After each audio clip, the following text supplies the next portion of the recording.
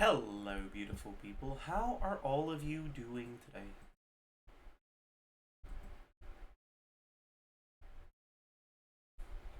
Hello! Oh boy. How do you do, chat? How are you after the 16 hours of Bellator? Lud! Are you this unfamiliar with the concept of leaving a game open on your computer while you go do other things? Like...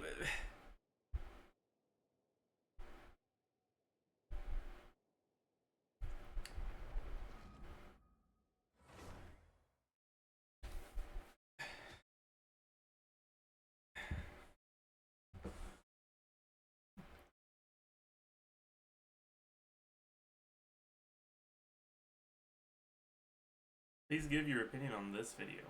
Hey guys, we got What's that?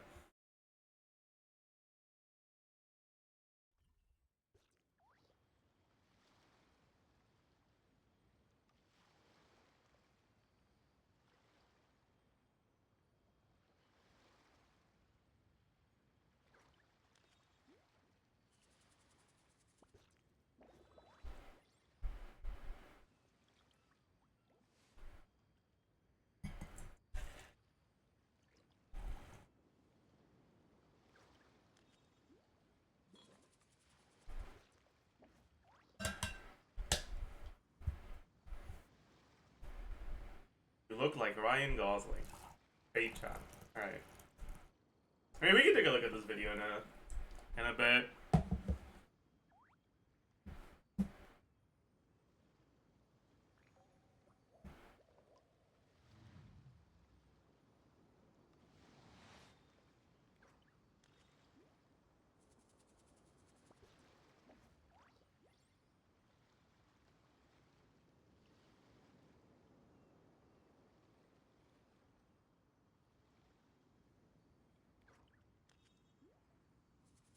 I see the value in my own work, but I also see the meaning in all the endeavors of the people of Fontaine. I believe I will continue to take pride in fulfilling my duties. Alright, sorry. Alright. We are not full resin. Huge. Didn't waste any resin. We're pogging. Well, actually, I say I didn't waste any resin, but what I mean is I didn't cap, like, I didn't lose any resin through overcapping. I am about to waste a lot of resin. Don't you worry about that. Don't you worry about that.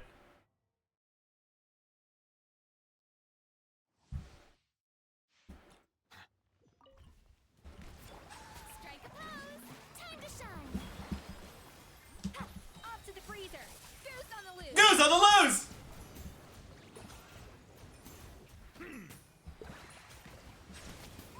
Great start.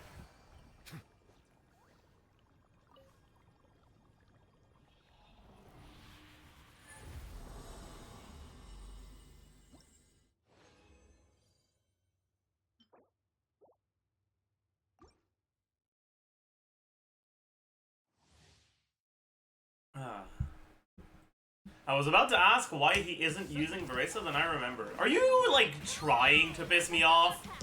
A dash of frosting. The pinnacle of ice. It feels like you're trying to piss me off. Silence!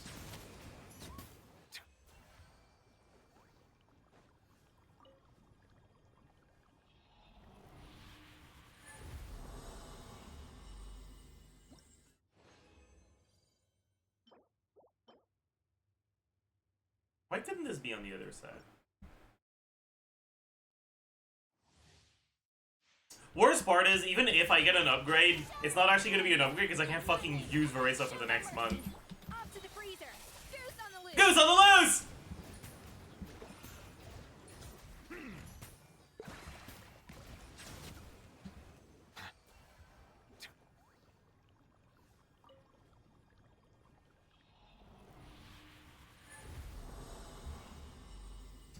Zajef finally said the tweet. I don't know, man. He hasn't DM'd me.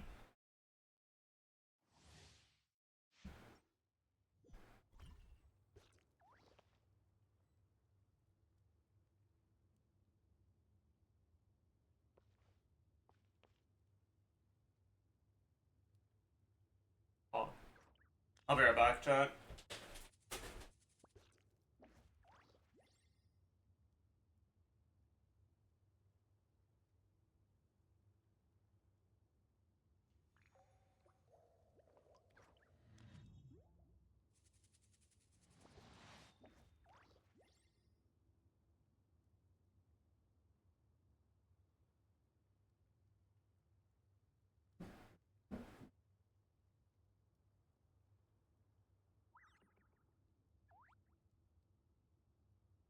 I'm back.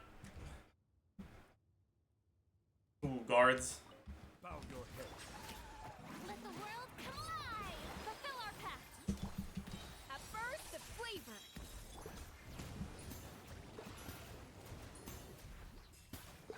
Silence.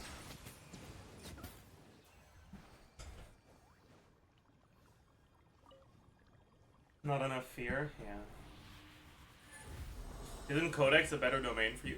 Is Codex gonna give me a better Long Night's Out set on my Verissa? No, it won't. Bow your head. Yoo-hoo! Let my name echo and some get to work! Ha! A dash of frosting! The pinnacle of Silence. You can't use her anyways? Yeah, sure, but you think I'm gonna actually get an upgrade in the next month? Of course not.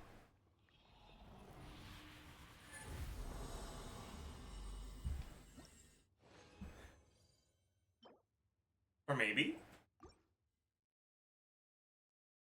How did I get that to 4? See if it rolls crit.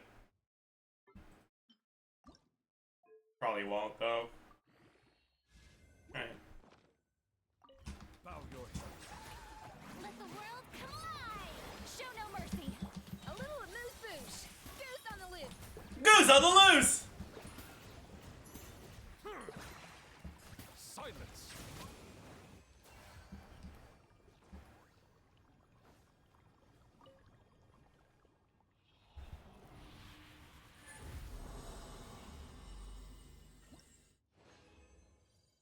Shut up, Saluna.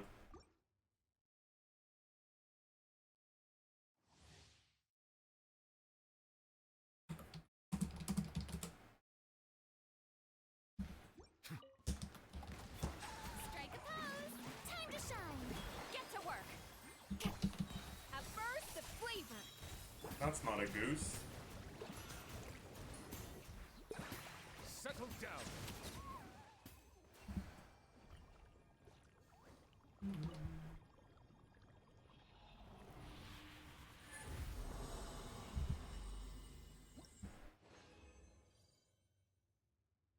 Get a double. Wrong set.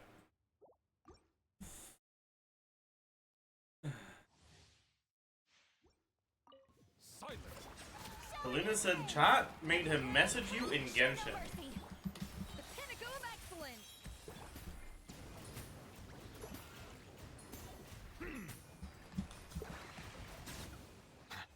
The fuck did bro say?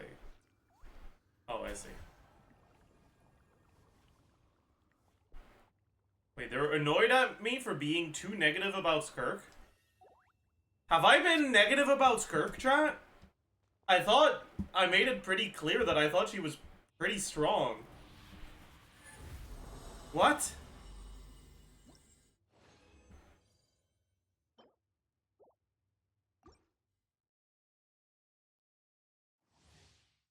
You're neutral? I'm not neutral. I'm pretty positive about Skirk.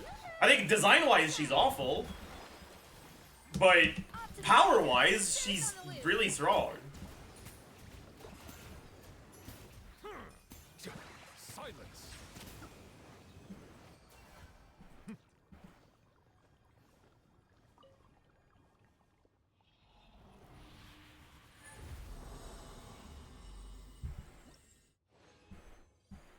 You have to say she's number 1.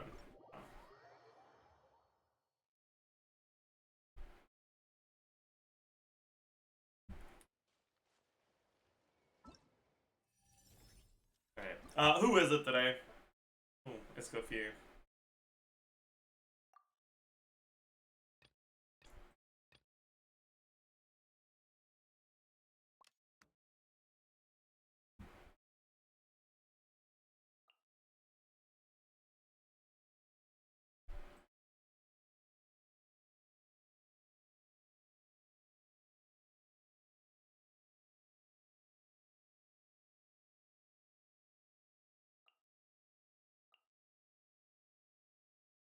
Hey, congrats, Kejopong.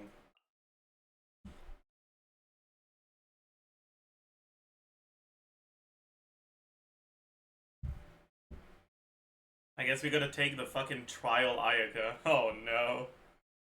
This won't go well. Ah, shit, dude. We're cooked.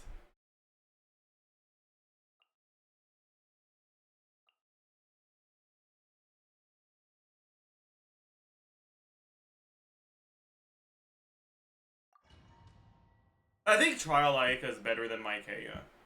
I'm not actually sure.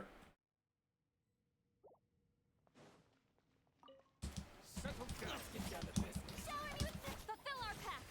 A dash of frosting. The pinnacle of excellence.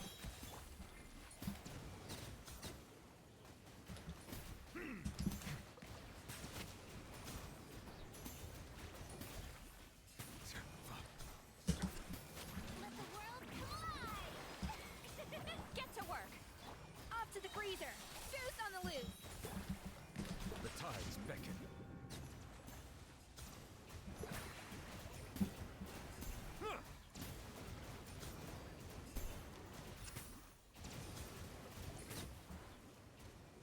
Bow your head. Shower me with praise. Time to shine. Fulfill our pact. A burst of flavor. Let the mighty be humble. Settle down.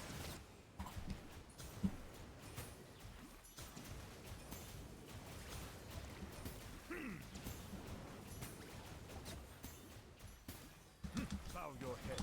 Yoo-hoo! Okay, I think we'll still be fine. Show no mercy. Goose on the loose. Goose on the loose!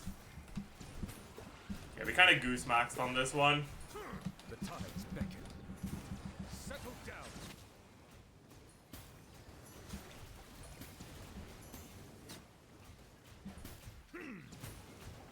Almost 16k on just the first one.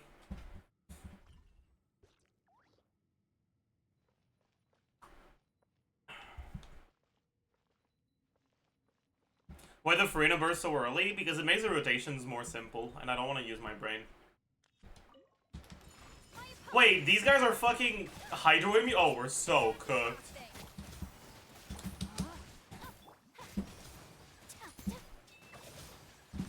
Whirling snow.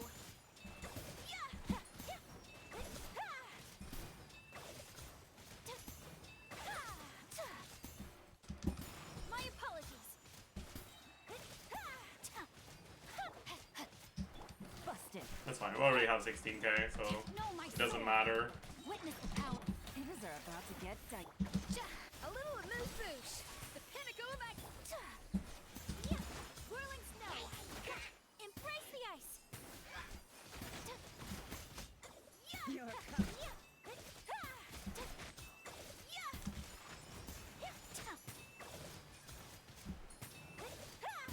quietly now. Toad. No, my sword. Raincoat. Goose on the loose. Wait. Take flight. Sakura swirl.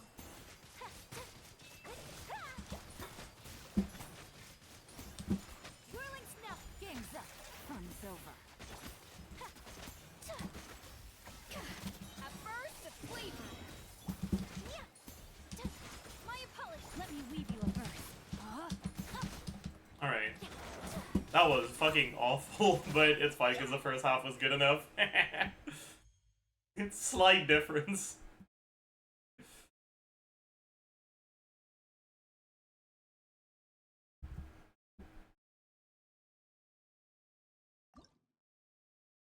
Alright.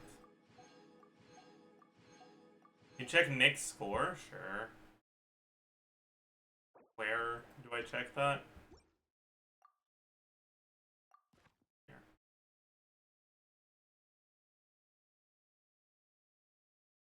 Sorry.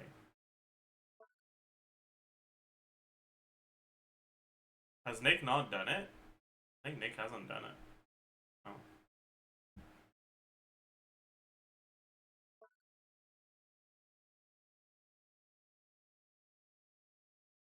Nick hasn't done it. Damn.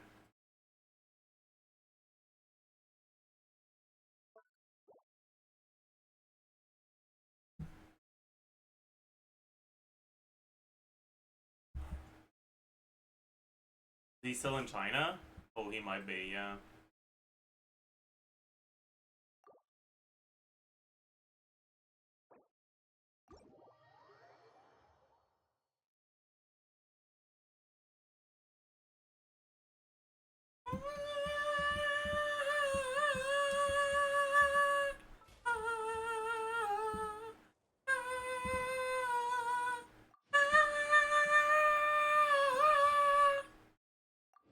Sorry.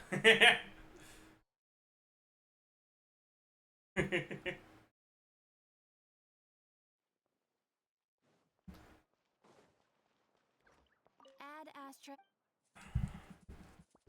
Thank you for add astra.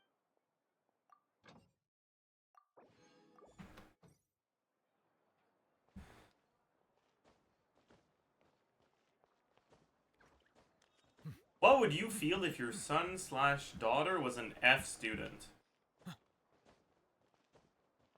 An F student, like just a student who gets Fs?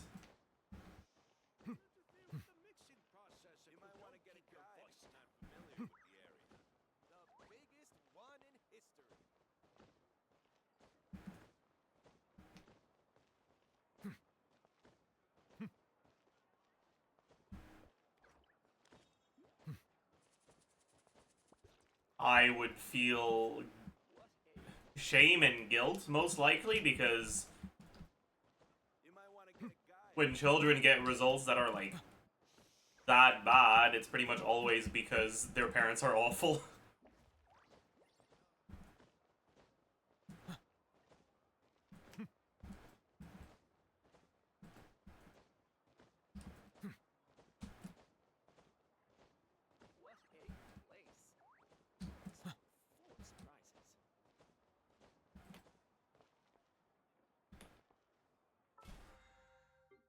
Yeah, that was a very random question, but okay, I guess. It might be just dumb. I mean, even if you're dumb, you're not gonna get an F in school. Like, there's being dumb and, like...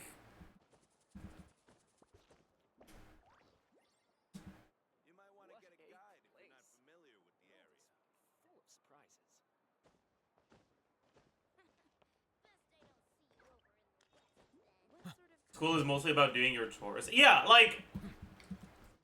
Even if you're a complete idiot, just doing your homework is gonna hammer in enough knowledge to at least get a fucking, like, C. Like, if you're reliably getting Fs, it's because you are not working hard. Or you're working really inefficiently and you don't know how to properly put it, like...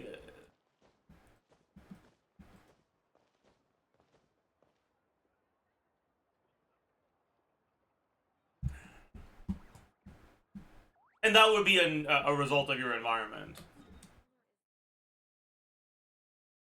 At least until college starts. Yeah, I mean, even in college... Okay, to me, I think that my university classes were,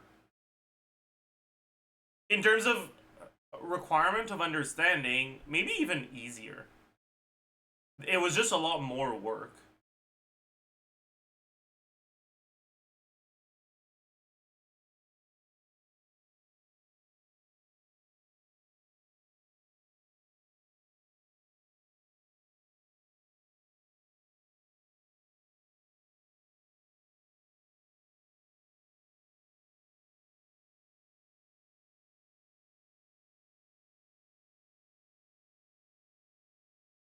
Anyways.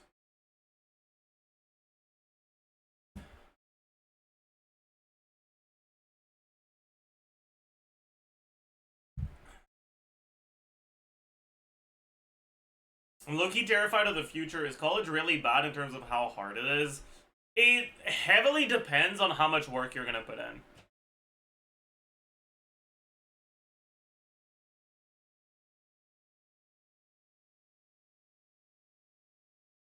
college requires more hours of your day every day spent on school stuff. And if you're not willing to put in that time, you're gonna get fucked. I mean, maybe if you're a fucking business student, you can get by anyways. But like, if your major is a real discipline,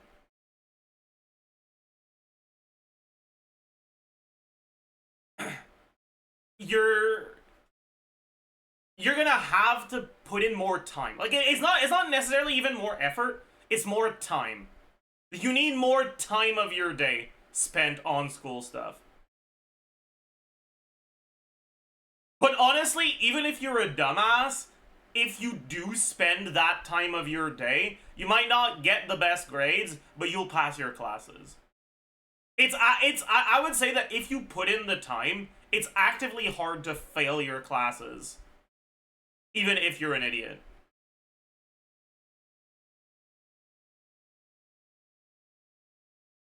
But college, for a lot of people, is a new environment.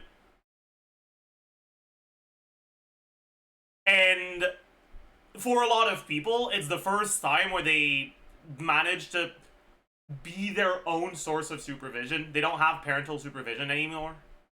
And it's a lot easier for you to avoid your responsibilities.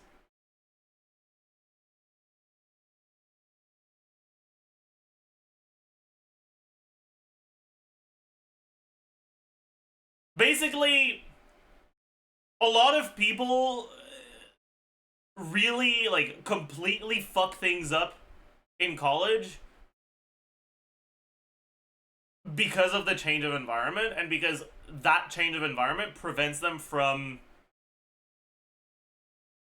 being able to properly give their education the time that it needs.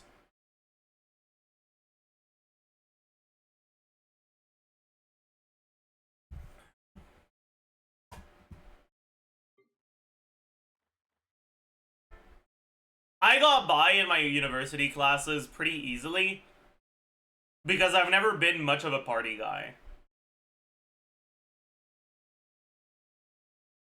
And on top of that, the program I was in was fairly small, so there were a lot less, like, organized socializing events, I guess. Because I know, like, a lot of the time the big programs have, like, well planned out socialization things.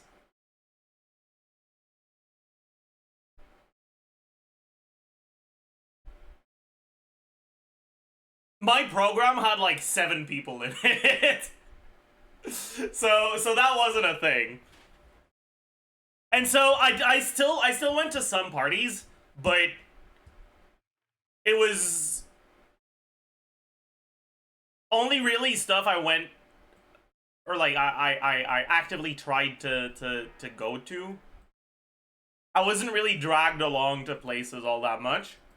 And so I managed to keep a pretty good focus on my studies.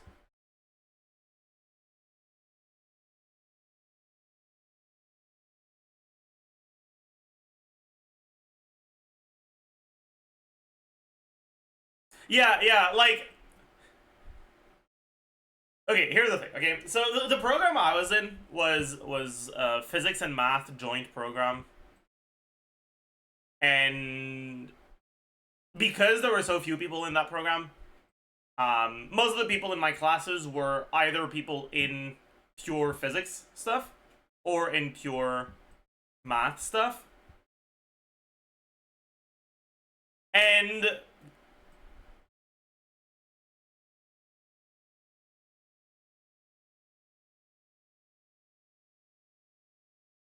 generally the people that go into pure physics and pure math are a lot less social.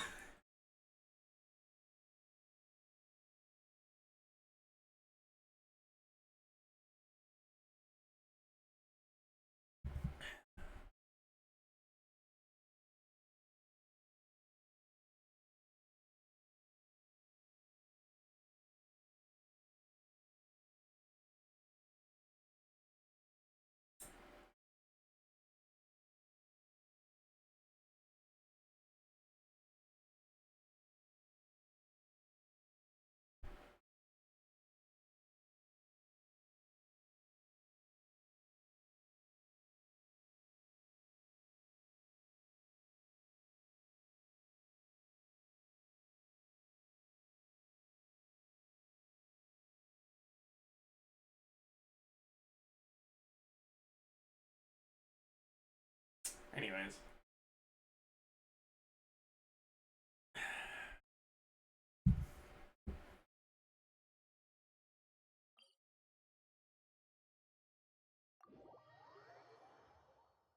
Yeah, most of my social life in university was with people that weren't in my programs at all. A lot of it was through the other members of my choir.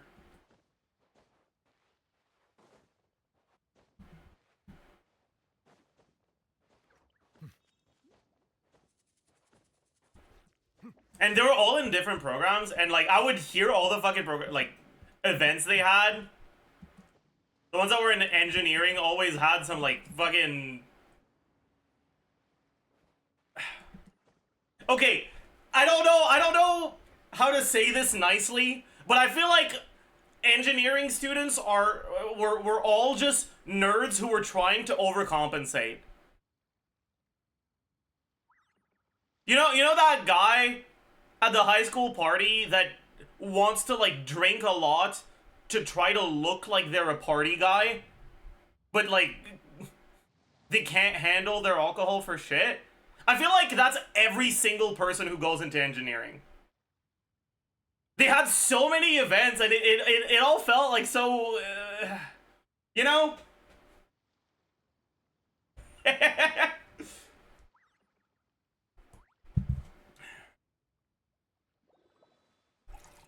Forced. Yeah, it all felt a little forced, yeah.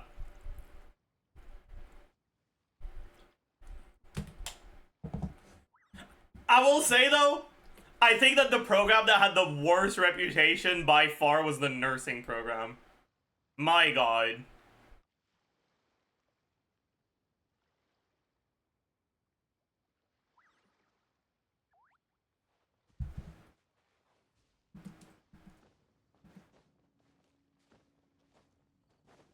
Why are there so many mean girls in nursing? I don't know.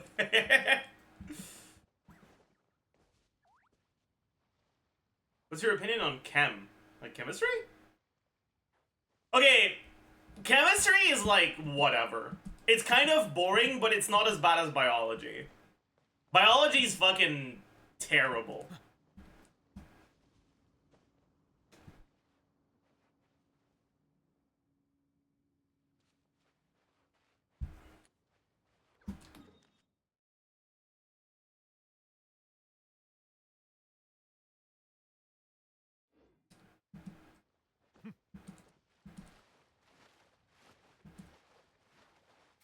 Hop off biology sucks, okay? It just sucks. I'm sorry. It's true.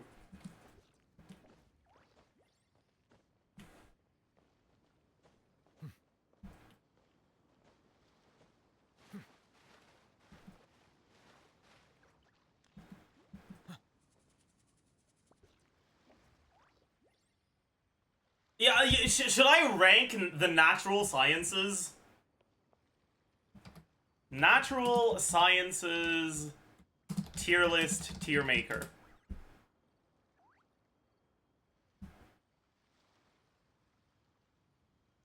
Okay, this is not just natural sciences, but I'm down to rank. I actually prefer this. Water comes in many flavors to the discerning palate. Okay. So, okay. You want real talk? Okay, because this is not just natural sciences. This is also human sciences. We're gonna have the GOAT in a category of its own. All right, education, obviously SS tier. Anyone who disagrees with this is a fucking idiot. I'm sorry. I'm actually not sorry. Okay, if you're an education slanderer, I hope bad things happen to you. Come on, you got me. I do.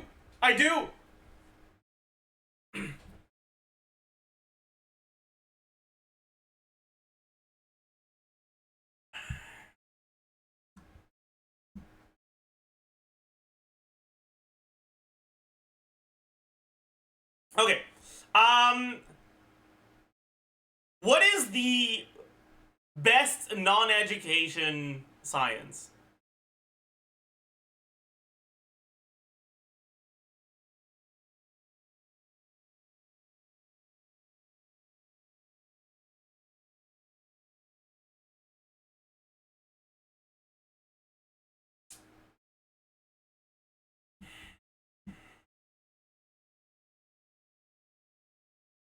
Okay, hot take.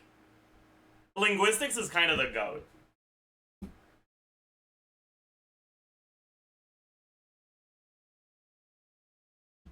Linguistics is pretty fucking goated. And I think math is the GOAT as well.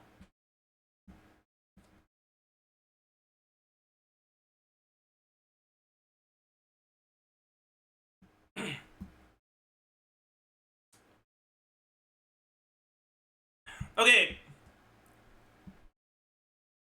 What's the difference between ecology and environmental science? Isn't environmental science a subset of ecology? I'm confused.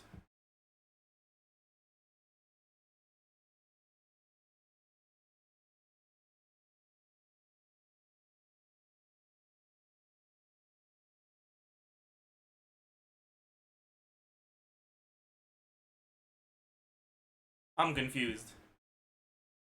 Okay, what's the worst science here?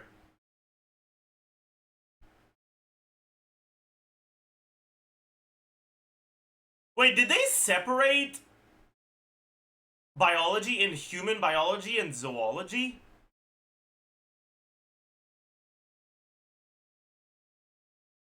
Huh.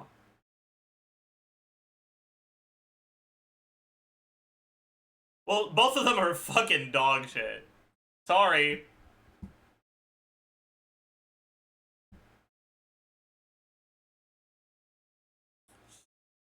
And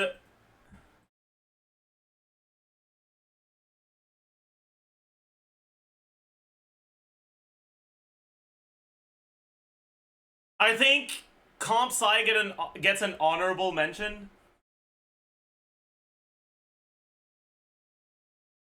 But I don't think it's as bad as Bio.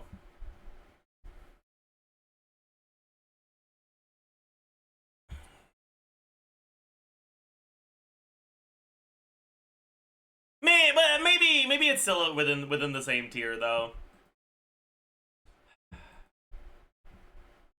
All right. What is like really good but not S tier? History really good but not S tier, I think. I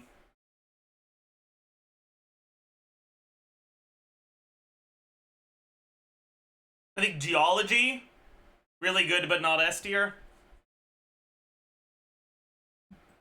Yeah, we're not talking about what are the odds you find a job once you graduate. Okay, we're talking about how pog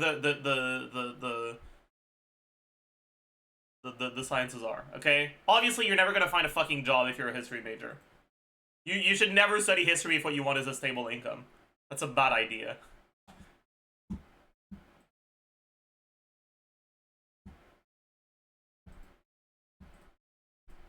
Anyways, I think philosophy probably makes it here. The thing about philosophy is that as something to learn about, it's so dependent on how good your professor is. A good philosophy professor makes philosophy so fucking interesting. But even just an average one makes it awful.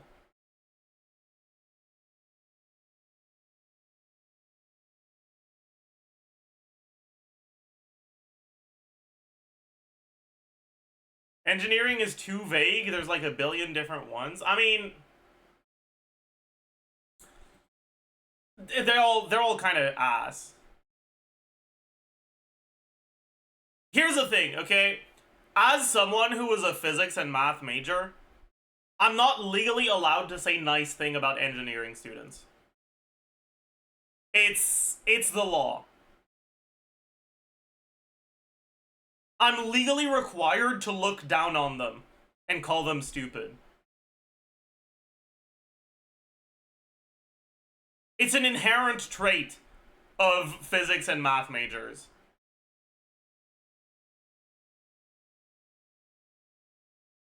We engineers do not care. Yeah, I mean, that's fair, right? You're dumber, but you're gonna find jobs. So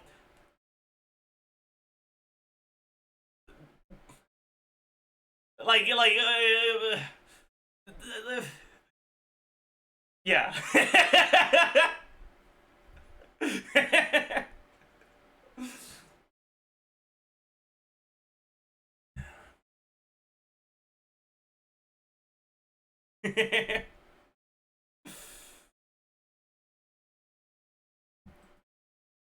Do math majors find jobs? I mean, it depends. It depends on what sort of major you do. And higher education in math is pretty worthless in terms of finding a job. Like,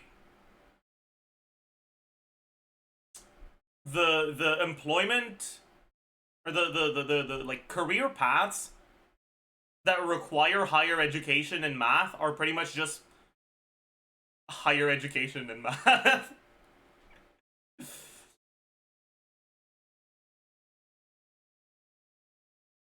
Yeah, like most of the job opportunities in math is stuff that doesn't require higher education, right?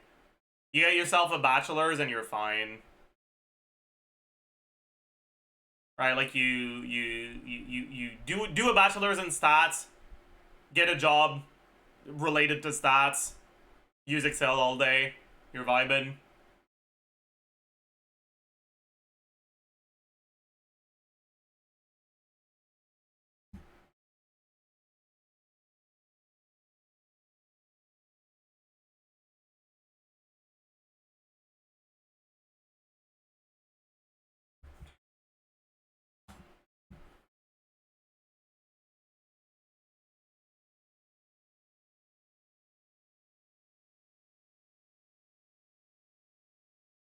But yeah, the main thing about math is that, like, once you start getting to higher education stuff past... Bro, fucking stupid ass phone. Whatever. Stuff past just the basic, like, statistics stuff. Your efforts are just gonna be used to help people in other fields. Like, if you ever make a discovery in math, it won't be helpful for math. It's going to be helpful for physics, or it's going to be helpful for chemistry. You're not going to be the one that benefits from it, you know?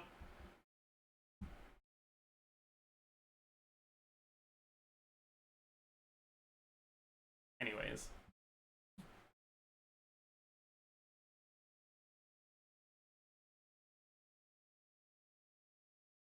Okay. Chemistry is probably, like, C, I guess.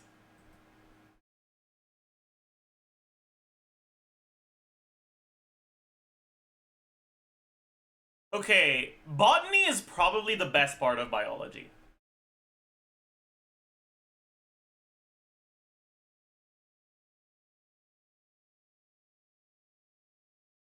It's probably the only one that is not F tier. I'll put it D.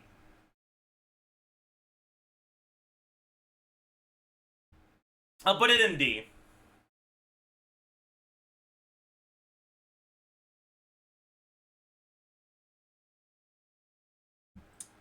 Did you ever study botany? A little bit.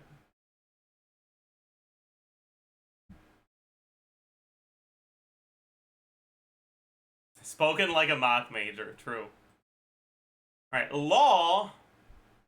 Law is in D for sure. It's pretty bad.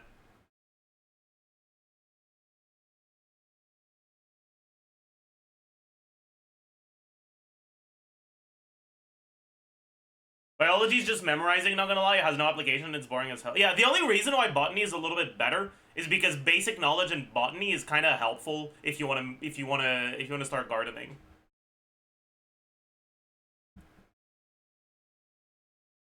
I guess you could say that basic knowledge in human biology is nice if you want to start working out.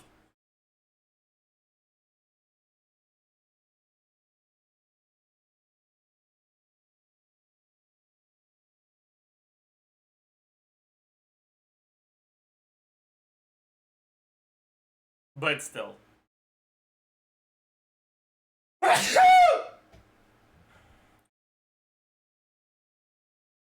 Alright. Archaeology, honestly, I'd say it's a B tier. It's a B tier for sure. They don't have paleontology, which is just archaeology but better, but that's okay. Economics, honestly,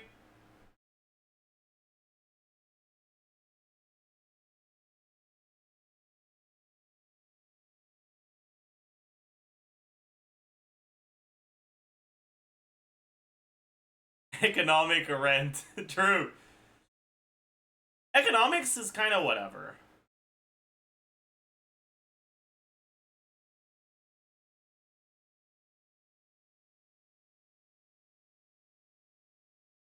Economics is one of those things where, like, your first economics class is actually going to be pretty interesting and also very useful. But any class past the first one is completely wasted.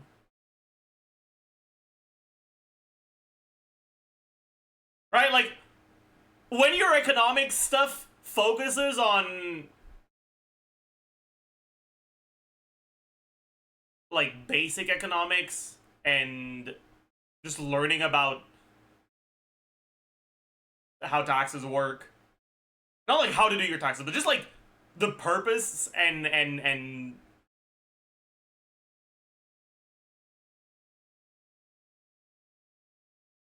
history and stuff of like how taxes came to be. When you understand the purpose of things, it's easier to understand how to use them properly. It doesn't teach you how to do your taxes, but understanding what taxes are does help you structure your life better. But education about economic models is just fucking worthless, right?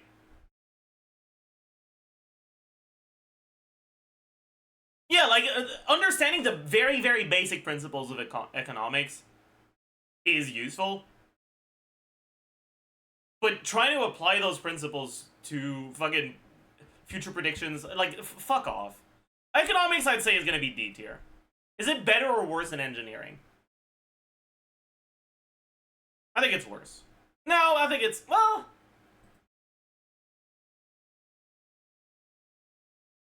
Engineering does have the upside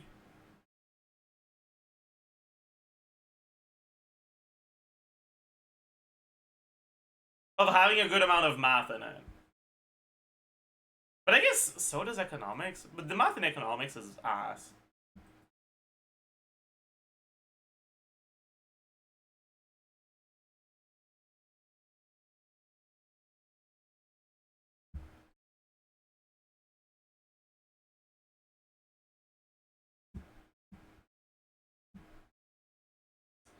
Okay, political science.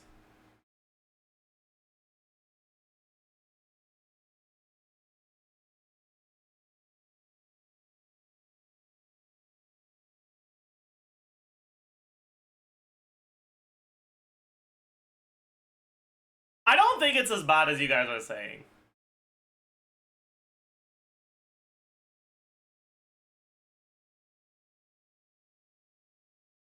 I think political science is low C.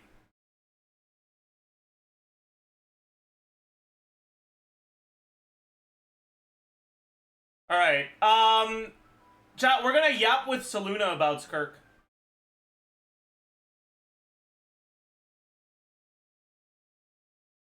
Tree in C Hello! tier. Hi. Hi. What's up? Chemistry. How do you do, man?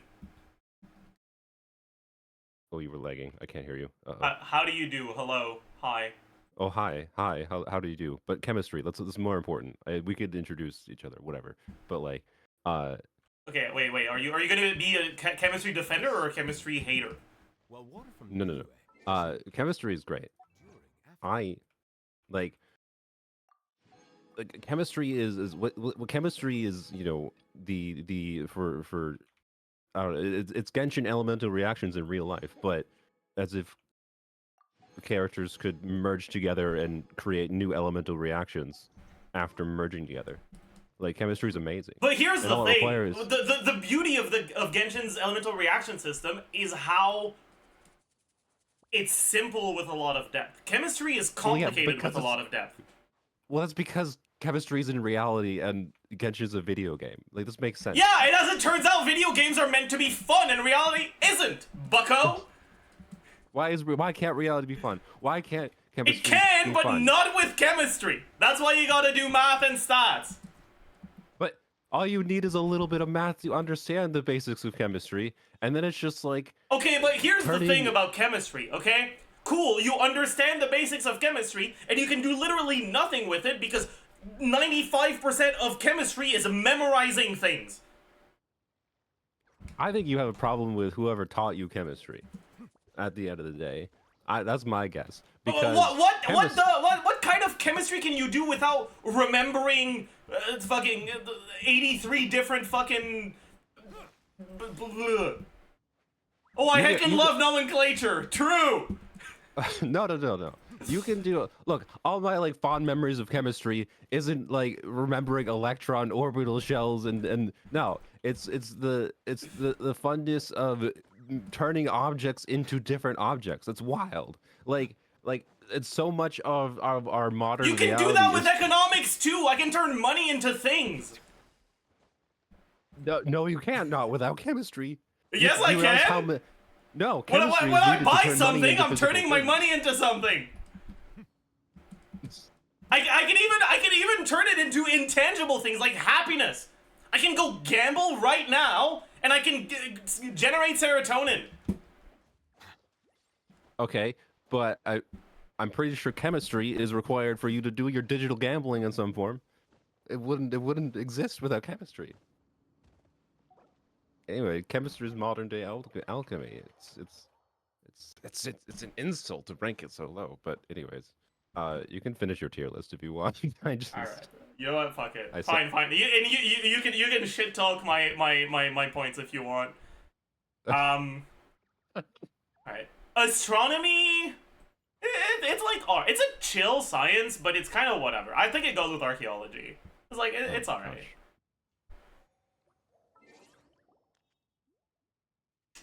gosh. My username is literally sun plus moon. It's a portmanteau together. So, you know, Okay, little bro. Portmanteau. um, No French But- in this chat. Like, get but- out of here if you're gonna bring some fucking Oh. French in here. oh, Did you know Uh, that portmanteau is a borrowed word from French? did you know that English is like 40% French words? Yeah. I presume you do because you put in linguistics in S tier. So, you know, Fucking wear coat. That's what it means, by the way. Wear coat. that's what portmanteau means. Yeah. Puff Honestly, that is just makes is portmanteau wear, an even. and Yeah, manteau is like coat or like vet. It's not vet. I don't Okay, know if so- coat is a direct translation. Is that literally how the word is used then in French normally, or is there a reason that English use portmanteau to mean what it does in English? No, I mean, what do you mean? I'm confused. Well, did I use the wrong word? Portmanteau in English is smushing two words together, Yeah. right? So It's I'm like wondering how one that- word is the person and the other word is a coat, and the person wears the coat, so they're becoming one together. That's the idea behind it. Okay, that's the idea. Okay. Yeah. French, that's just like French metaphor. Okay, I get it. Okay, cool.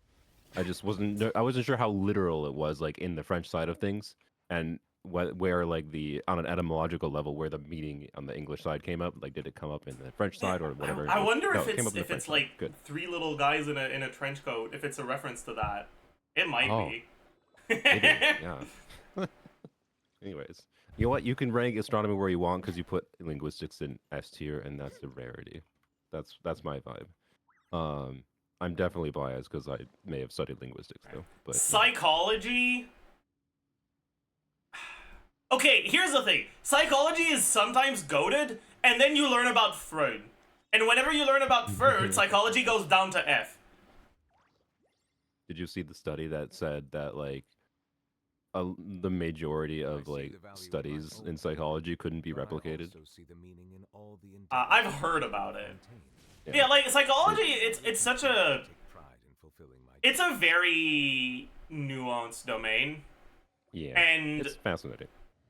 like psychologists in history are way too confident. Okay? Like Freud just needs to he needs to have we need to go back in the past and shut him up. Melusines are beautiful creatures. That's I what we mean- need to do. Pride of Fontaine. We just need people to understand that like most of psychology is about as accurate as BuzzFeed personality quizzes. Like it's the same thing. Yeah, pretty much. Alright, I think it's low C. Like, honestly, I actually think that, Freud aside, psychology is pretty good.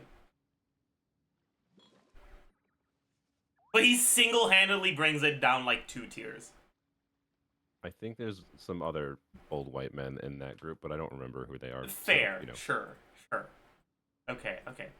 Oceanography.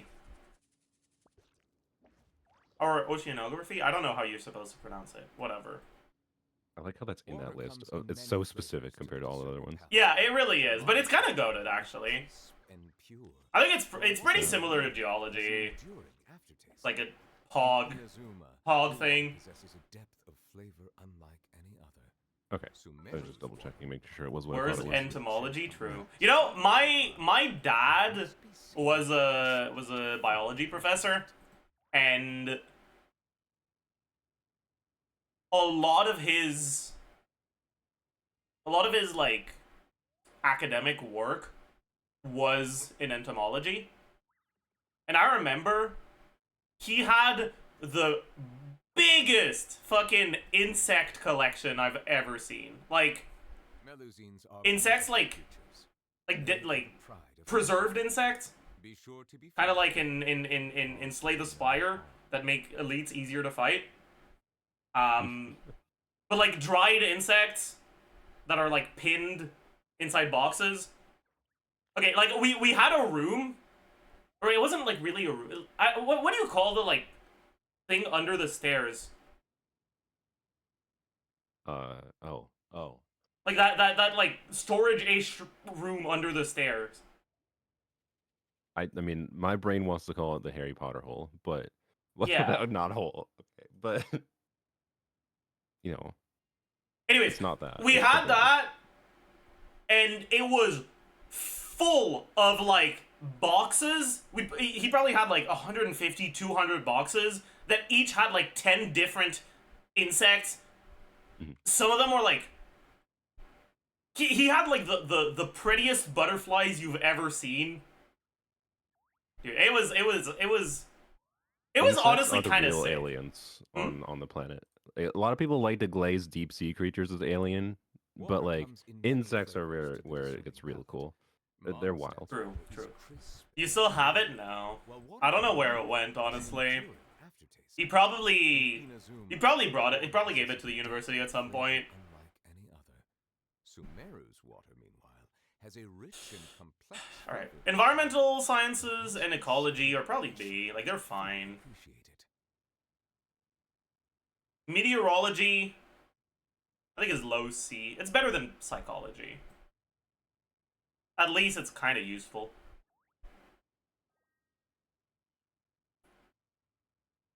Sociology is probably... Would I say it's better or worse than psychology? I don't know. Also see the meaning in all the endeavors of the What do you people of think? Fontaine. I believe I will Sorry, I continue was to take distracted. pride in What? my Which one? duties. Well, how do you think sociology Sociology. compared to psychology? Oh. Because, like, personally, I think that as a discipline, I think it's a bit better. But studies in sociology tend to be even more scuffed than ones in psychology. And on top of that, their Mhm. results are often actively harmful. Like the Like fucking both. most unscientific and most well-known, like the Stanford prison experiment. That's like the most unscientific pseudoscience bullshit. So much a problem of like there's just inherent fields that have to be more qualitative in their Mhm. analysis, and that means like you can't like ever draw really hard conclusions about things, and humans don't like that. Humans like hard conclusions. I'll just group it with Um, psychology, I think. Yeah, I think that's fine. My chat doesn't like that you have comp sci in the bottom, but I can understand. Oh, what you're saying. I missed am that- going missed to that part double here, and yeah. then triple down. Comp sci is just awful. And What a was your big part of justification for that it? is Yeah. because computer scientists are stupid and dumb and I hate them. Water comes in many That's right, I'm attacking Uh. you specifically, whoever chatter took issue with CompSci being here. While water You're the reason CompSci is here. It's not even that bad as a discipline. It's because of you. possesses a depth of flavor I mean, this is true. I have a friend who got a comp sci degree, even when, got a master's degree, and then he went to work for Apple, which is exactly what's wrong with the world. Patiently to fully appreciate it. Alright. And then physics. Okay, physics is like...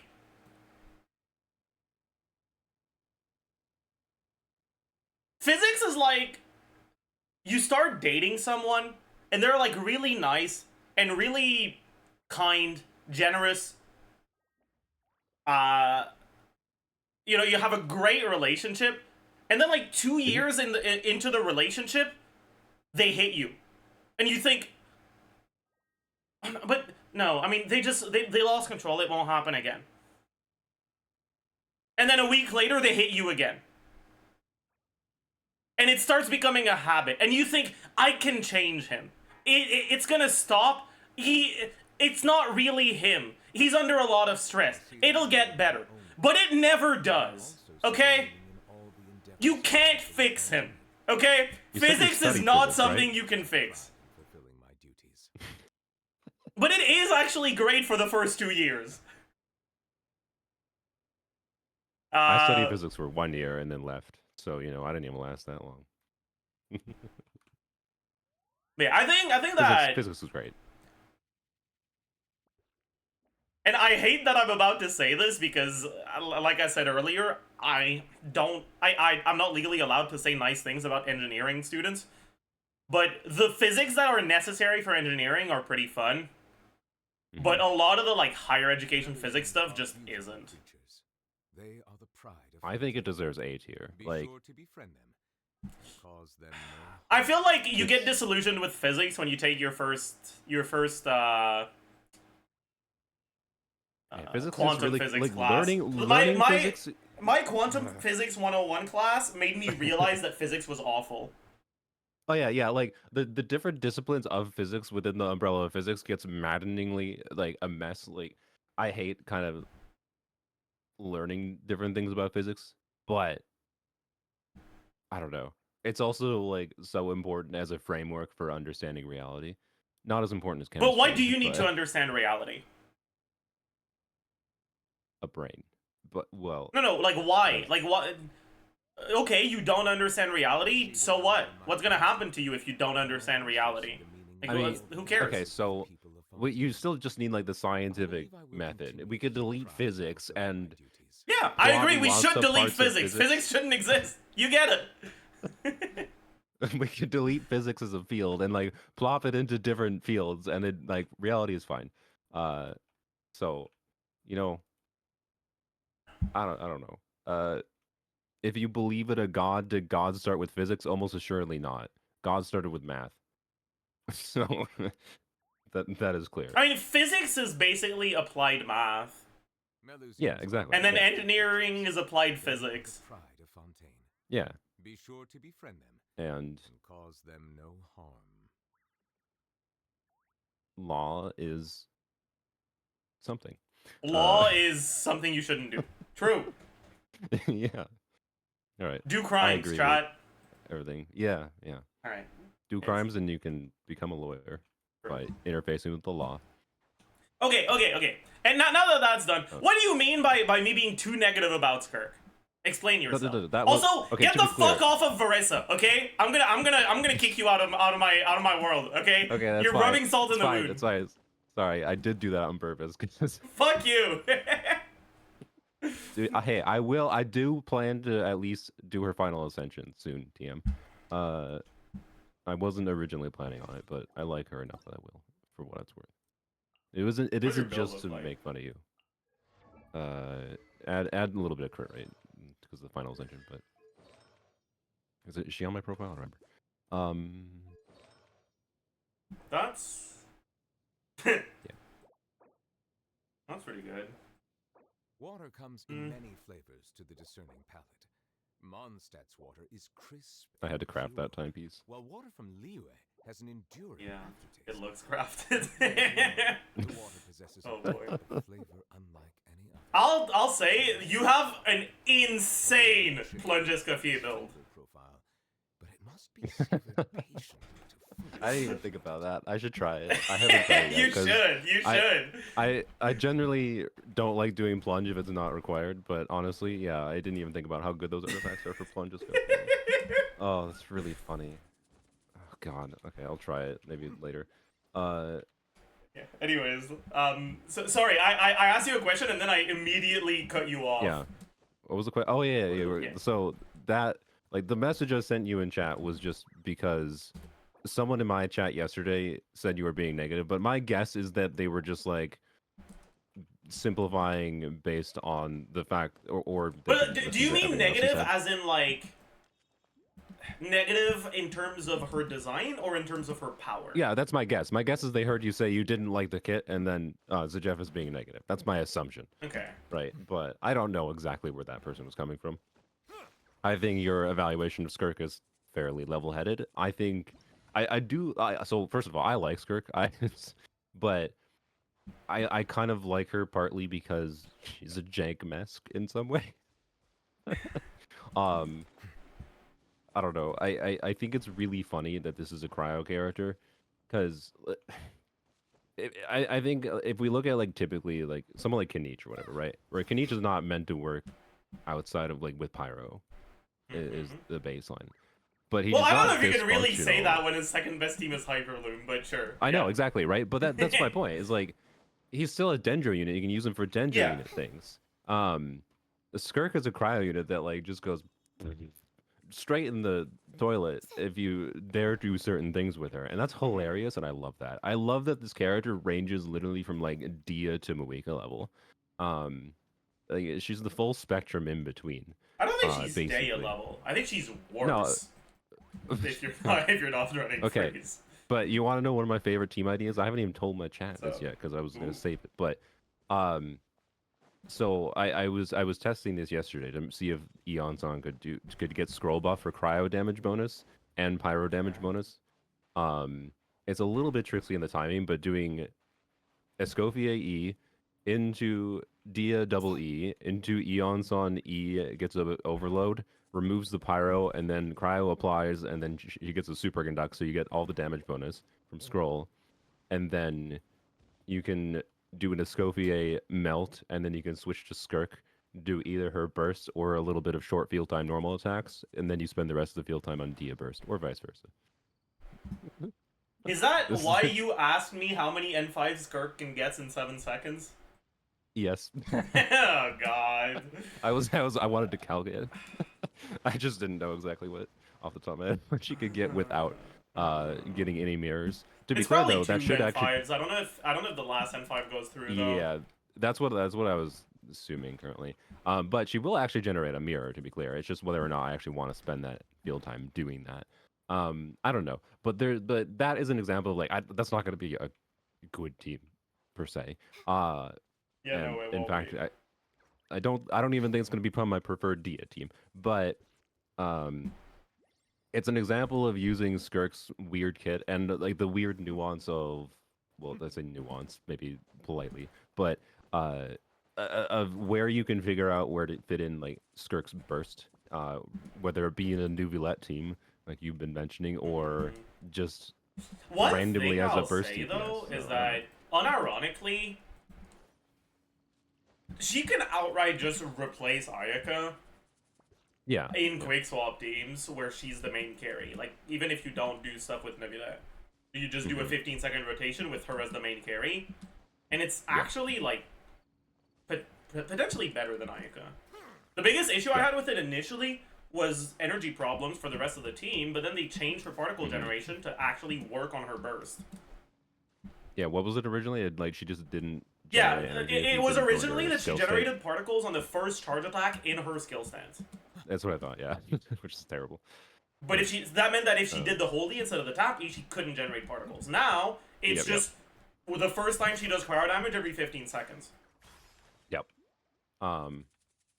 Yeah, which is like they've only made really minor changes to her kit. I really would have liked to see a little bit more flexibility with like not punishing melt as much as they did. Like I do really feel her her second passive, right? The one that gives her massive multipliers for being played with a full freeze team. Mhm. I think that was enough of an inherent nerf to melt that like they didn't have to go this Yeah, you're additional saying they could layer. have let you still generate void rifts in melt Yeah. teams. Yeah. Yeah. That's fair, honestly. I'm still gonna do my darndest to figure out something whack, such as the Dia team. Not that it's gonna be our best melt team, but just I something think I that the enjoy best playing. ones are just gonna be accepting you're not gonna get any voids and doing bursts every Yeah. 16 seconds Yeah. with 2 holdies. Yep. I could see that being possible.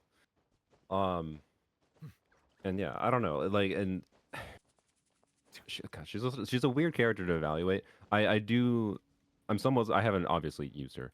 Oh my God, I'm getting dinged. The moment I turn off Discord or sounds for my stream, I'm getting pinged constantly. Sorry. Gonna go mute people. Uh, do, do, do, do, do. And I think I've suggested to your chat before how like I am gonna play Skirk Superconduct because you know she can generate mirrors perfectly fine in Superconduct. Um, I have Sit Lolly C1, which will help, but like I am pretty certain that official Sit Lolly C1, uh, and Kazuha is gonna work fine on Eshu with a C0 Skirk. Well, yeah, but it's kind of like playing. Well, It's kind of like playing physical or Lakino. sure, yeah, that's fair. But like from my perspective, it's just like I have a fundamental perspective of like, can I? Ew, I have my weak here. Because she was here for Varesa. From my perspective, my standard. I don't my brain's struggling. My standard of evaluation is whether or not I can clear Abyss, right? And the new endgame content will be a new evaluation standard. You are not clear than new endgame content with that team. I'll tell you that much. What's the My God. DPS check on it? I know it's higher, but I don't know. I'm basically only It's playing like co-op. around 70k DPS, but without That's what I accounting for thought. boss mechanics. Yeah, that's what I kind of thought. And boss mechanics high. are gonna make that DPS check like 110 probably. Yeah. I think I'm gonna get like 99% of my fun. Like I'm quite skeptical of the value of the new endgame with single player personally. Yeah, it'll be fun in co-op. I agree. Yeah, I like what I wanted. Like what one of my optimistic perspective when we heard it was going to be single target, I was like, okay, maybe if they do single target of this new end game, they start at least having abyss cycles that at minimum have an AOE, fairly Loogie. AOE centric side like they used to again. Loogie. Nope. Loogie. Surely, right? Surely they'd Yeah. do that, right? Yeah. Surely. Oh, actually, you know what? I probably have a bunch of achievements for killing bosses in co-op that I haven't done. Oh, sure. Yeah, we can do them. I haven't done them either. I'm 90% sure. So anyway, so my perspective on Skirk is like I need to ask chat, where are those achievements? Any knowers? Like what category are they in? The Challenger series? No. It is? Oh, maybe I have most of them then. you know what? If you're gonna use a Scofield, we can do something stupid in co-op. If we're trying to steamroll co-op bosses, I can help with this. Get value out of stupid past mistakes. I don't even know if you know this. Oh, okay. I found it. Sorry. The dumbest mistake I made in Genshin when my YouTube channel first was taking off was during Yelan's original banner, and I said passingly in a video I would C6 Yelan if I hit 5k subs before Yelan's banner ended. And I would C6 her. So yep, that happened, and it made me dislike the character because she's so fucking boring to use, and it's so annoying because there's on-field things you have to do with her to like min-max Yelan, and I can't do normal attacks unless I want to trigger a C6. I hate it. I hate it so much. But we'll use it in co-op here. Thunder manifestation. Yeah. Okay. Oh boy. Wait, there's an Electroculus here. Maybe I should get that. Wait, have you not 100% Inazuma? Inazuma's great. No, I did it on my town account, and I didn't want to do it on another one after. Yeah, that's fair. I've done the same thing on other accounts where I just don't explore some areas on one account because I did it on the other. I gotta equip the build quick while I do that. But honestly, like the last thing I have to say about Skirk is I think a lot of people are overly doom posting how she's gonna perform at a low investment level, because my perspective on like how is she's surprisingly good for an attack scaling unit, not being played with Bennett, right? I I think there's major flaws in like the availability of like the quality of the 4-star hydros they've released. I strongly feel they should have made Dahlia an attack buffer, like just like a 500 attack buffer or a catalyst unit, aka a 500 attack buffer.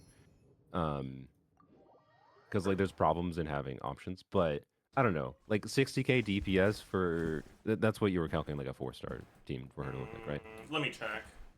Or was it 50k? I don't know. 50 to 60k is the range I've seen depending on various assumptions. I think I had it higher than that. Oh really? Okay. I had 78k. No, that was before I adjusted the Dahlia stuff. I mean that's very good if so. So, But, yeah, 70k. A little bit north of that. the 70k is like so good for a low investment team, right? And I don't know. I just feel like yeah, Is you're that a gonna low struggle a little investment bit. team though? Which team is it? Sorry.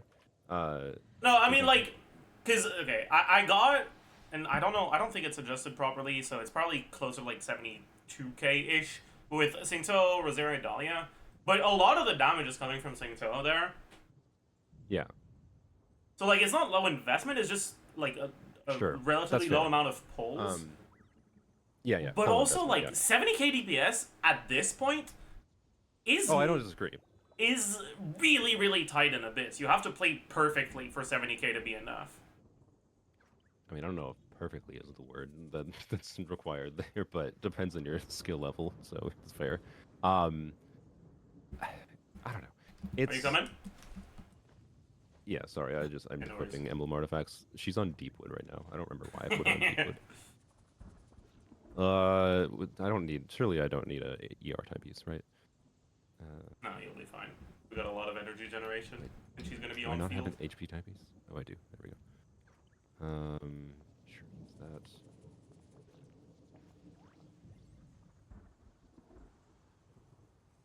Damn. All right. There we go.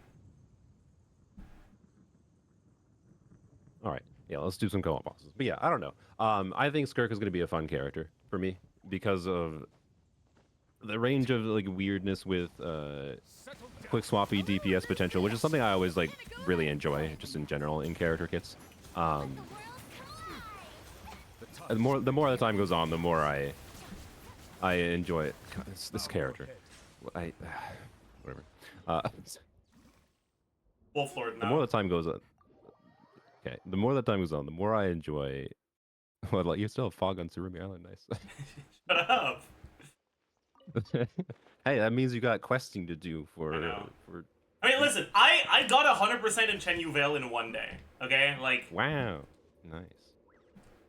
And I I've did 100% also now in one almost day. 100%ed Remuria. I've 100%ed Enka. I've 100%ed all of Natlan. Like we're getting there, trust. Very nice. A dash of frosting. Goose on the loose! Sorry. Lightning, echoing song. He said the line. I had to. I understand. It's her best line. Oh, fuck. Oh, he's dead. Yeah, I didn't get that. I got that achievement. Yeah. I used C6 Yelan with a Scofier and Abyss because I was like, when I was testing a Scofier, and because someone suggested in my chat, and I was like, you know what, sure, first time in like 2 years to actually play with C6 Yelan. And then she just cleared in like 20 seconds every chamber. I'm just like, this is so boring. I just like, what is the point of this? Deserve I know, for whale.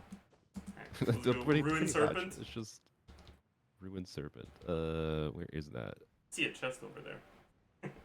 It's in the chasm. Oh, that explains why I couldn't see it on the map. All right. Plan. It's just like like I enjoy some high investment things. Like I do. I've made multiple videos saying for the average player, C2 Farina is not worth it, and it's a bait constellation like most constellations are. But as someone who has C2 Farina and likes doing shenanigans, it's my favorite constellation in the game. Like I like some balance of it, but constellations that have too much of an effect are not fun.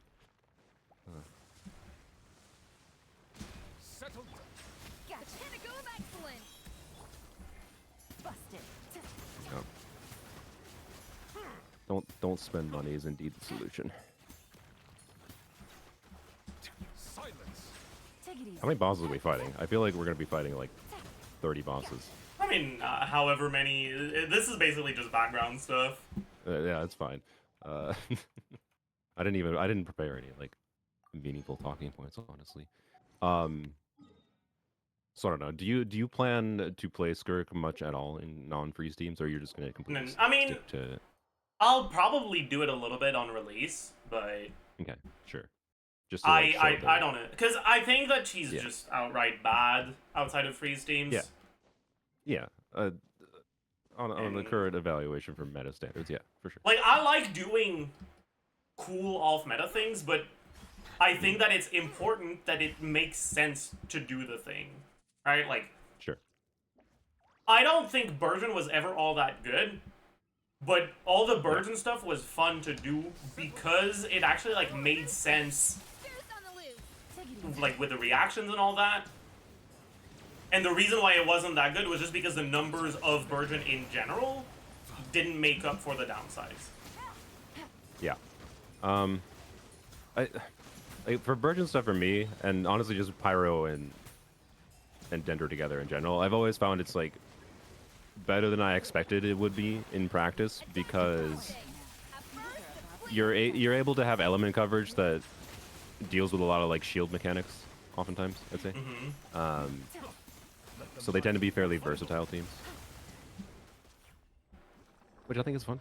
I really like versatile teams that cover a lot of bases. That's why I Yeah. like Overburn Chlorine so much. Like every single I Abyss can't. cycle, Overburn Chlorine. I can't. What do you mean I can't? You said you liked the team when you tried it. I mean, when I tried it on your account, sure. With fucking Oh sure, okay. the fucking. I mean, you basically have an immunity worth 2 immunities with fucking Luminous Spell, you know? Like. Yeah, that's fair. I'm gonna make a video about like, yeah, I hate Ludo's Bell honestly. Like, Yeah. I'm gonna make a Bad video being like, design. I don't know if I can recommend pulling Emily on her rerun if you don't get her weapon, which is so lame. It is. Like, to be clear, the character is good without her weapon, but like I cannot help but up feel to that the you're bringing me here current as a standard sort of like an pull assassination value and what attempt. off-fielders apparently balance is gonna be like, and their versatility. Emily is or Escofia is a higher value pull. Emily. Yeah. And like, so I don't know. Like, her stupid weapon changes the way you can use her in different teams. We might have to. What's the mechanic for this? I Do brought have to that bring girl, don't Electro? worry. Oh, yeah. Okay, nice. Oh yeah, Dendra. Yeah. I don't know. Like, it actively changes how you can use Emily in certain teams and how you can rotate with them, and it's annoying. So I agree. Aw, I didn't want to rotate. So okay, what for more Skirk conversation? What do you think your favorite cope Skirk team is going to be? Or Like, non-freeze? yeah. I don't know, honestly. Well, I guess I mean you could consider some of her freeze teams cope, but Take it easy. I I don't think mean, any of her freeze teams are going to be that cope. when I did my calcs, I looked at, like, carry Mel Skirk, and it was, like, actively worse than just using Monopyro Shinyan. That's And so- amazing. yeah, so I figured, you know what, let's just not. They are the pride of Fontaine. Be sure to Maybe Squirk Bloom is the play, cause them no harm. Yeah. Okay. I guess. Yep. With what Dendro? Because you got to take advantage of Hyperfridge. So Nahida is kind of whatever. So you got to do. Well, it's not like the other Dendros are Probably. better than Nahida anyways. Yeah, exactly. So Nahida's in a I'd still bad use place, by the Nahida. way, but okay, sure. But it's true that you don't need Nahida with Hyperfridge. Mm-hmm. But we don't have an off-field Dendro player that actually gives something for Skirk teams. Yeah. Unfortunately. It is pretty tragic. Emily. Wait, Emily. Okay, Emily, Skirk. Oh yeah, Emily without proccing her passive. That sounds great. No. You proc her passive. You do Emily, Skirk. Oh, so we go oven instead. I see. Yeah. Is crisp Hmm. and I mean, It depends how the aura balance works out and how much you can keep of the burning relative to how much you can trigger freeze to generate some mirrors. You could- Or void drifts, whatever they're called. Sumeru's the problem is that you don't have a like a burden trigger that heals, Yeah. so you can't use Farina. Yeah. Settle down. Only why, man? Why does Pyro Traveler not have their heal? God, The tides beckon. I still haven't made a Pyro Traveler video because like they have a good kit and they're usable and enjoyable. Like, the stupid boss Traveler frustrates me to no end. Yeah. What frustrates me the most is that you need full exploration or you need full reputation Yeah. everywhere to get the constellations. So I still don't have Yeah. C6. Yeah. I do. It's fun. Like Pyro Traveler C6 it rips through the Papilla shield. They're fantastic for that. But like, I just like imagine if there was a team-wide heal. There'd be new teams that would exist with Pyro Traveler uniquely, just with that team-wide heal, or just on a fun level, just the C6 from the boss fight with the range attacks would be fun and a unique kit. It wouldn't be like mega OP or anything. Just be like, hey, wow, a unique Traveler rather than just a trash version of Mawika's kit. Ugh. Not allowed. No, yeah. Like, if they're gonna give us a trash version of Mawika's kit, why didn't they just release Traveler right away? Like, I went the wrong spot. Anyway, sorry. This is me complaining about Traveler. I actually do like Pyro Traveler. I'm planning on making a fairly positive video about them. Yeah, Pyro Traveler is like, I don't know. I feel like they just get so hard carried by Cinder City. Yeah. It's like every time we mention the Cinder City and Pyro Traveler, though, I gotta remember that the energy doesn't work if you don't have enough ally unit. Which is so It's so stupid. dumb, man. I swear they did that on purpose. For He's not gonna get the like, cryo there's no shield, way. right? Oh, that's a good question. Yeah, surely not. Like it's gonna be the last one, and it'll kill him before he gets it, right? Oops, I booked back. Be sanctified.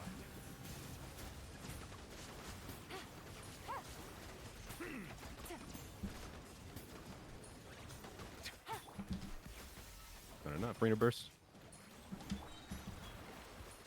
Did you just? Oh, great. Does it like expire at some point? I don't know. We're certainly not making any progress through it, though. Yeah. I think it'll expire.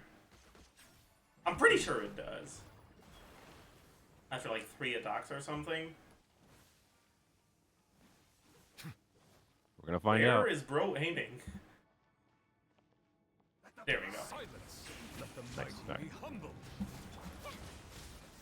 Busted. Ow, was I that? died. Oh. Ain't no way.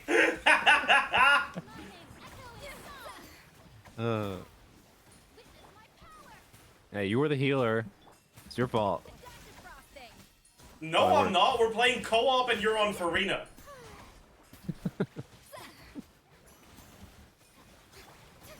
Busted. Bow your head. A little amuse-bouche. The pinnacle of excellence. Quiet now. Oh boy. All right. C4 Yolanda dying, kind of insane. True. Oh god. Yeah. She. What is it? Oh god. She has 44,000 HP at a baseline. Yeah. She goes to like 60k. Yeah. Chat. He knows that she's C6. The C4 increases HP. That's why he said C4. By 40% total. Well. Singto would have survived that. You're so real. Yeah. Yeah. So true. How much HP does your Yolanda have? At a baseline, 44,000. Beauty. Okay, so I guess Singto wouldn't have survived that. Appreciated from the You're probably about as tanky as a Singto. Yeah. What's his damage reduction at level 13? Is it? It depends on his hyper damage bonus, but it's like About 50. Oh yeah. Yeah. Oh, it's only 50. Okay. I thought it got higher than that. Wait, do these bosses count as separate bosses? Oh yeah, they do. So I assume. Because yeah, yeah, it's Copelia and Copelius. Let's hope it's not the cryo shield. Oh yeah. Might have switched characters. That'd be horrible. Actually, no. You could just fucking hit it with Farina, no? Oh yeah. Yeah, you're right. Oh right, you have to talk to the guy. I forgot.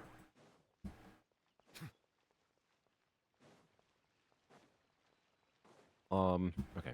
Oh, you know, actually, I have another. So this is a video I'm probably gonna try to record. Oh, we can after I'm done. choose. Yeah. Oh wait, Copelia is the one that doesn't have the cryo shield, right? Yeah. Yeah. Think so.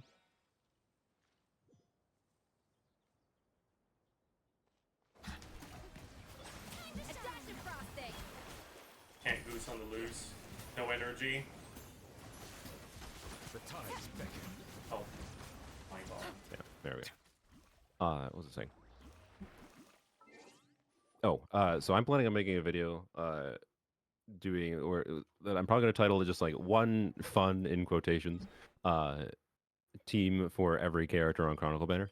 And by fun I mean like some kind of unconventional team. Can't wait to see the Chiori one. I mean, she can be slotted into technically any team with Shalodin or Kachina. I'm probably gonna use Kachina actually. I think I might try to do something with her main DPS, but the sticking point though I have is, what do you think I should do with Ayato? Is it just something with TF Milo? Ayato, you think? Is that supposed to be fun? Ayato doesn't have a fun team. You could do TF Hyperbloom with Raiden. I like doing that. That was fun. Yeah, okay. I actually need to find someone's account that I can use Ayato on, because To the freezer. I don't have any friends that have Ayato. I could let you mic now. Be sanctified. Oh yeah, you have Ayato. Oh yeah. Sorry, you're not a friend. So, I see. yeah, okay, yeah, that'll work actually. 'Cause you also have TF artifacts. Was the other is actually the other I do. problem, because I did have the thought of doing TF Ayato. TF Hyperbloom. Man, people might be a little annoyed if I do a Hyperbloom team. That's fun, but I like Hyperbloom teams. So you know what? Yeah, screw it. But I Ayato also can be see a the Hyperbloom meaning in team. all the endeavors of the people of My plan. Fontaine. So my plan for Ayaka, by the way, I is believe I will Virgin Melt continue to Ayaka. take pride in It should be Hyper Fridge, but okay. Okay, but Virgin Melt Ayaka with C6 Bennett and like the duality of Ayaka doing cryo infusion and pyro infusion is fun. So I don't know. I'm biased towards C6 Bennett shenanigans. I don't know. Oop, there's an invite. Oh, because weekly boss. Yeah. I'm in a loading screen because I. Water teleported. comes in Ain't many no way. flavors to the discerning palate. Yeah, Virgin Mondstadt Melt Ayaka. is But, crisp and speaking. Oh pure, yeah, it's Bennett. while Bennett. water from Liyue has Actually, an you know what? Right now, I'd rather talk about enjoyable co-op because like in co-op's gonna Inazuma. be fun. I wonder how many people are going to refuse to play healers in co-op. Well, well, you can't matchmake the highest difficulty, I guess. So there probably won't be a problem.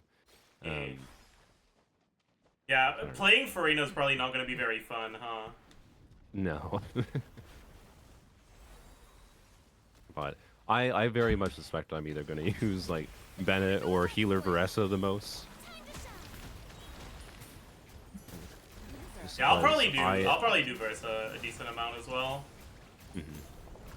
I'm very much someone who, might be in a rarity of players who has the ability to do weird builds that are min-max on their supports and get decent damage from them. So I will almost assuredly not be the one trying to take main DPSs away from people. Be sanctified. Unless they're Natlan main DPSs on scroll. A little of let my name echo in song. Go pick up the balls. They're very far. Settle down. Can't see.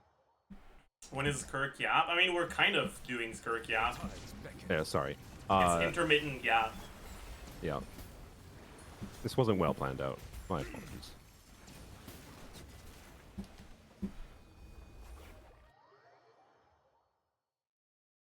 Why does that boss have no HP?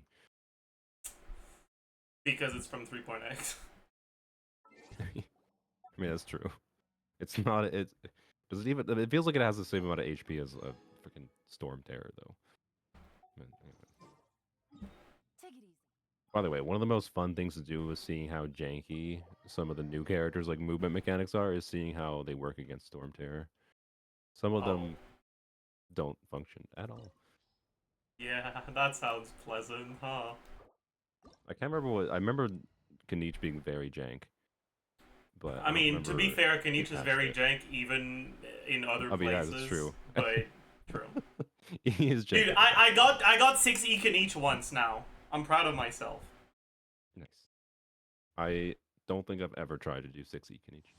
It's hard, man. I was trying for 40 minutes, I got it a single time. Oh boy. Arlecchino is jank too. Someone just said in my chat. What? True. Arlecchino is jank. Explain yourself. I agree, she is jank. Wait, really? No, Why? How?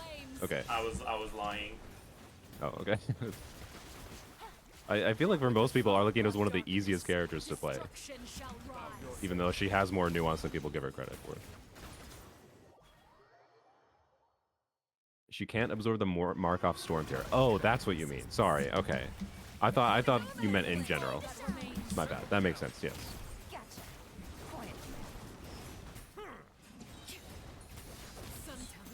Oh, fuck.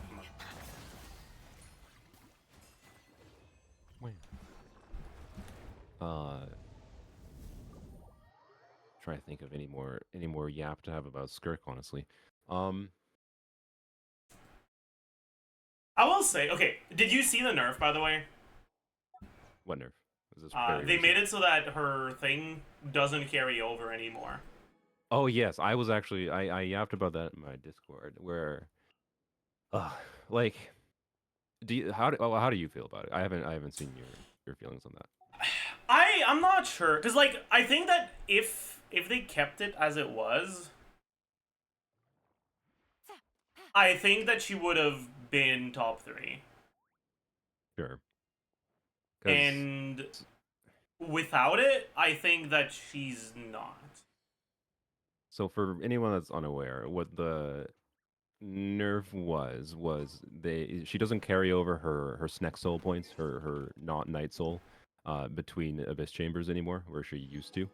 I think she still starts with max in the first chamber. I think so too, yeah.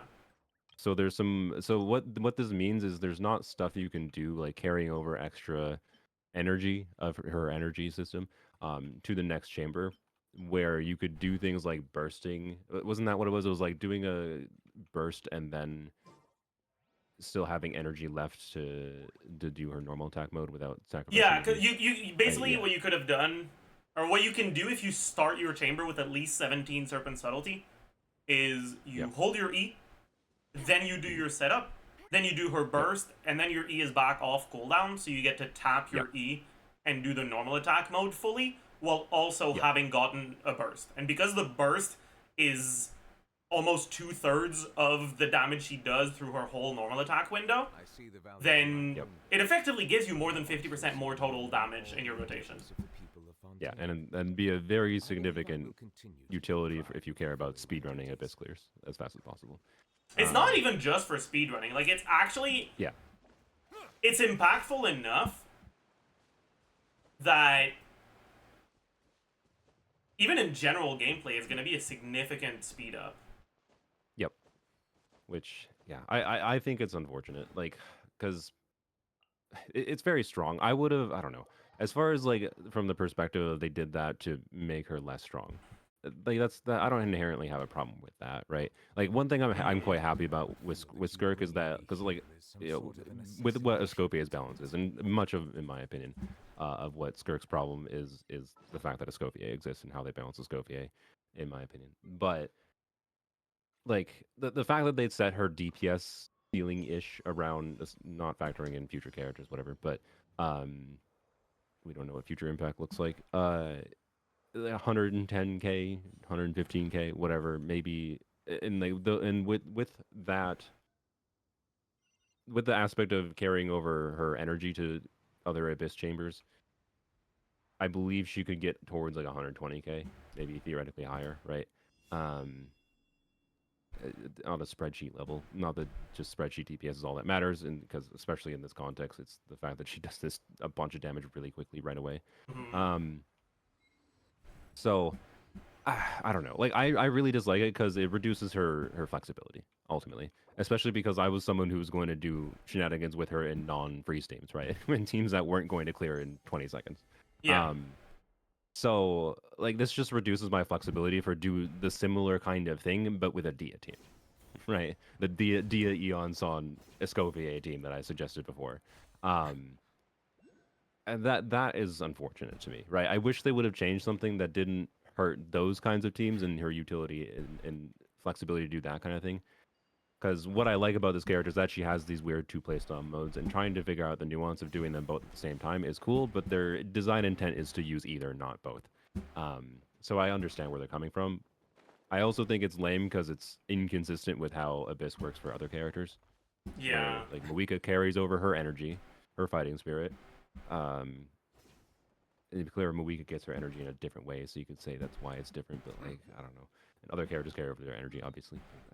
So that's my problem with it. It feels like a design inconsistency just to balance her, and I think they could have done different things to balance her. Yeah. Unlucky. So. Yeah, I would have preferred if they made it easier for it to happen instead. Like, Sure. maybe they could have made it so like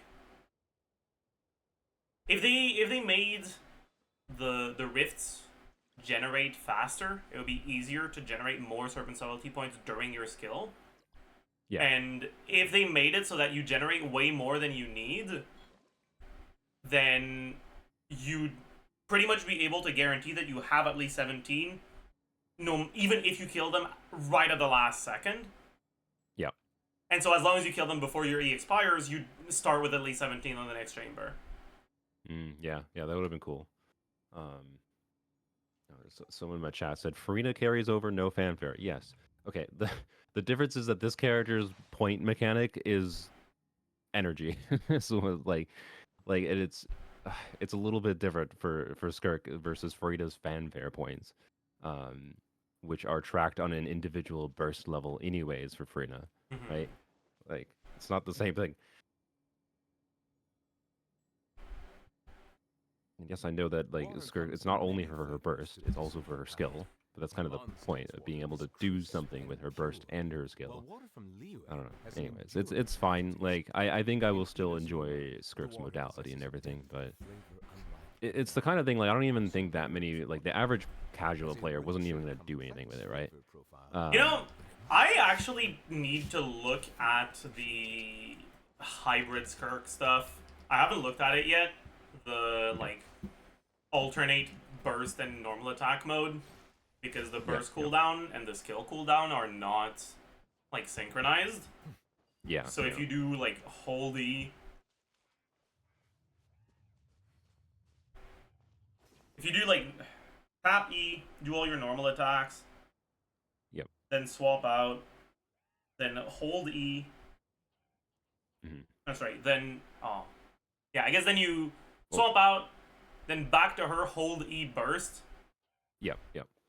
And then swap out, and then back to her, tap E. Yep. With like 2 uptime windows. But I don't know. I also want to like. I don't know how good that's gonna be. Yeah, I have no idea either. I also want to mess around with how Chongyun cooldown reduction changes that dynamic too. Man. I don't think it will meaningfully. Okay. But the fact that her base normal attacks, they don't just like not have the times 1.7. They also have like I know. awful they're multipliers. terrible. They're really bad. It's really sad. I wish her base normal attacks were stronger.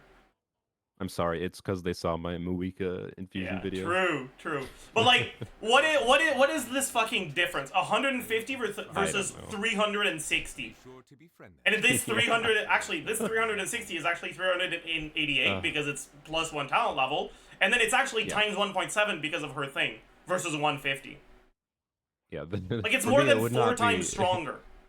I wish the cryo infusion was more relevant, but for me, it's not the cryo infusion. It's just the fact that I can do theoretically, I think Shenhe could work better in this kind of format, right? Trying to burst and do normal attacks like Chongyun, Shenhe, Verena, Skirk, maybe, I guess. Might be kind of... Wait, there's no... Nice healer, lol. Where's the Escoffier? Just get C6 Verena. Probably still worse than just using C0 Escoffier. I think you just use C0 Escoffier, sadly. I'm calling full cryo teams dry ice teams, by the way. I like the idea of calling those teams that, but I don't know. They're gonna become more common. In my opinion, it shouldn't be called dry ice, because the whole reason why dry ice is called dry ice is because it sublimates. Sure, yeah. And that means that if there's no gas, it shouldn't be called dry ice. In my opinion, dry ice needs to have an animo unit. Otherwise, okay, sure. Okay, what's a better name then for full cryo teams? No, I don't know. Is it what you What? Wet ice. What? Hopefully the What? excitement of opening What's a the cold has thing? at least made it a What's a cold worthwhile thing? experience.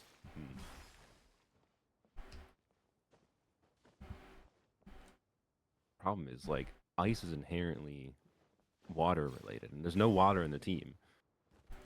What is the driest form of ice? Like, is there? I mean, you could have ice-like materials that are like ice but aren't actually water, I suppose, right? We need to seek out chemistry for this. This is why we need chemistry. True. Take it easy.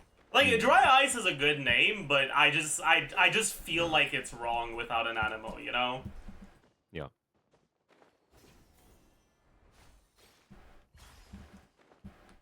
Uranus is pretty cool. Okay, dude, that's...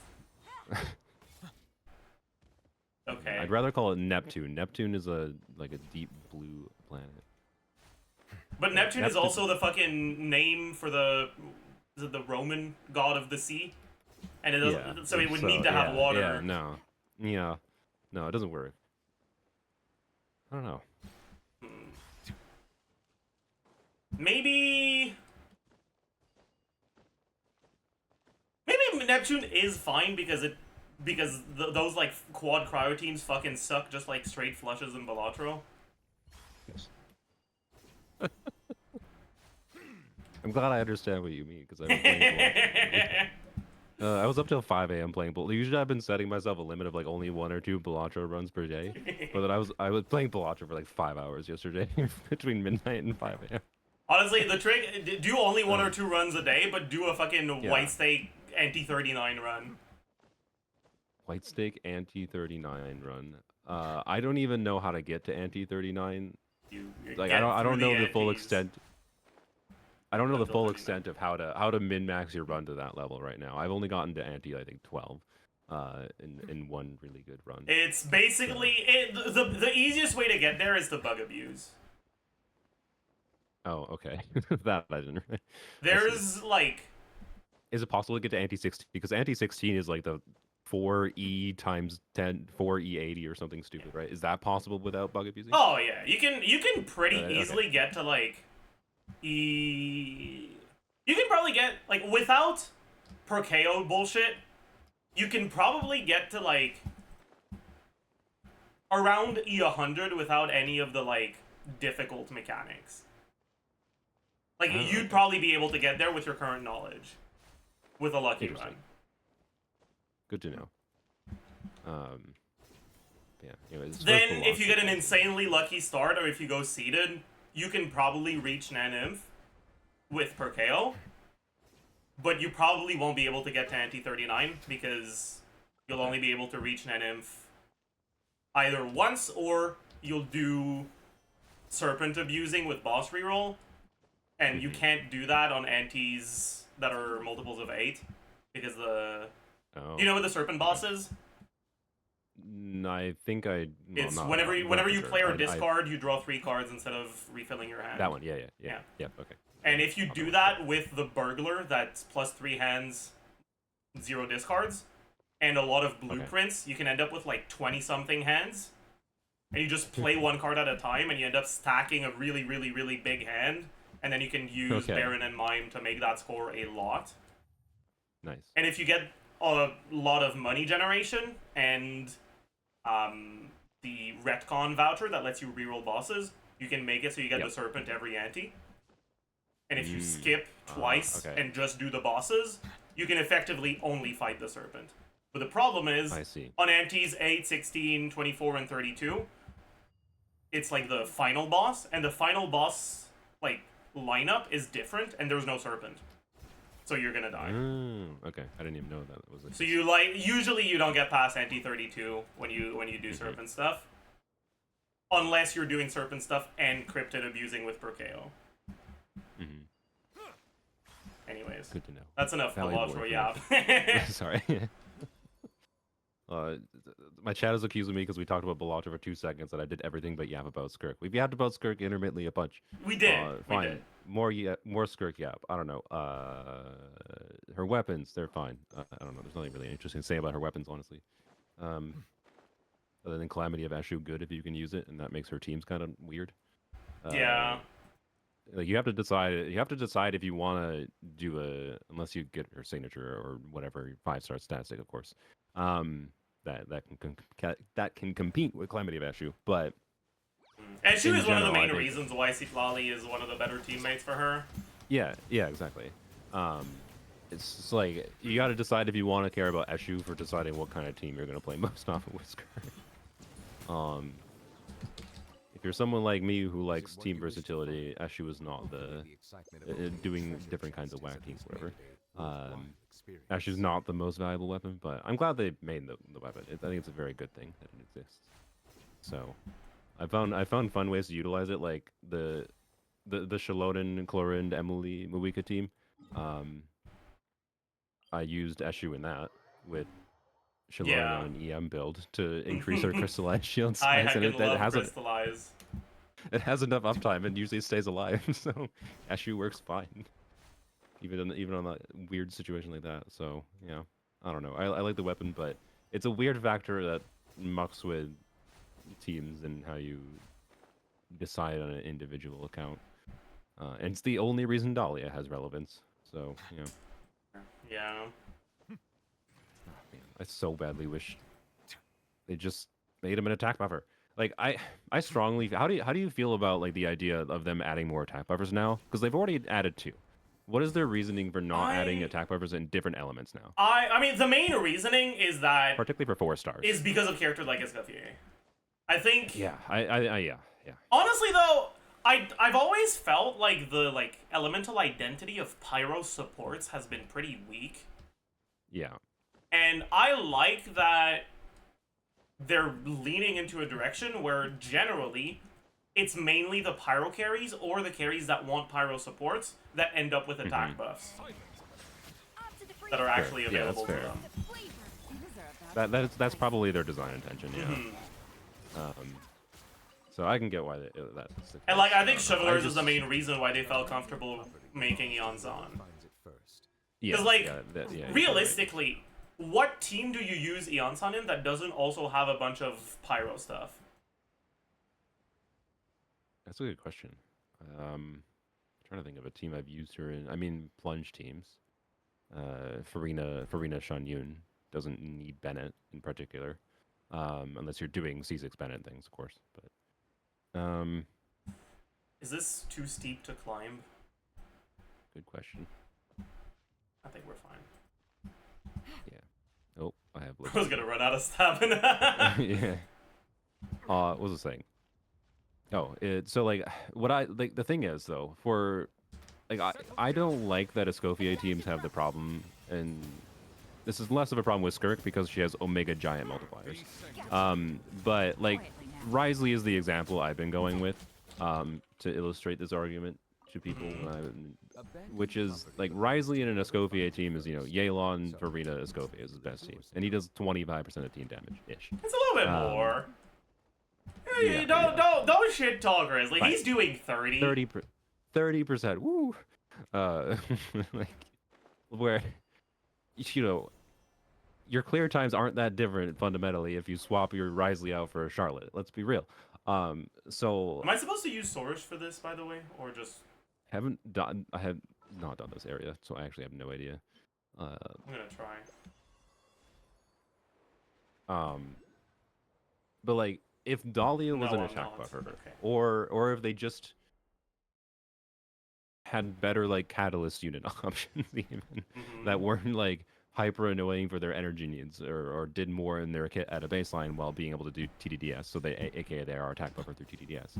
Like, I feel like Dahlia could have addressed that problem, right? If he was just an attack buffer, not a Bennett tier attack buffer, where he'd start being like a replacement for Bennett or Eon Son in Okay. some context. Honestly, just I Escofia personally teams. don't think I would have preferred Dahlia to be an attack buffer. I would have preferred You think? Dahlia Okay. to be like a damage percent buffer. Sure. Okay. Even more damage percent. Yeah, like I guess, yeah. I would that'd have be fine. wanted Yeah. Dahlia to be somewhat redundant with Farina. Yeah. I agree. I agree with that. Because like right so now, Dahlia Natlan unit basically. right now, if you look at like the Escoffier teams, it's like it's rough if you don't have Escoffier, but it's also not that great if you have Escoffier but no Farina. But then if you have Farina without Escoffier versus if you don't have Farina without Escoffier, there's barely any difference. Yeah. I wish we had a character to replace Farina if you're not using a healer, or to work with Water comes in many flavors to the discerning palate. Mondstadt's water is work with and pure. like Escoffier From Liyue has an enduring and like be able to somewhat replace Farina if you don't have her. depth of flavor Yeah, unlike I agree. any I think one of the biggest missed opportunities of Natlan, the overpowered support set, is not having a Hydra 4-star Natlan unit they released. Like I don't understand why are they so scared of releasing 4-star Hydras that are compelling still. they made Xingqiu and they're learned just their like, lesson oh with no. Xingqiu. They realized that. Okay, but it's like the damage reduction and the Hydra application and damage is too strong. It's not like Dahlia does a ton of damage and does a ton of damage reduction at the same time of his amazing buff. Like, why couldn't Dahlia have been an Atlan unit? Like, I don't know. Surely there's a Node Cry artifact set that Dahlia can use that'll turn him into budget Farina, right? True. They're gonna turn it around. Off to the Oh, what freezer. would that do? God, what would that do? If Dahlia could use that set, that means like a ton of other characters could use that set, though, right? If that's a hypothetical set they release. I mean, they could make it a shield set. I was actually thinking about that. Yeah. I I would like that. They need to make shielders better, because like Farina way over incentivizes healers to a stupid degree. Yeah. Yeah. I'd be very down with that. A set that gives a bunch of damage bonus. I honestly, and this wouldn't be great for Dahlia, but I want a set that like is significantly reliant on the size of your shield. Okay. So you're thinking a buff Like- that scales with the size of the shield, or Yeah, something that gives you like a damage percent buff based on the size of your shield or something like that. Yeah. You got an Oculus over here, by the way. Yeah, I like the idea of that. I wonder what the scaling would have to be. So, what is the man? So it'd have to be based on obviously the total HP equivalent. So I'm trying to think what like the average shield value is in the game. Because like Zhongli is obviously an exception. Lanyan's an exception. I wouldn't even interface with Lanyan, because Lanyan's whack. Because no, C2 Lanyan doesn't increase; it just refreshes. Yeah. Okay. Never mind. That wouldn't be that hard. Yeah. So it'd just be the baseline. Okay. But Zhongli needs the buff too. Like Zhongli is in a sad state, in my opinion. He's still a perfectly fine generic comfort pick, but I think there should be more. I think reasons- Lanyan really made him. Ugh. Yeah. I don't like that Lanyan power. I love Lanyan, but I don't really care about Lanyan's ridiculous shielding ability. I don't think she needed a power creep Zhongli. That was a bit silly. What the hell is this? But yeah. So how do you buff Zhongli in this set, but not buff Lanyan? But well, I guess you don't buff Lanyan because Lanyan needs to use VV, right? So that could work, right? As long as it's not stronger than VV. The fuck is this flower? I have no idea. Dude, these exploration mechanics in this area are Yeah. I don't know, man. I thought I was gonna have to do this area when farming on polearms only, but I underestimated the amount of primo gems Natlan gives again. Which is a good thing. I appreciate how much more balanced the primo gem exploration per time invested is. It's like not a total crazy amount of like primo gems they give over the year, as far as I can tell. Like it's more, but not anything crazy. But it feels more like linear progression, whereas previous regions were a little bit disjointed. I suppose. Anyways, I need to just do more exploration for like leveling characters. Just the resource problem in this game is awful. I mean, fuck it. I mean, that's what I've been doing, you know. Have you? I feel like this is probably not a problem with you because you're a 1.0 player. Have you run out of freaking ascension crystals?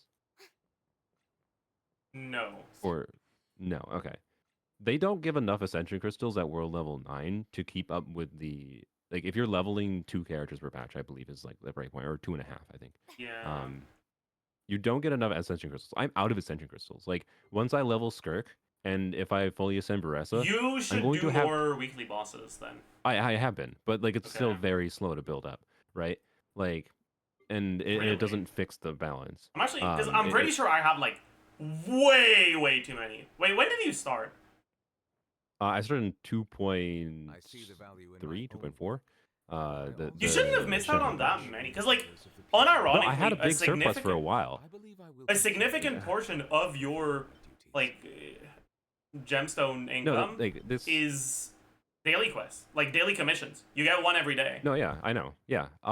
Like that's why it's surprising that I ran out in Natlan. So it was a conjunction, I think, of world level 9 and the fact that in Natlan I decided to purposely pull for more characters for the purpose of having more characters to make more content on. I feel like even if I did, I still have way too many. I'm actually gonna check. I'm gonna check. Yeah, I could send you the the breakdown, the number breakdown that someone made for me after I initially noticed that someone thankfully just did the work for me because I was too lazy to do it. But now I have an actual math basis to argue about. And Like I have 30 blue gemstones. Yeah. Wait, the high tier? Yeah, like I have a one, but I wow. Sorry. Okay, what the fuck? Who the fuck is donating Nevilet's voice line? Shut up. Okay, sorry, it's not 30. It's 24. I'd be able to. I have one, and I have 23 craftable ones. That's a ton. Yeah, and then just in the hydros, yeah. Dendros, I don't have that many because they came out a lot later, and I leveled a lot of Dendro characters. I only have the equivalent of 3 gemstones. Electros, also the equivalent of 3. Animos, 4. Cryos, 5. Geos,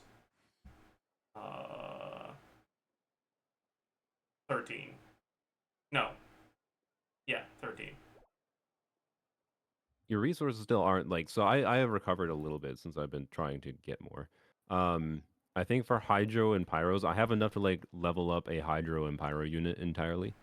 So like, obviously with conversion, that's the equivalent. But then every other one. Oh, I have a bunch of pyros. Sorry, I just noticed I have a lot of pyros. Why do I have so many?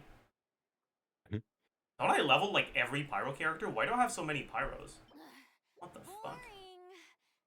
Yeah, it's like it's just a problem of leveling too many characters per patch. Like, and my aspect of leveling characters for content, but it's actually. But do you even level that many more characters than I do? I don't think so. Not in this last year, at least. So I don't know. Like it's been surprising how like because from what I've seen, people who've been playing like if you've been playing since 1.0. Wait. You know what the secret is? What? You got to do the teapot sets. The teapot sets? Did they wait? What? Did they actually give like meaningful crystals? What do they give? If it gives like a gold drop equivalent, then actually that might be true, honestly. But I don't think you're doing teapot sets, are you? I started doing teapot stuff recently because it gives more. Oh really? Yeah. Okay. Oh yeah. I mean that's a true reason to do it. But it's not a lot though. It's two like, blue crystals per character. Oh okay. That Wait, still would help, blue crystals. Okay, yeah. So it's the lowest one. Yeah. Oh, that's no, it's the second lowest one. Okay. That's what. Okay. That's still not very worth it. I don't think that makes a difference. Is it 2% or 2 per character? 'Cause each character gets 2 sets. It gives Talon books too. Yeah, it also gives Talon books. That's true. Oh yeah. And Mora and Primos. But Teapot is actually kind anyways, of broken. Would adore me so much. yeah, I mostly just do whatever the main coin thing every week, but I should probably do more with Teapot, honestly, to min-max things. Just anyway, the gotcha gameplay loop of min-maxing your stupid resources is awful, but it's just really funny to me that, like, I have this resource limitation restricting what characters I can decide to level up a little bit, particularly fully ascending. This realm is If I want to keep leveling the characters at the rate I wanted, I was leveling them. Mhm. And if I had caught the issue sooner, like, I could have started farming more weekly bosses again to slightly address the issue sooner. And it's been slowly recovering since I've tried to pull back on leveling some Yeah. characters, but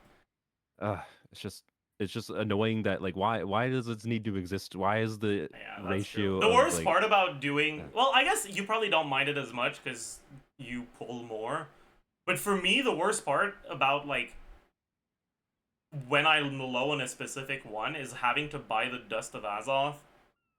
yeah, I hate that too. Yeah, but You probably for me, have it's not that enough much of of a the problem. currency that, like, it doesn't Yes. it doesn't cost you your monthly pulls. Like, I've Yeah. had months where I wasn't able to buy some of the fates because I just didn't have Yeah. the currency. Yeah, which is also a problem of when you're sticking to free to play. You have to skip more banners if you want to spend your wishes responsibly. It hasn't been a Skipping problem enough lately because I banners, pulled for fucking every Natlan character, but yeah. So yeah, I hate the stupid ascension crystal system. Is my point.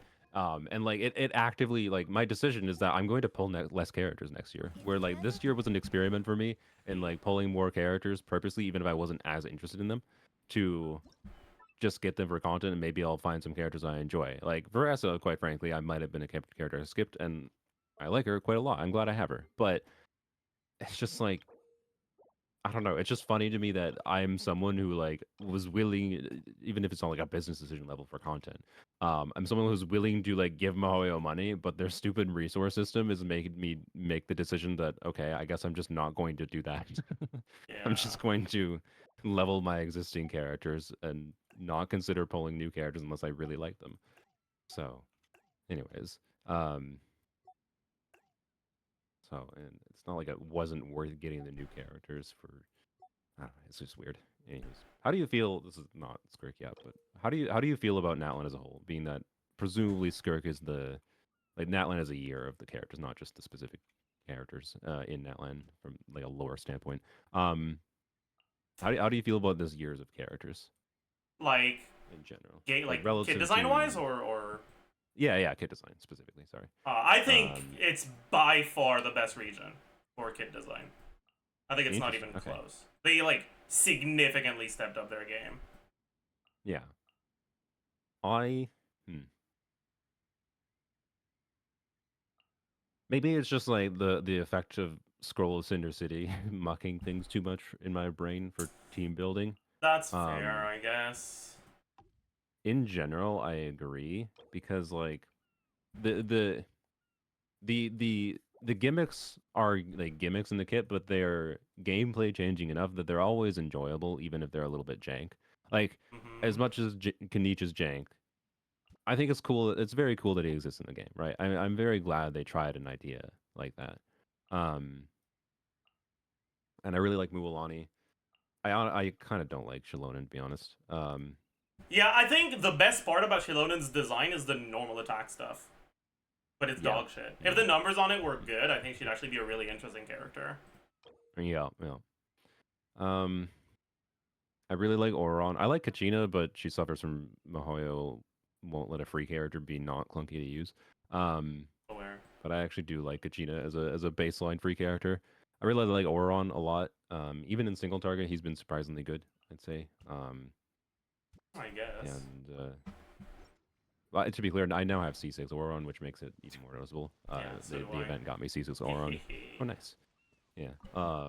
I chose to wish extra on Jessica's banner for a C4, which is apparently paid off in the end. I just wanted energy refunding, but, Yargo. Chaska, I think. I don't know, how do you feel about Chaska? Because like I having tried to use Chaska in many Abyss cycles, I feel like there's been a surprisingly high number of Abyss cycles where how bad she is in single target, or sorry, in AOE, not in single target. Like things like the cube, right? The cube boss, she does not function against like the second wave. For me, usually, it depends how you manage Wait, what cube boss? the mechanical cube, the primordial Oh, the mechanical array, PMA. whatever. Yeah, like it's not impossible, but like her targeting in the in between phase, um, targets the random trash mob. So like Yeah. if you're not using a Chaska team that can do enough damage with your other units, it's just like she turns into a Skirk melt team. like Yeah. just ah like That's I don't fair. know how I like think that it's one thing. Chaska's design is really good, but I agree that Yeah, the AoE problems can be kind of annoying. yeah. But I think her Uh, kit is just so interesting, and I'm really no, I glad we agree. finally have an actually absorption focused animo character. Well, okay, absorption focus is one problem I have with her kit. To be clear, like Why?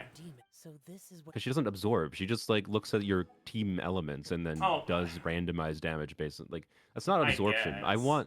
I'm sorry. I want an animo unit that is, you know, a fully realized version of Animo Traveler, quite frankly, where I it actually see. absorbs and then does something with that. Like you have to Yeah. care about the aura on it. I don't know.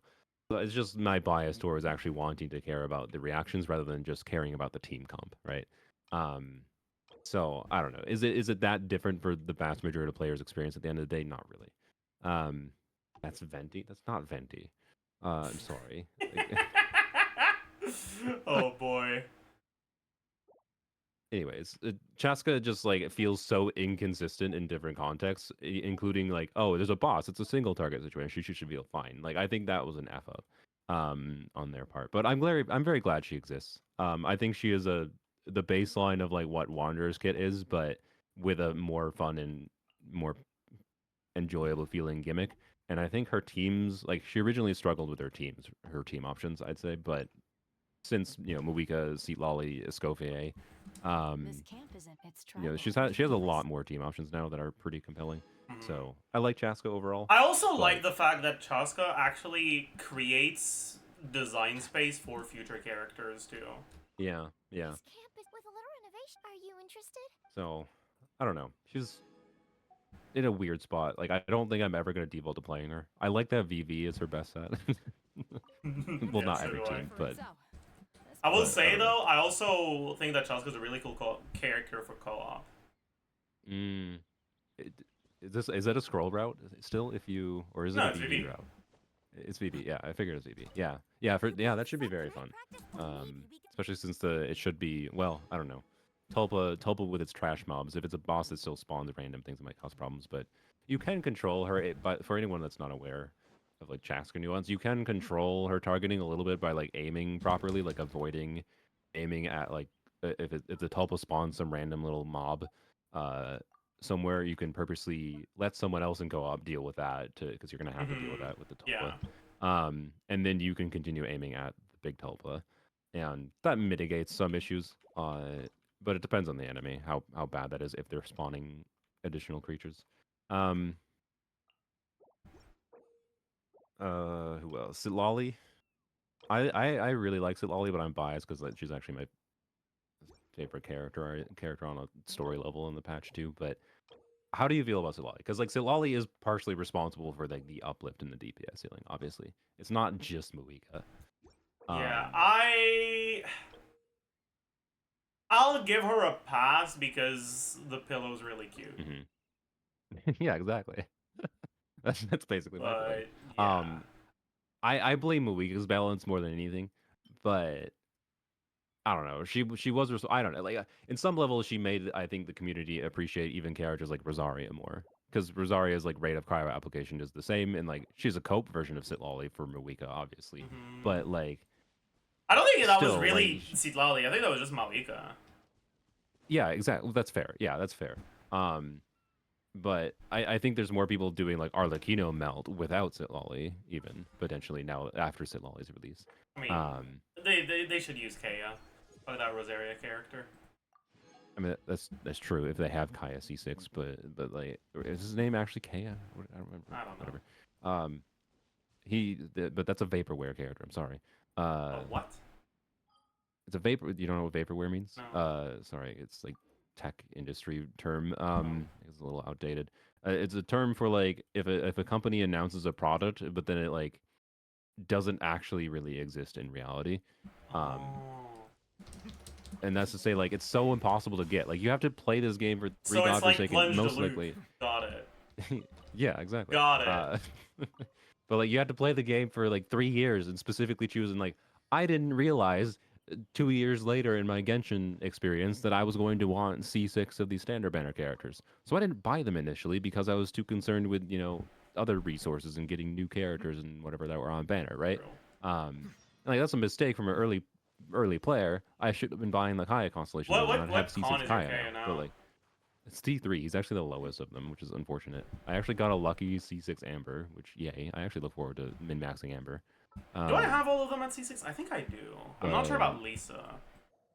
I think Lisa, Yeah, because of Chronicle banner last year, I Oh, got an okay. extra copy or two, Ain't no and I will way. get C6 Lisa this year. And I've played a Oh. C6 Lisa. I think C6 Lisa is what you need to make her functional. In my I opinion. don't think she's functional even at C6 personally, but I mean, she takes stupid investment, but I don't know. She has like big number satisfaction. she doesn't have big numbers. Like they're big numbers for 1.0, but they're not big numbers anymore. That's true. That's true. Like I don't know, man. Hey, she could like quickly. She could do a weird quick swap DPS where she's Sorry. doing. Bless you. She's doing a 15% death shred in the whatever team, Chevro's team. And then you can get like a one instance of a big damage or whatever. I don't know. It's a big damage. Um, and it's like less like, than you- one can each E. Look, it's fine. But I don't know. Kaya C6 is the real one I want because yeah, his weird fastest asterisk cryo application because it alternates. Is interesting, obviously. And I don't suspect they're going to release a cryo applier faster than like it seems to be their standard for cryo units now is apply cryo every 2 seconds. So I kind of hope that you're right about or that the cope of like them moving Abyss towards more AoE stuff because of the new mode is right. Because if they do, then maybe Kaya's C2 gets better. Yeah, that's true. I don't realistically because of what the Skirk Abyss looks like. I'm gonna assume that's not gonna be the case. Like, but I don't know. We'll see what the Abyss looks like after the Skirk Abyss. The 5.8, whatever. And then that'll be when I start to be actually sad. And I'm actually lose not my sure hope. how many hits Kaya has if his burst like goes the full thing. Does he have more motion value than Ayaka? That's a good question. I have no idea. I'm gonna go double check. Maximum of 15 seconds. What is this? Let me check this. What's his talent level at level 13?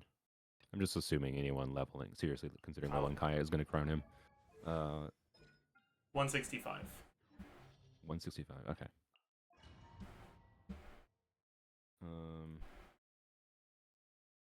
There's no limit on it hitting enemies, so you can counter rotate like Sholing, right?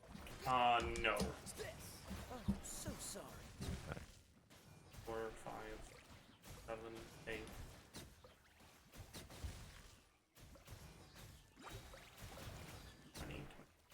2, 3, 4, 5, 7, 8, 9.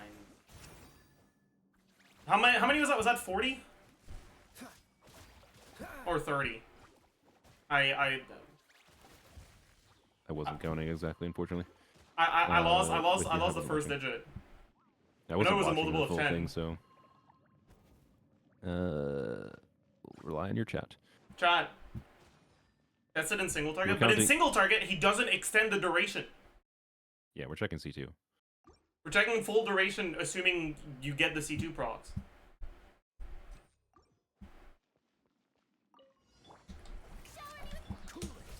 This one will be frozen. You can do 2 skills per 4, rotation 5, normally, 6, right? 7, 8, 9, 10, 11, 12, 17, 18, 20, 21, 22, Yeah, it's 30. Okay. So it's 30 hits. And it's what, 30 times 165? That's Yep. lower than Ayaka, right? I think so. 30 times 165. That's about as 4,950. much, I think. What's a skill? You do like 2 skills per rotation probably. So You do more than that. you do? Oh, okay. Well, I guess if you do 6 15-second rotations, you do 2. That's fair. Yeah, I'm not sure, but it's 400% at level 13, so that's an additional 800. So I just want to compare burst to burst versus Ayaka. Ayaka talent level 10 is 202 and 303, so 202 times 19 plus 303. Yeah. So it is a little bit more than Ayaka. The skill damage is going to be about 400 versus 400 as well.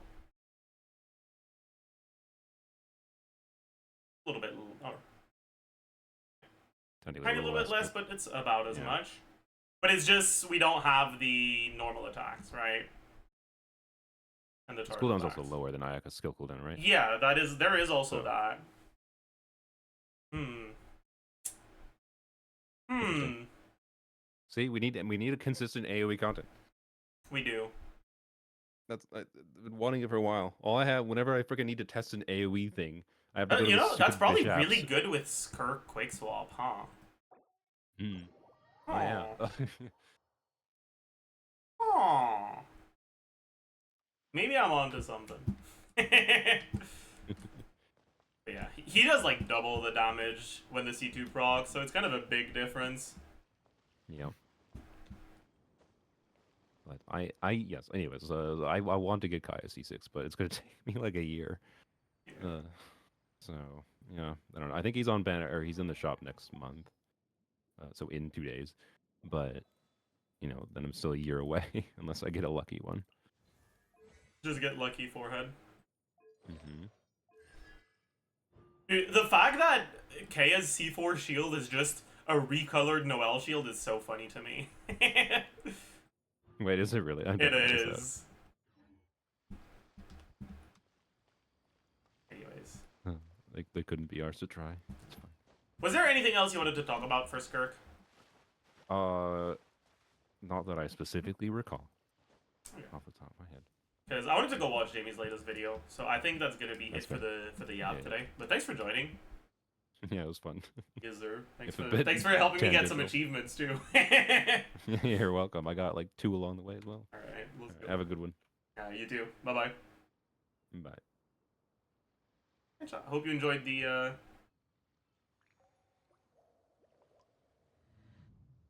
Hope you enjoyed the yap with Taluna.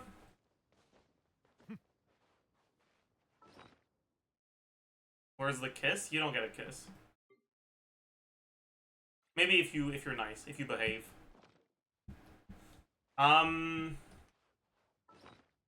should we check out Jamie's video now?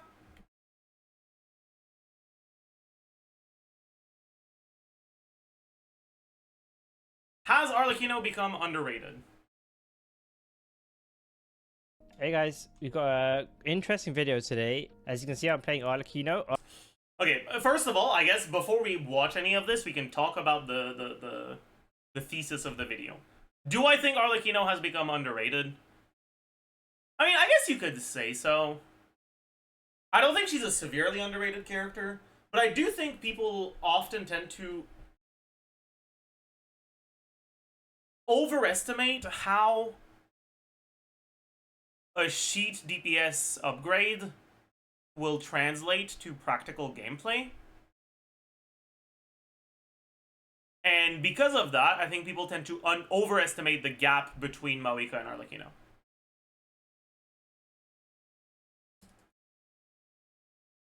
Arlecchino was very popular on release, but I would say ever since Mawika Like, came, Mawika is better than Arlecchino. I think without a shadow of a doubt. But I think that there's a lot of situations where the gap isn't that big.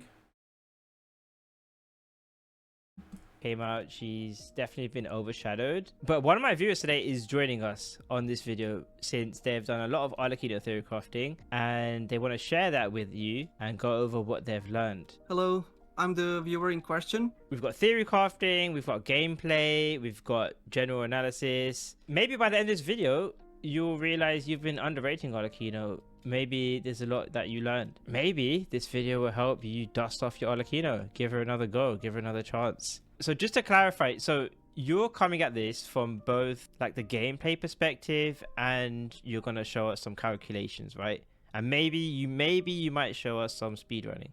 Yes. Actually, I will not show speedrun. We will talk about it because I think speedrunning as well is one of the things about Arlecchino that is different from every other character. I think basically everything about her, it is lacking information. Calcs that might very well be like completely true on paper are actually completely different in reality. So I guess we could start off with what makes Arlecchino unique, do you think? Well, first of all, obviously she can be healed, and in return I feel like we can skip this thing. Like we know Bond of Life, damage carryover, a bunch of stuff like that. 155 initial Bond of Life. Are you really telling me that this whole fucking thing is only SIG TC? on the field, and also how many rotations are you doing?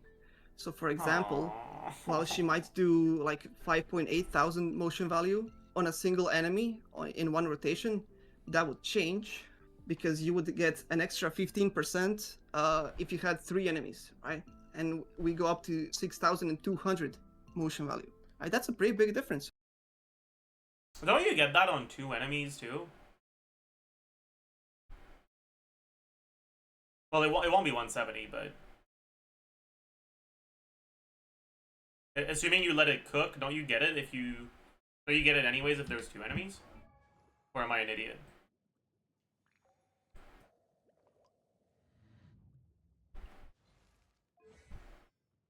Two is 65 times 2. No, it's not. 2 is 130 times 2, but capped at the cap, which is 145. Is it not? Like, yeah, if you don't let it cook, you'll, against 2 enemies, you'll get 130. But if you do let it cook, which you should, you'll get 145. Yeah, 3 lets you skip the weight, sure, but what's the upside of skipping the weight on the first rotation? There isn't any, really. Right? I think that also is. But I did skip a lot of yaps, so they might have already specified that this is second rotation stuff. All the theory crafters would have one template and one scenario. When Arlecchino, once you start like digging into all of these small things. All right. Then, so just a quick disclaimer before we show your calcs. So you're not only looking at KQM standards, which are like the typical low investment standards. Maybe they have level 9 talents. So you're looking at slightly higher investment, similar to like what I do. So you'll be looking at sort of builds. Slightly higher, maybe. Yeah, build. That looks a tiny little bit higher, huh? Yeah, just a chill little 30 crit rolls. Nothing too crazy. Builds closer to your kind of investment, which is more like 30, 32 substats. We're going to be looking at level 10 talents. We're going to be looking at signature weapons, but we can mess around with some of the settings a bit. You have KQM calcs as well, you have low investment calcs, but I think what you're going to show us is how some of these calcs would change. You'll probably be showing us how some of her damage will scale very well with investment. Like one of the things I want to mention is that this is like a very honest mistake. I think if I myself was a content creator at the time, I would have made the same mistake. So what are you showing us now? Now I would like to get into comparison between Novelet specifically. Before I do that, I want to say I have no beef. I personally think this might be a hot take. I personally think Novelet is perhaps a little bit overrated, and I think he is one of the characters that gets compared to Arlecchino the most. But I would just like to showcase that the difference between Novelet and Arlecchino is a lot bigger than you probably think. So like if you had a line where Neuvillette was here and Mawika was here. I think most people would say that like Arlecchino is like kind of like in between them, like maybe here, maybe here, maybe here. Arlecchino is like here.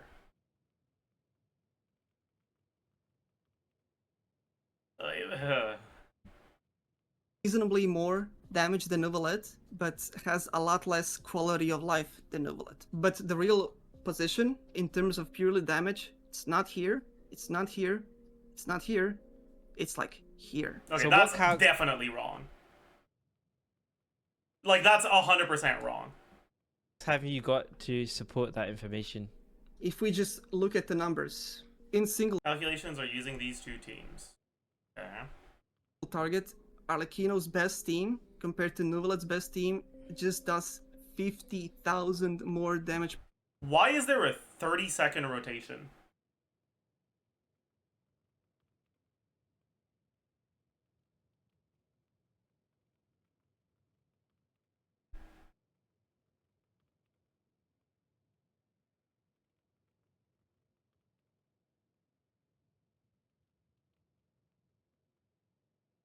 That's very wrong.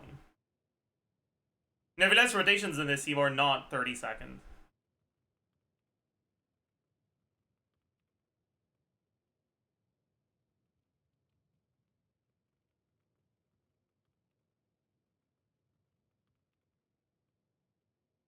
It's gonna be like 28 in casual gameplay.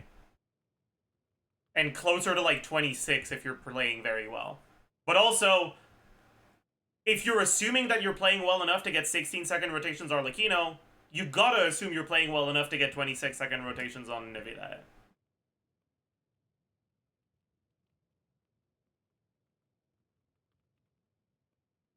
Per second. And you could maybe tweak this number, shorten the rotation by a little bit, up the fanfare a little bit. You can, but like it's not gonna make a difference. And I think at 50,000.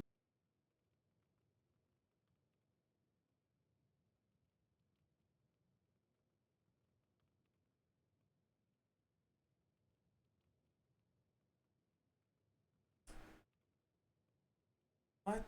Farina with 25... Why 25% of Neuvillette's damage? It's supposed to be way more than that, especially if you're doing 30 seconds. Yeah, I feel like these calcs... Like, I wouldn't be surprised if the Arlecchino calcs are accurate with those, like, standards. 150k DPS with C0 R1... 32 rolls, including 30 crit, talent level 10. That makes sense to me. This does not. DPS, I think that's the point at which it maybe becomes acceptable to start asking questions like, okay, how much damage is it worth to trade off for better quality of life and better AoE? Okay, one thing I would say is you are focusing on DPS, but if you look at the damage per rotation, obviously Neuvillette's rotation is longer, but you know, DPS does only really tell one part of the story. One of Neuvillette's advantages, I would say, is that because the rotations are so long, he does allow you to push through thresholds. So I can see here, you've got your Neuvillette's damage rotation 2.58 million. And Farina's damage on top of that as well. Whereas you got your Arlecchino at 2.5 million. Yes, I absolutely agree with you. While that may be applicable in some chambers... I wonder if the link to the sheet is in the description.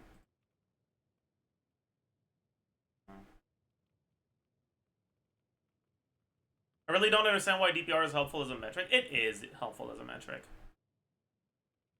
Two teams that have the same DPS, one with a 20-second rotation, one with a 15-second rotation, the one with the 20-second rotation is going to have higher DPR. If the enemy has HP that's in between your DPR for the 15-second rotation team and the 20-second rotation team, it means that the 15-second rotation team is going to clear slower because it needs to do a second setup, and during the setup, your DPS is much lower.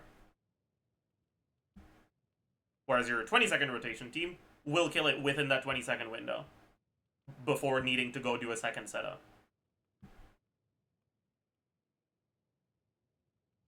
I feel like these days we don't really get that many chambers where they're just like around 3.1 million HP total, where you can just cruise and not have to worry about any special mechanics, any Natlan, Night Soul, any pillars to climb, any specific shields to break, etc. By the time you do finish one Novelette rotation, you have almost finished 2 Arlecchino rotations.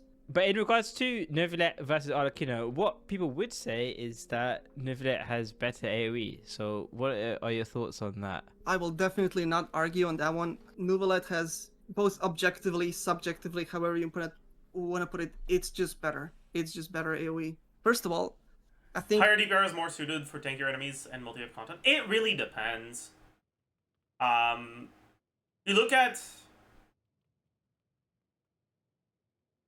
aggravate teams, for example. No, I don't know if that's a good example. Well, no, it probably is. And you look at the aggravate teams with Klein that generally have, if you're doing Whimsy Klein, fairly low DPR with fairly short rotations. But when your Dendro unit is something like Nahida, that's generally favorable to longer rotations because you get to go refresh your buff on a new wave, right? When your buffs don't carry over through waves, shorter rotations are better.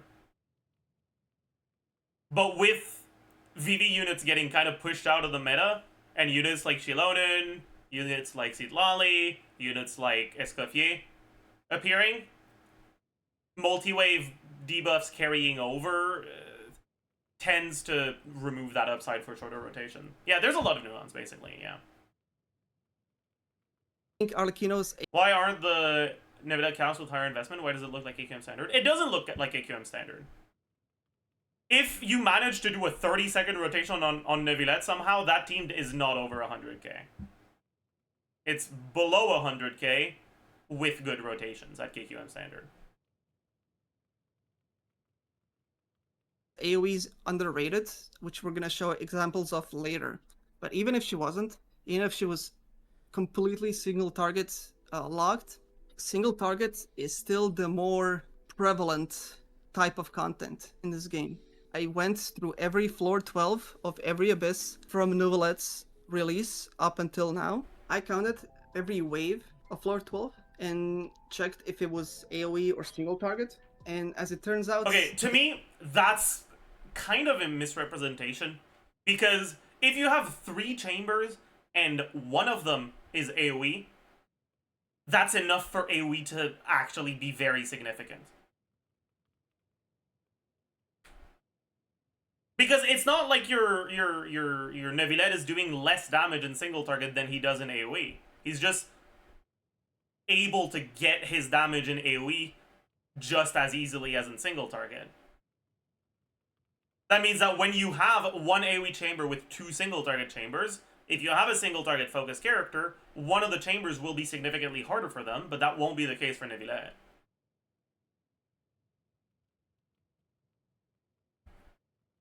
There are still slightly more single target than there are AoE ones.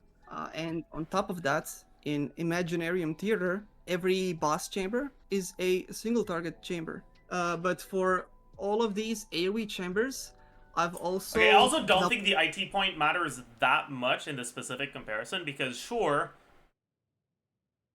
there's single target boss chambers, but like also, have you looked at what Arlecchino teams look like when you don't have access to good units versus Novelette teams when you don't have access to good units? Like, Novelette is much better in IT than Arlecchino is. Double checked to see which one of them Arlecchino's AoE was good enough to hit multiple or all of the enemies. And what I got was maybe 66 out of the 88 chambers, 75% of them. So while this Novelette team might be doing 107k DPS, Florian's doing a decent part of it, and she does not have AoE like Novelette. Okay, so the Novelette comparisons are fair, but I think what a lot of the viewers are interested in is the comparison. Both are pretty solid. I agree. I do think that Arlecchino's pretty decent for IT. Speaker. because a lot of people feel like that is the big comparison here. Well, first of all, I'm not delusional. I'm aware that Mawika is comically broken and that she absolutely has certain advantages over Arlecchino that just cannot be changed. For example, she has off-field pyro application, right? That might be priceless to somebody, right? And also her speedrun performance. I cannot argue with those. When it comes to numbers, yeah, Mawika is definitely. Okay. This is supposed to be C0R1 with significantly higher than Keiko standard investment. It does not look like it. That looks too low for that.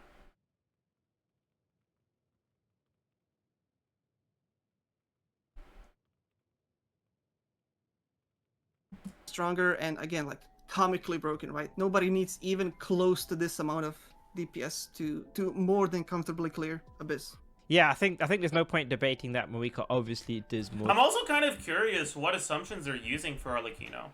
Are they averaging DPS over 2 rotations, 3 rotations? Are they only looking at first rotation? Like, what's going on? Damage. But maybe you can still show us some stuff. Why is Mawika 18 seconds and Arlecchino 16 seconds? That one is completely fine. Because Mawika's burst cooldown is 18 seconds and Arlecchino's skill cooldown is 16 seconds. Well, 15.6.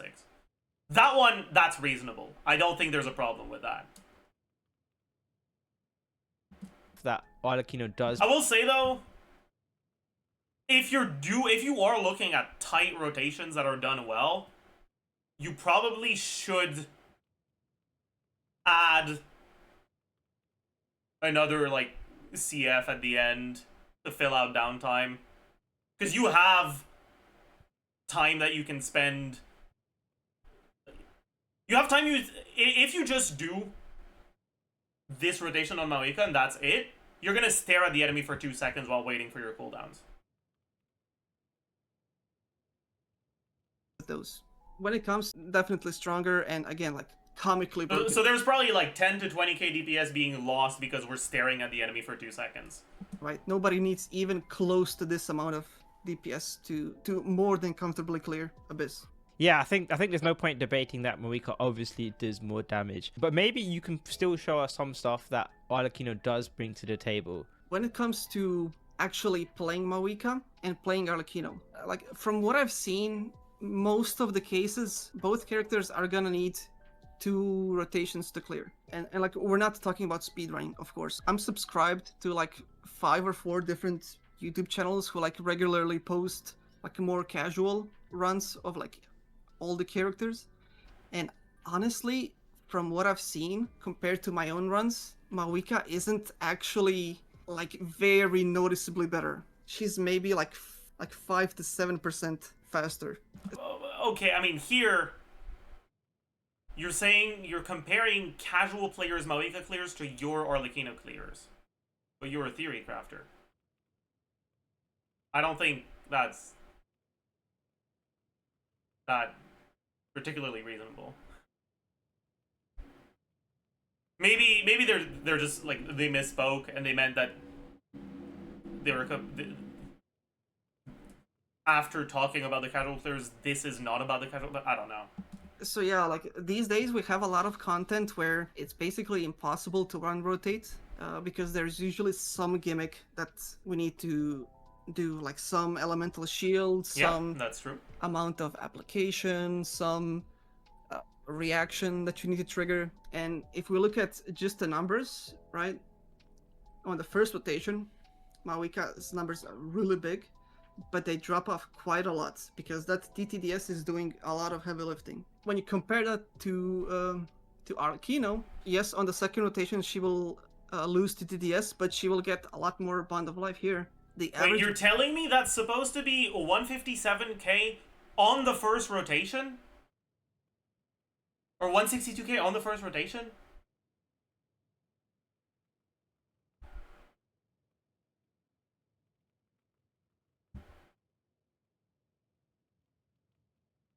I don't know about that.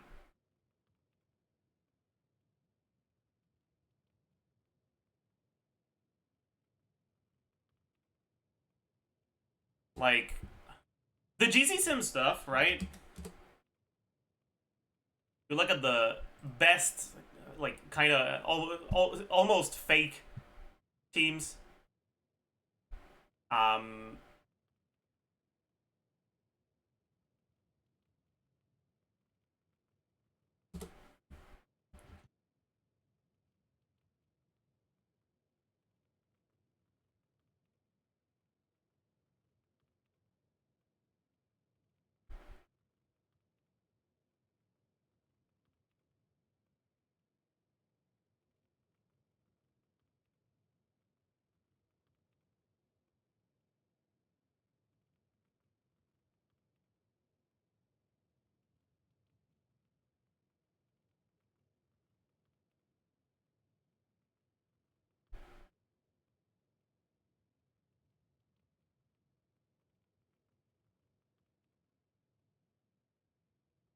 Then there's also the fact that they're doing a 16-second rotation with Sig, where they're getting the charge attack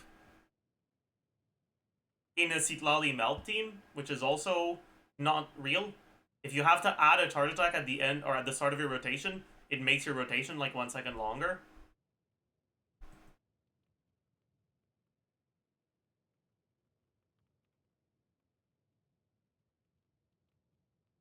What the hell is this, man? This one is...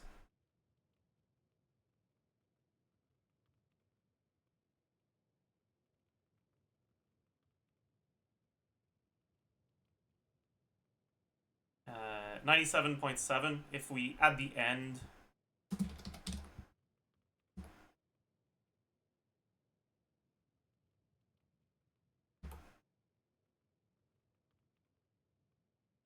This... Oh, we're encountering cooldown problems, huh? This is like 94, sure.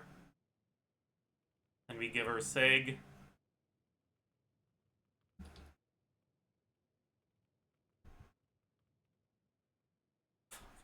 Opening with a charge attack already makes you lose so much.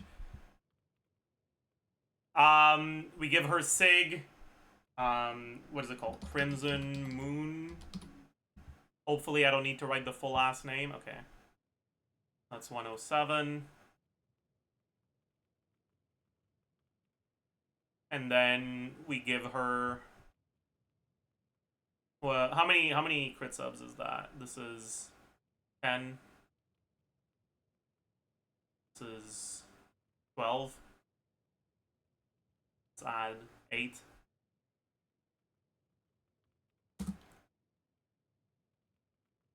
So 4. Let's just give... Hey, why is everyone saying bro?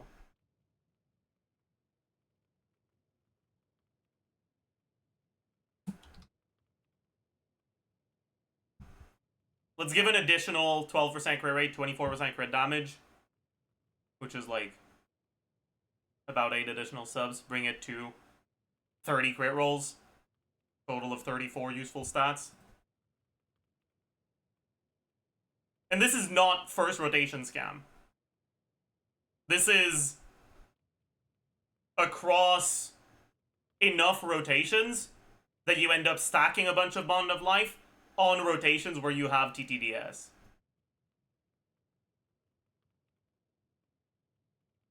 If you look at just the first rotation, it'll be a lot less than that.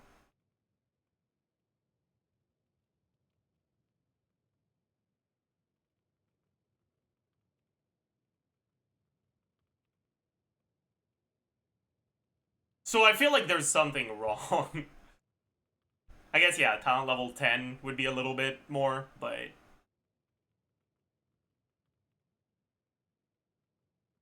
Still.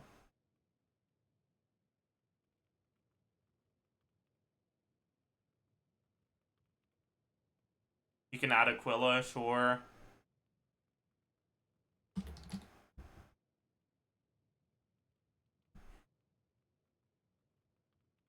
Crown skill too, that's not gonna change anything.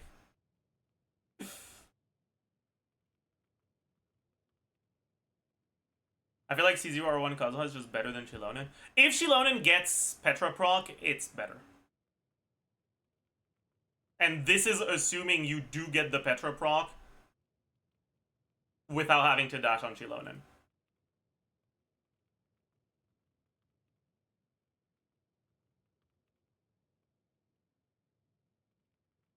I guess we also count level 10 the Bennett burst and the Shilonen skill.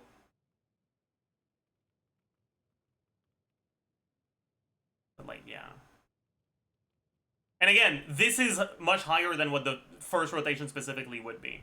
First rotation specifically is much lower than this.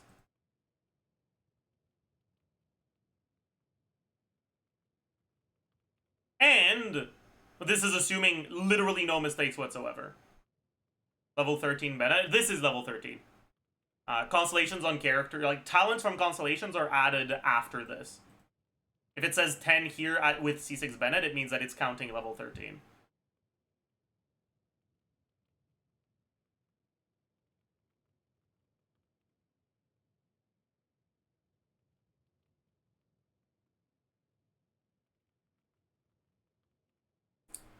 But yeah, so I feel like something's fucking wrong somehow, somewhere. Is Instructor Bennett better here? You can't proc Instructor. In order to proc Instructor, you need to have a Cryo Aura. In order to have a Cryo Aura when you swap to Bennett, you have to swap from Citlali, and that means no TTDS on Arlecchino. Check C1, but that shouldn't be C1 and R1. If you're doing C1 R1, you gotta compare it to something equivalent for Nivile. I don't know. Between them is only like 2k DPS difference. This is honestly a scenario where the numbers, in my opinion, in my experience, reflect reality. Now, again, Mawika does have her infinite interruption resistance. They both have a shield, but still. And she has objectively better AoE. One other thing I want to mention about Arlecchino is that if you invest like getting her C1 or maybe her signature weapon and get a really good build, she can oftentimes clear Abyss Chambers by herself. Right? No team, no quirky Abyss Blessings, no fishing for crit cards, no nothing. So this is your gameplay that we're watching right now. Again, this is not every Abyss, obviously. Sometimes it's... I meant Citlali Instructor, Shilonen on Scroll. I don't think that's better than Petra. Arlecchino doesn't vape enough of her damage. Or doesn't melt enough of her damage. It's only a third. Your melt crits are probably going to be a little bit higher, but your total DPS I think will be lower.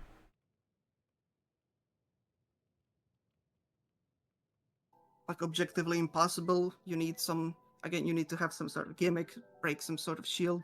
I remember one of the quotes you said about Novelette. You said Novelette is the team.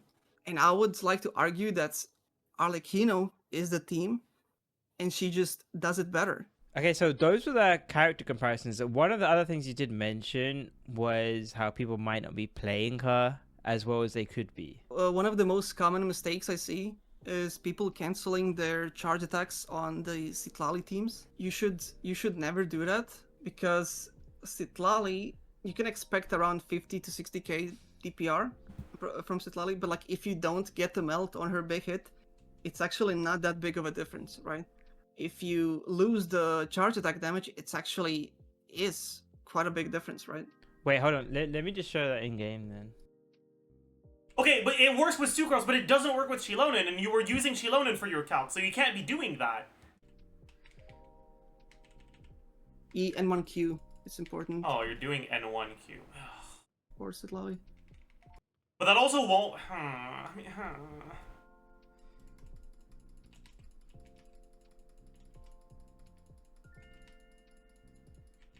mean, the enemies died. That seemed to work. Let me do that again.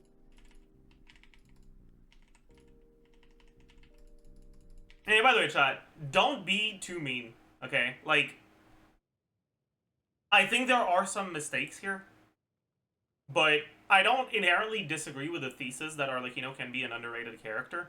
And the points they're making are fair, it's just that I think there's some mistakes in the calcs.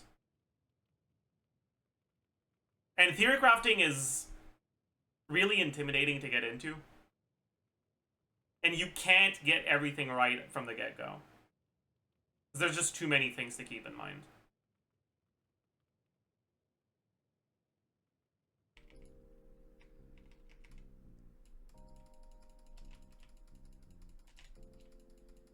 Yeah, the enemy's dying very, very fast. Another mistake of I see people make, not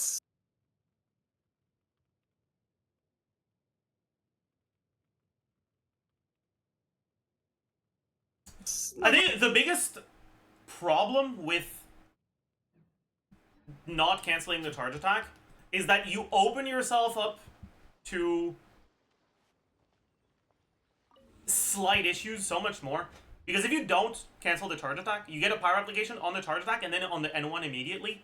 Which means if you don't get the cryo application in between the two, you don't melt at all. Which means that if your ping is bad, if you get staggered on Citlali, if pretty much anything goes wrong, you get completely cooked.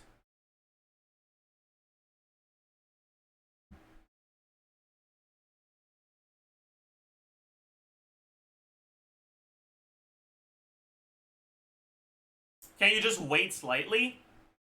I mean, yeah, but adding weights into your rotation is bad, but it's also not fun.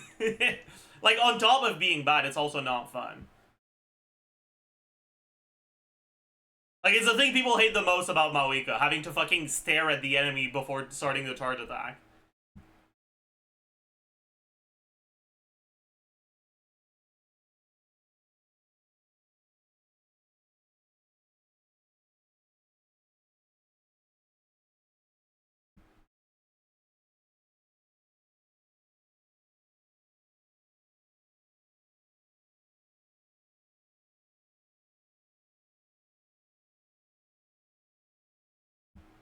Because if you just look at the time between the charge attack and the normal attack hit,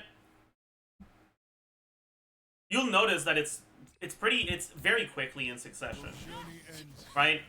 Lord of Seth, your sacrifice is ready. And you need that crop application to happen in between those two things. Now, by default, it does with zero ping swapping from Citlali burst into Arlecchino.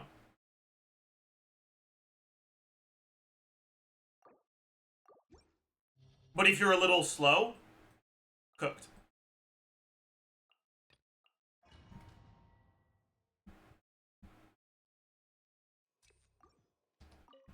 Your journey ends here, Lord of Seth. Laline, eat Your Papa. I fucked up. I didn't do the N1. Your journey ends Show no here, mercy. Lord of Not Seth. you two. Your sacrifice is ready. Alright, you get it by... Okay, that's kind of dumb. You get it by default if you do a good swap instantly. Your journey Get ends to work. here. Laline, But if you're just a little slow, Sacrifice is ready. you're cooked. Right? You don't get any melts past your first charge attack.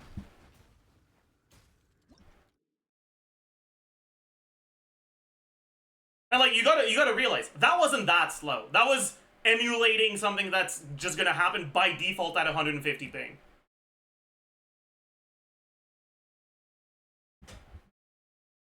Are there rotations that allow you to do the charge attack? Yes, but are they something I'd recommend generally? No, they're not.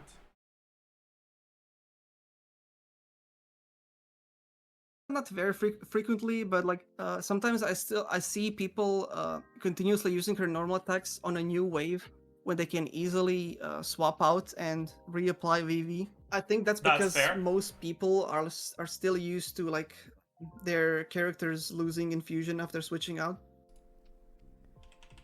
So yeah, let me set up again. That one's entirely true. I agree with that one. That's a mistake people make very often. And because the enemy dies so quickly, I should rebuff. So rebuff, keep my damage going. Yeah, it's a bit annoying on this specific chamber because if you refresh your VV, you lose your melt.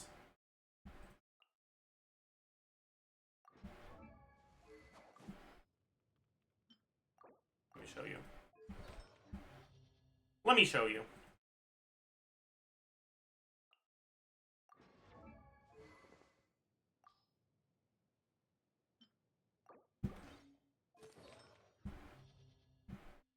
Because the next wave is AoE.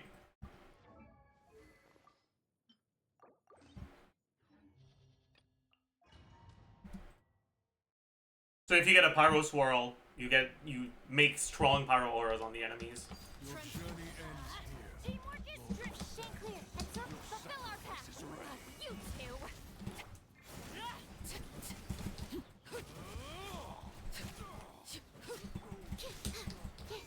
I fucked it up.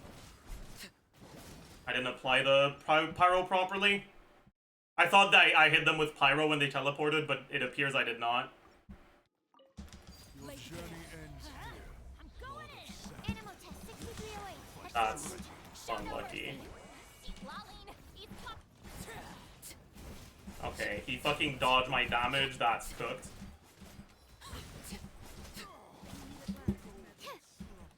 A gift for you.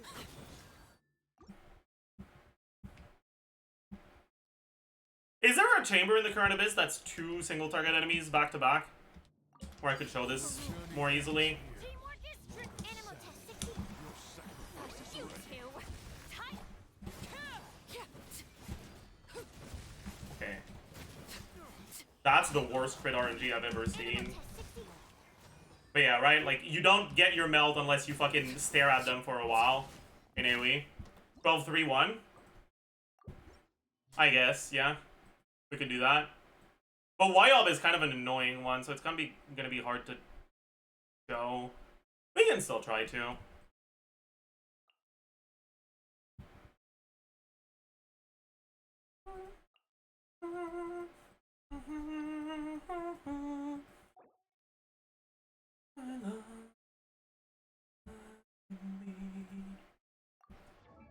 I was about to click on Verissa, man. Aww.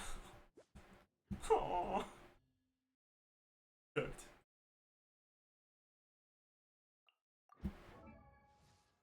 What's up, Jamie? We're slandering you right now. Hope you're ready.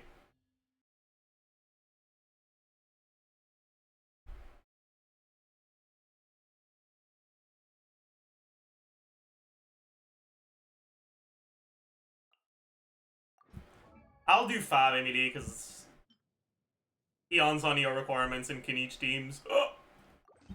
Do I do 5 Maoika 2 for fun? Joel is more fun.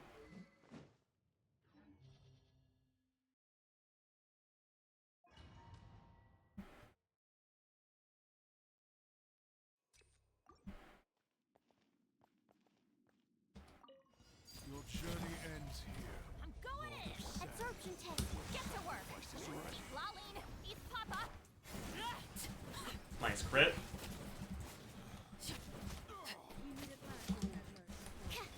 But yeah. So here you gotta like do this. Yeah, whatever. Ooh, what the fuck? Witness my rise. Laid bare. Then teamwork is stand clear. Here we're gonna have to cancel.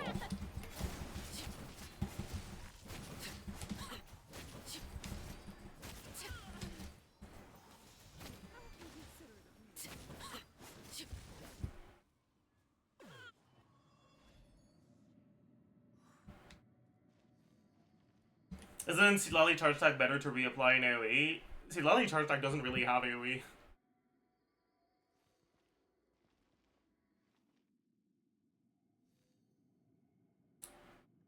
We done any mapping on 2-man co-op teams? No, not really. Extract. Faster. Stronger. Start. Rise with the sun. Light of the blazing.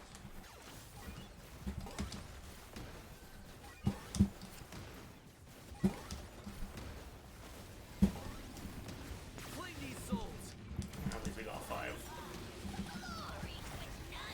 This'll brighten up the place. Quick as a flash. On my mark. Wrath from the sky. Bro, we didn't get the Cinder City.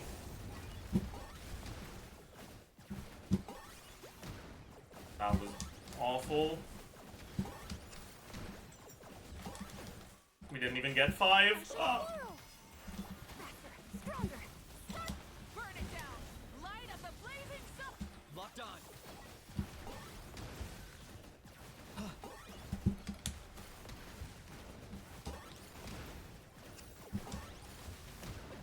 Alright. Energy. Thank you. First. At C2, is it better to see it right after the skill or to melt the C2 proc? You need to melt the C2 proc. It's too good not to. Oh, my energy's cooked? Uh-oh. Okay, no, we're fine. Everybody stand. Animal test 6308. Here, we have to cancel the charge attack.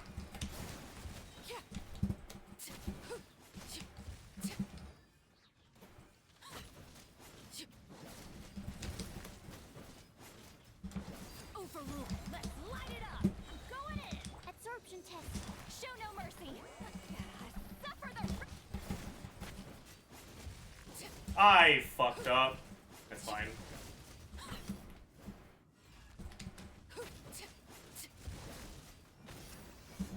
Transfixed. This is where you. Let's heal up.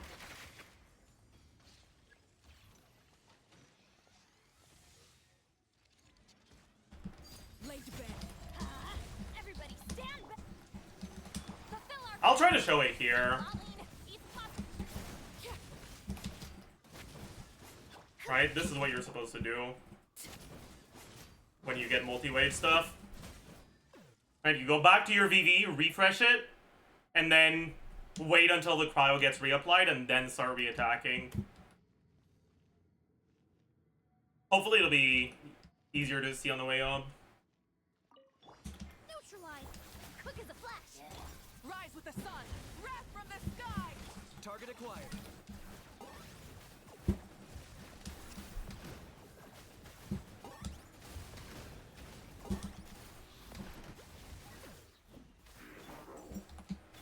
A little ambiance. Oh no. We don't have fobs because of the shields. So our energy's completely cooked. Uh-oh.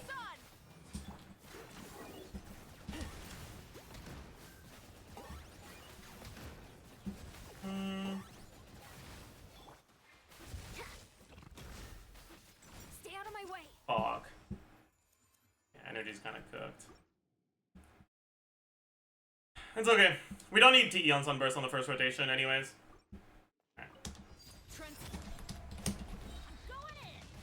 Okay, fuck you, I guess. Animal test 6308. Show no mercy. Suffer the.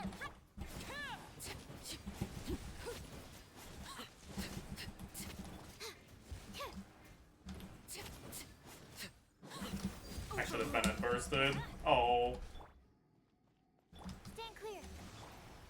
Get to work. I guess it doesn't matter.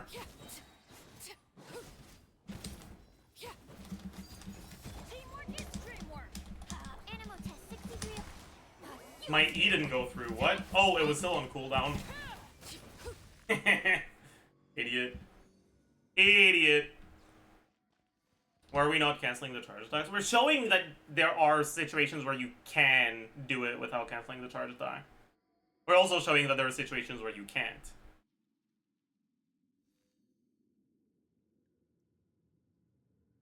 What do you N1 between E and Q with Seat Lolly? That's what we're saying, right? In single target, if you E N1 Q with Seat Lolly, you don't have to cancel the charge attack.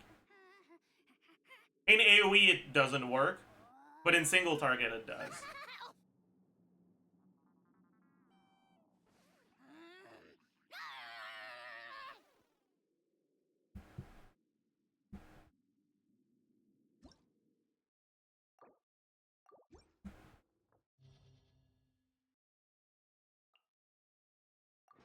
Jamie, are you still here?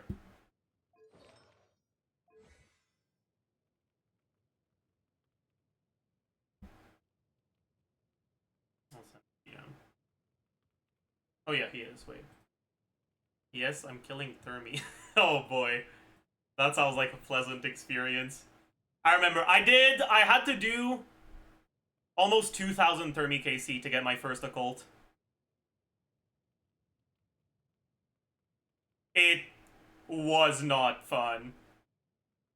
I killed Termi instead of Smoke Devils because it has a higher drop rate.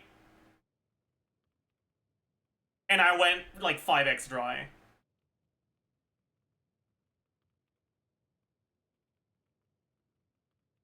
Who's Termi? It's an OSRS boss. Do I still have... I can probably, if I go to my DMs with Nick, and I look up Termi, or Occult,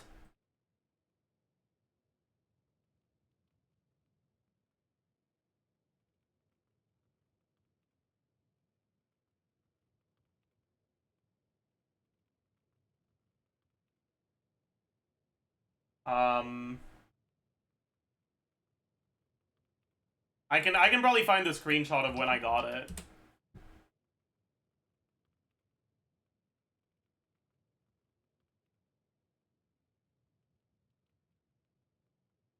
I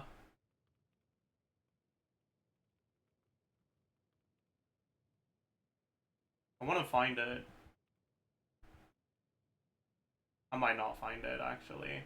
It might be too hard to find. Fuck. Wait, where are we getting aged? Oh boy.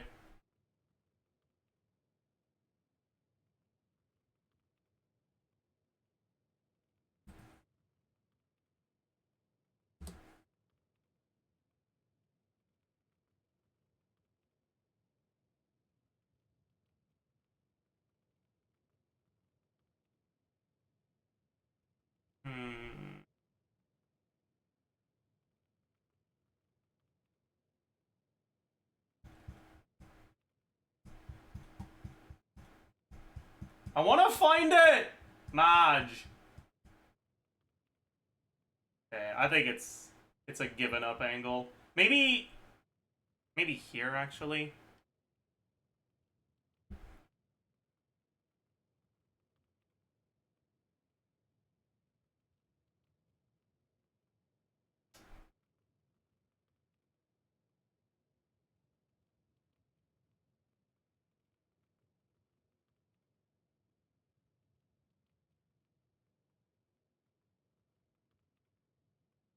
I'm sorry, we're getting... I got distracted. I know I shouldn't do this.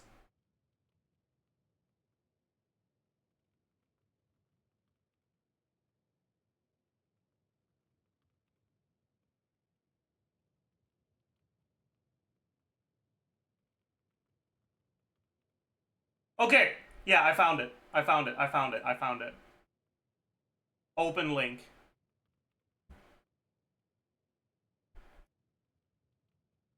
Look at this, Jamie. Look at how many Thermi kills it took me to find get my first occult necklace. 1,286.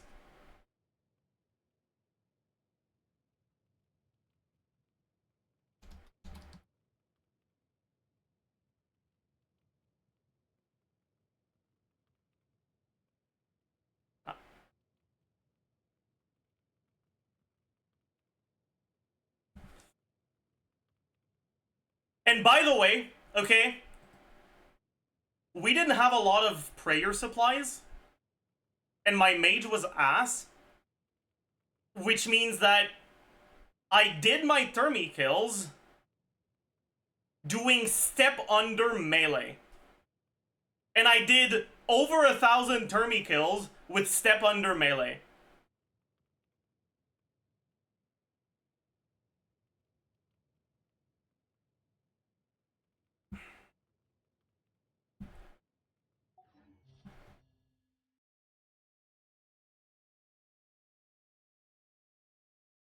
Anyways, it was not fun, man. I hope you don't go as dry as I did. I really hope you don't go as dry as I did, because it's not.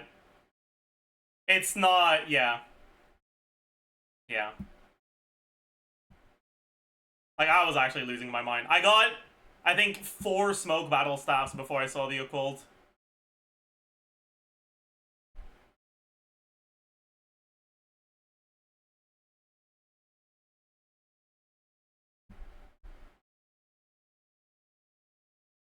Anyways,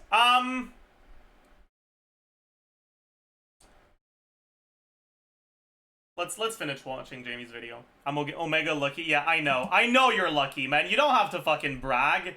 That's unnecessary. I get it. I've seen it. Because Arlecchino is one of the maybe you do deserve to go dry on something, actually. I feel like you've gotten lucky enough. You know what? Actually, I hope you go as dry as I did on my occult on your Hydra's Claw for Dragon Hunter Lands. I went about on raid on Dragon Hunter Lands.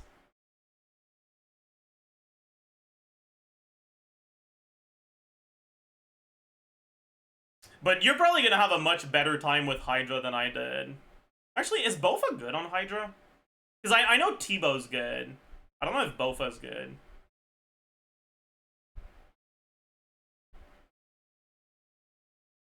We didn't have a Bofa, so I did all my Hydra KC with melee.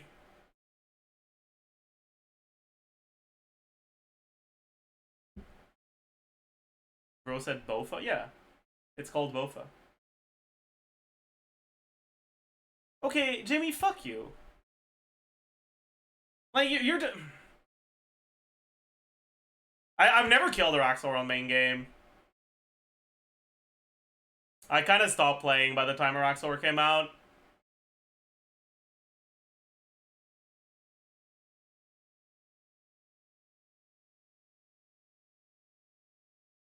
Characters who keeps her in fusion and she's not on a time limit, so there's no real, you could say, rush for me to get out her damage as fast as possible. You can take your time with it.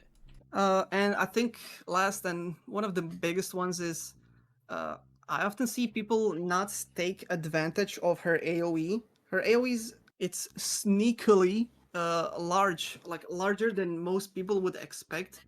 I think if you just position yourself a little bit better, angle yourself in a way that you make a line relative to the enemies, you can sometimes double or even triple her DPS by just damaging 2 enemies or 3 enemies instead of 1 at a time.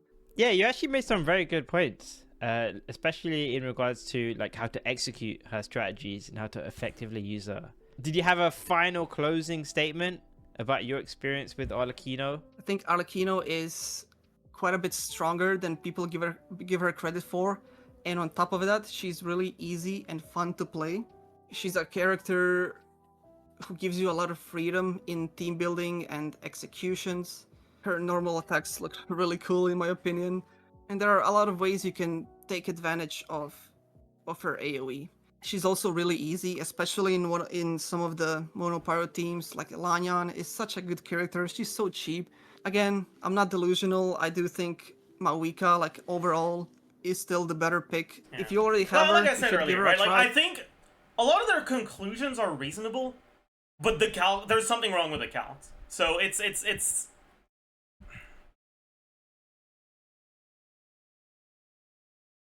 I don't disagree with the thesis, and I don't disagree with many of the conclusions, but the calcs they use to get there have something wrong with them.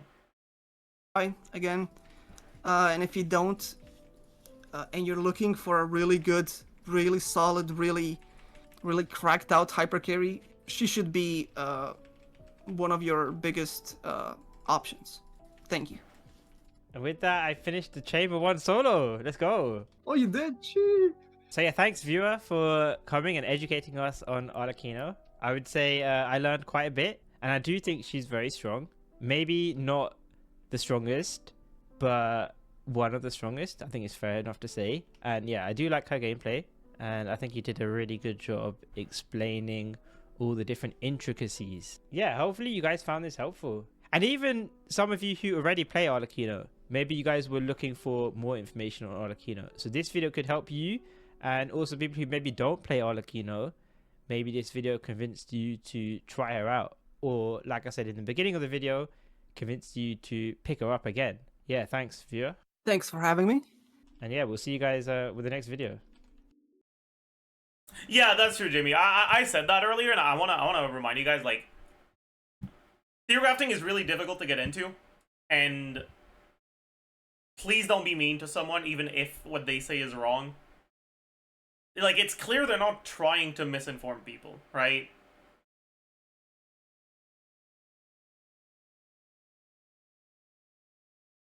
His name is Viewer. True. True.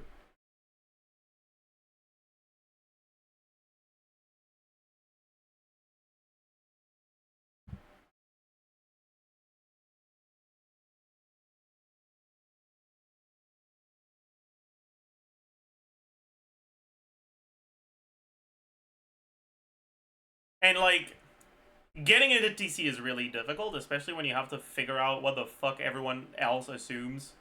And yeah, it's rough.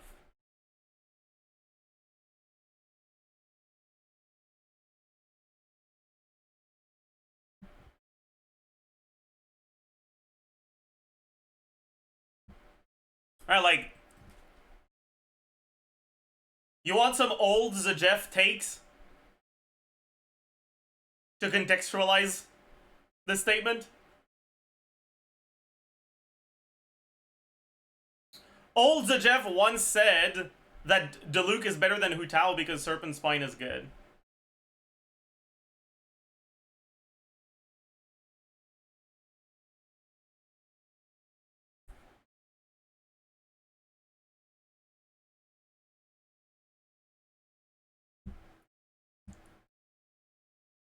Ancient takes. That is an omega ancient take.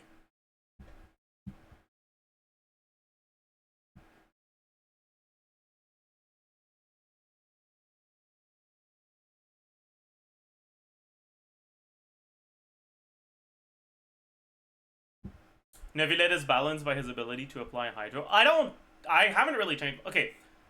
There's a difference between a statement, an old statement being false nowadays because it was wrong to begin with and we learned better, and an old statement being false nowadays because the things that led to that statement being true back then are different now.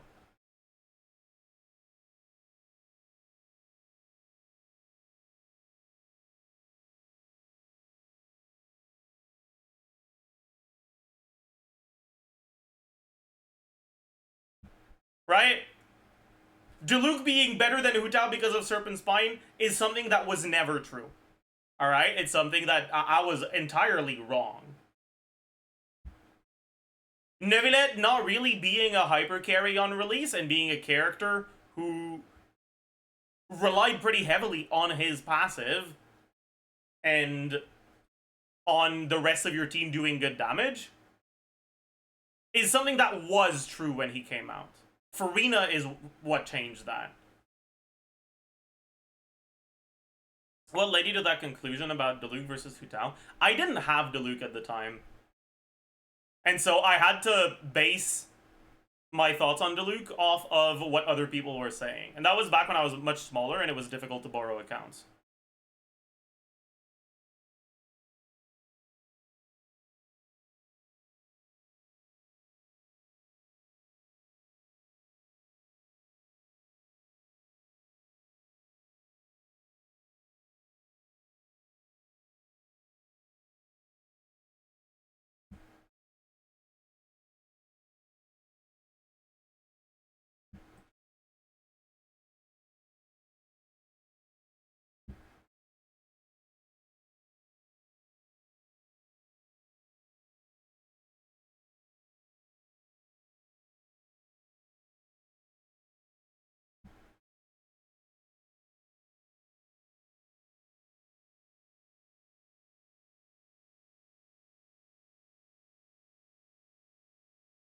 True, Jamie. I feel like that could get really toxic, though.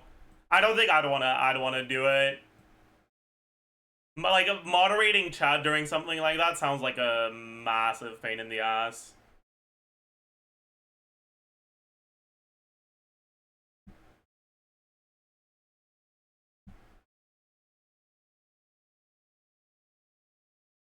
Is a Telneticon better than a C0 Mizuki for anniversary pick? Well, it depends. Are you gonna play Tifnutty if you get him at C6? Are you gonna play Yume Glorp if you get her? Is it better for the power of your account? 100%. You'll never play Yume Glorp unless you go out of your way to play a worse team because you like her. Whereas, if you get C6 Tifnutty, I think there is a reason to play him. He's actually pretty decent. He's not Mawika, but he's, I'd say, noticeably stronger than Al-Haytham at C6.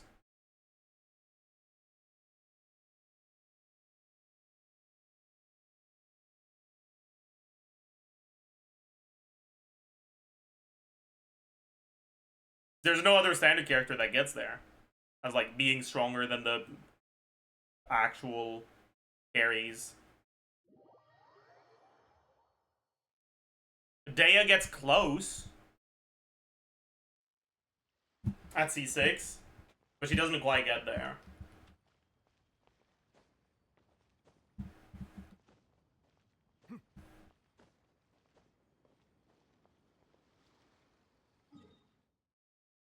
Diluc with C2 Xianyun and C2, yeah. The well-known standard constellations C2 Xianyun and C2 Citlali. True!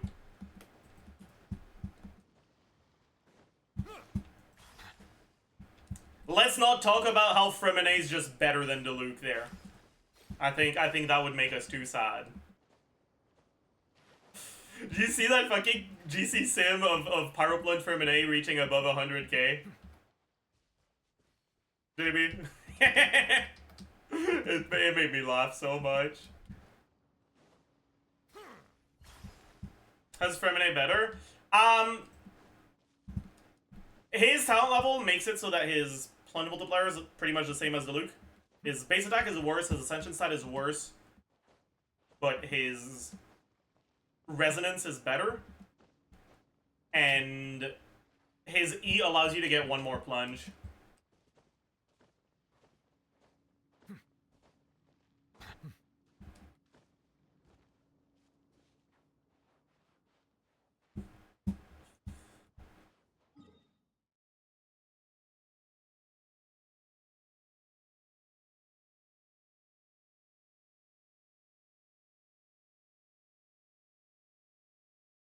And yeah, let's not talk about Escoffier, who's just better than both. Dude, Escoffier being like the best Pyro Plunge carry outside of Gumming is so funny. Like, that's really funny to me. It's hilarious. It's so fucking funny.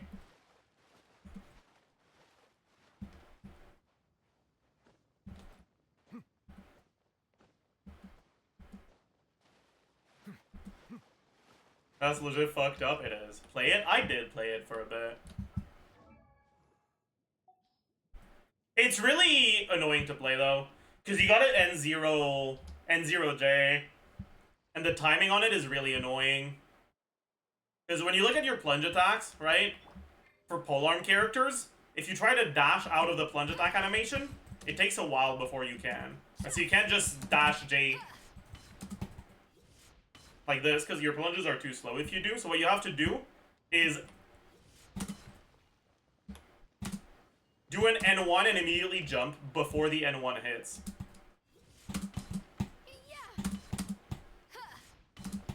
But the timing on it is kind of rough.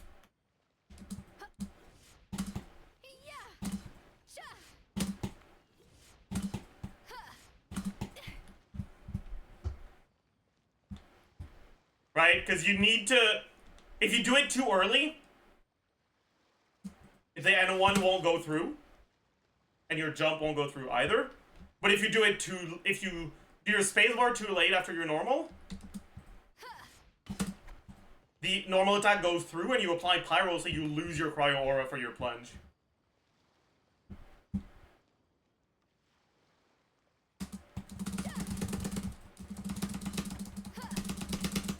You can try to do this, but then you end up getting some low plunges because you plunge too early, and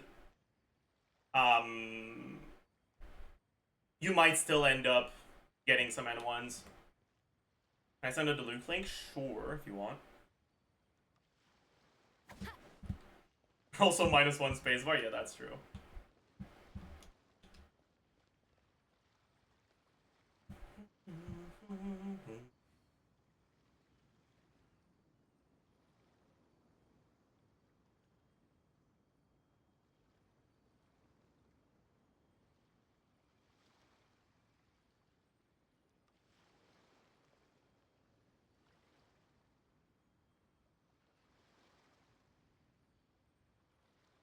Is that gonna be Dragon Strike?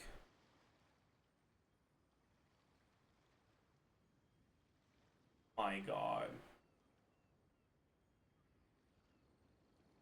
That's crazy. Dude, what the fuck are they feeding their Diluc for his E to do 400k damage? 540k?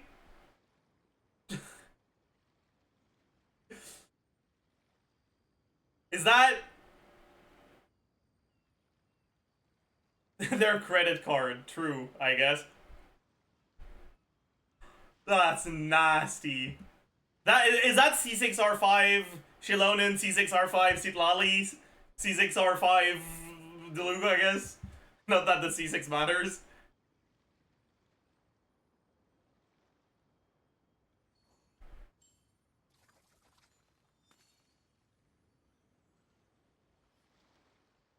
Jesus Christ.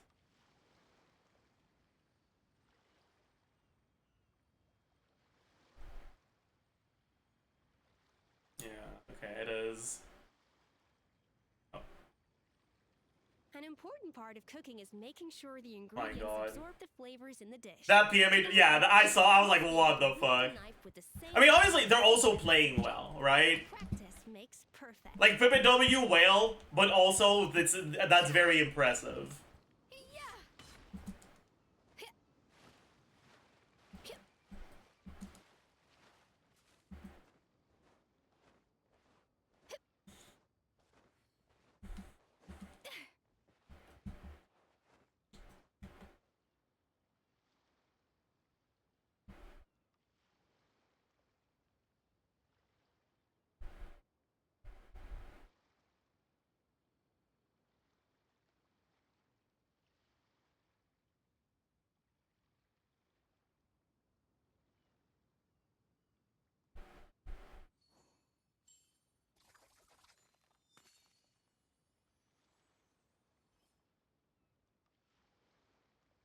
What is this? Surpriseの味わいよ。やあ。Unassuming ingredients can reduce you, flavor. Yeah. Potential takes a keen sense. Normal bote things, dude. Open mind. What the fuck, man? Also, that N1W's like really fast. What the fuck? Oh, you gotta spam W, don't you?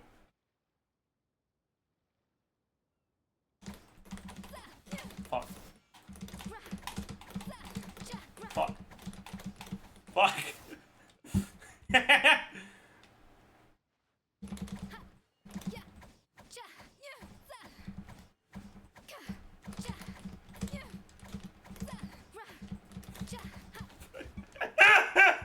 Just hold W, it doesn't work if you hold W.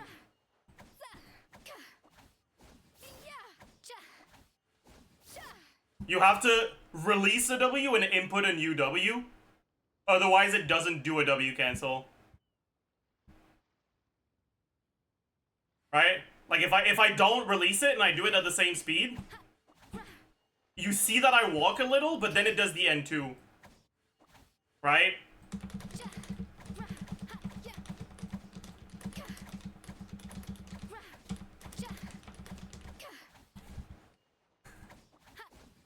Anyways, that's enough of that, dude. That's enough of that, man. Okay, and what the fuck is the... Let's go on the flat surface.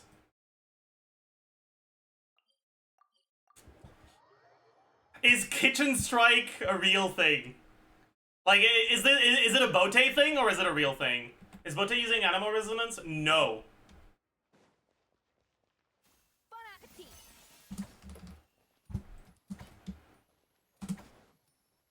Yeah.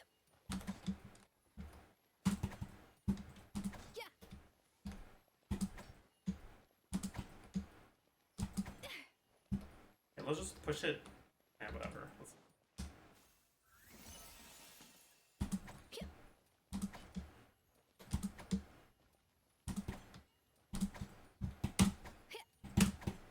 Oh, that was almost it.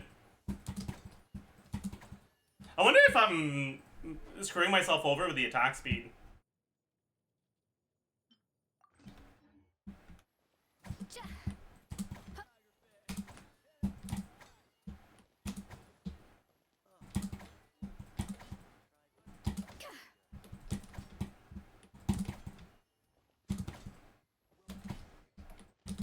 Yeah, I can't do it. Whatever, I give up. It's a Bote thing. It's not a real thing. Big Zell's the food first? I don't think it matters.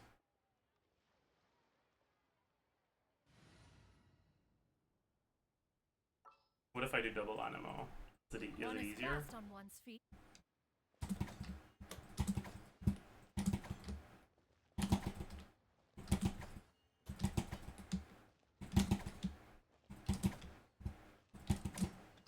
Oops. I don't know. I give up. That's enough of that. My god. I'm never late.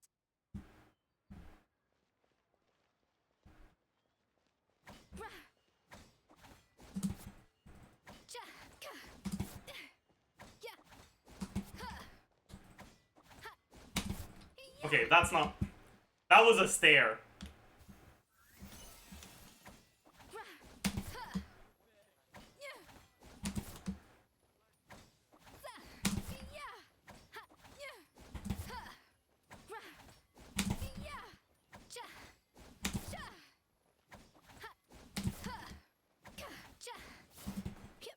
I give up. I give up, man. I can't do it. Let's cook. Fulfill our pact.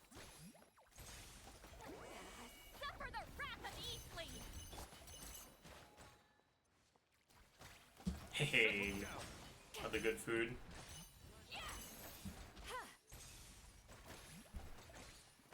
Wait, no, that was that the good food? I don't know. That was the good food, right?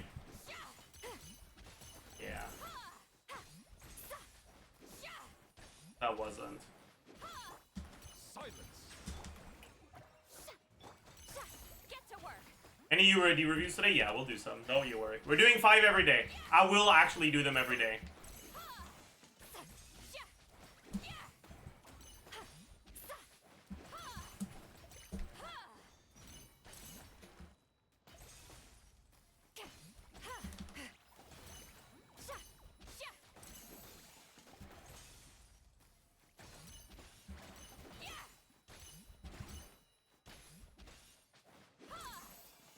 Last one. All right.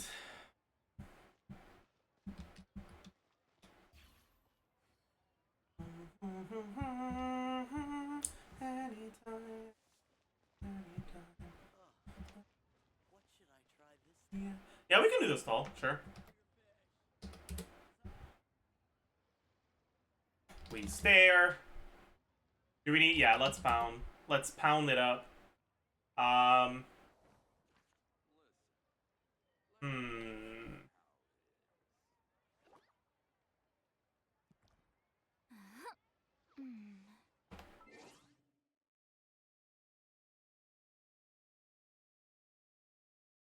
Is Klaus a word?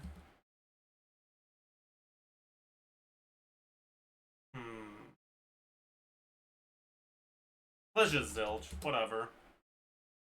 Okay, okay. Hush? No, that's... Am I an idiot?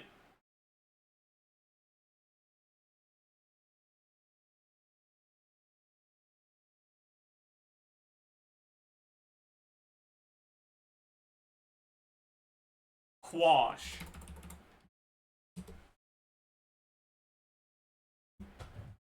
I forgot the A. Alright.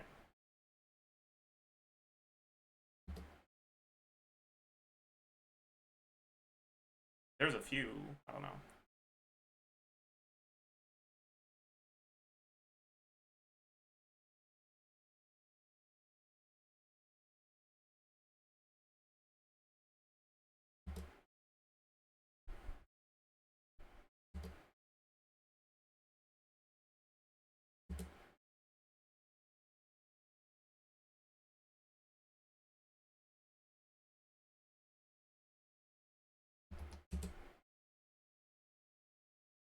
Misbehave to, I don't know.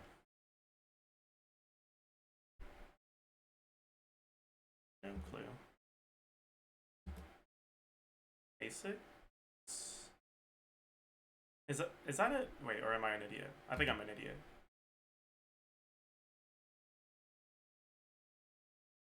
Is that from Urdu? Huh. Don't know.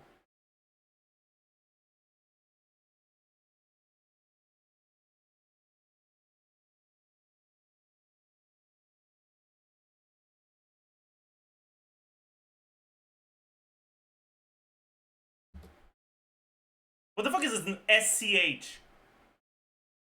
School? Maybe?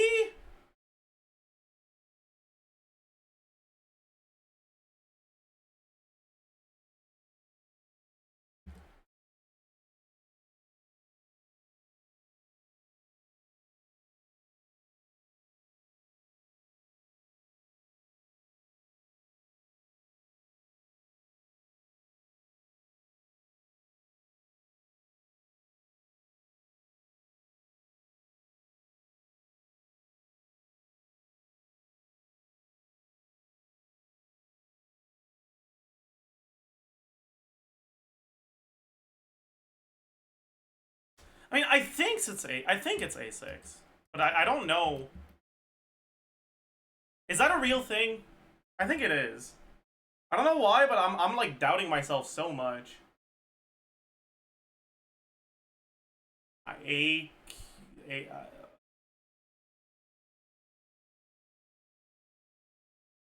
Act up? And then I don't know. I have no idea. But it's probably a vowel.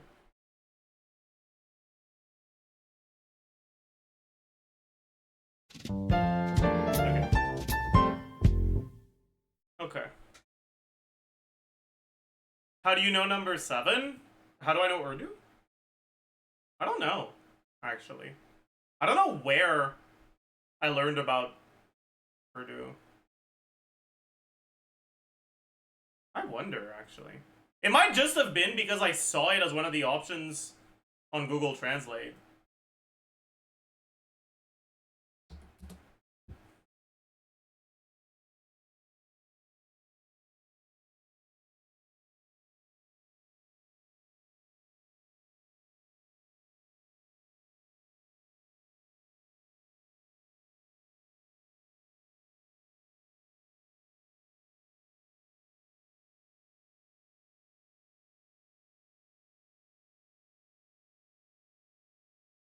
No, I don't think so.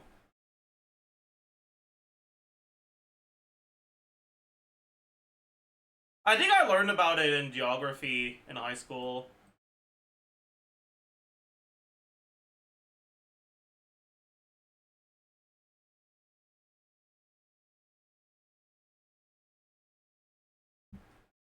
I'm not sure.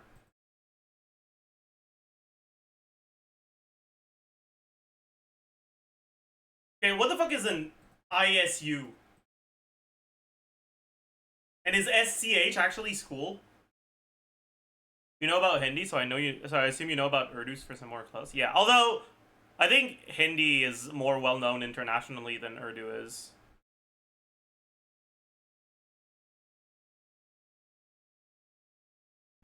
Anyways. let's go for the Genshindle. Yeah, no, sorry, Genshindle. Balls. Is it a balls day? It's not. Nahida. Is it a Nahi day? No, it's not. Okay. Late 2.x. Let's try Yalon. Bow user. Probably Inazuma. Goro. Yeah. Good morning. Are we going to search for ancient relics today? What the fuck?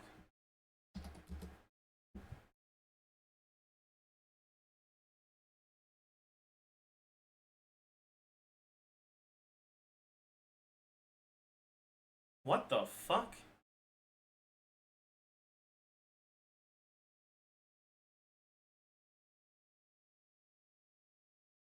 Bro, Farazan was my only guess.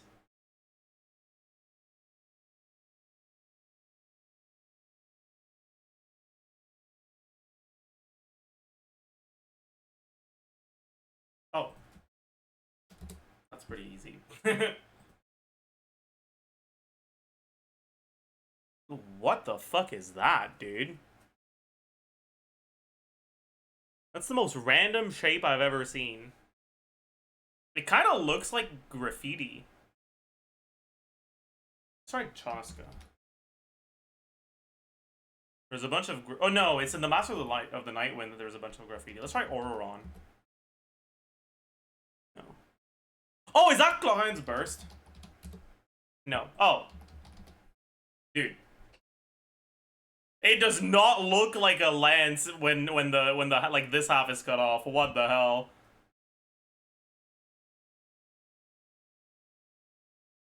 Great. I heckin' love when it's just the element for the first one.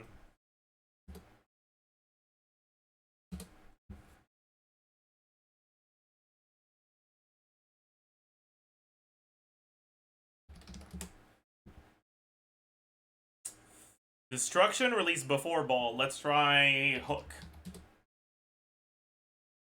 Dorillo Destruction released in 1.0.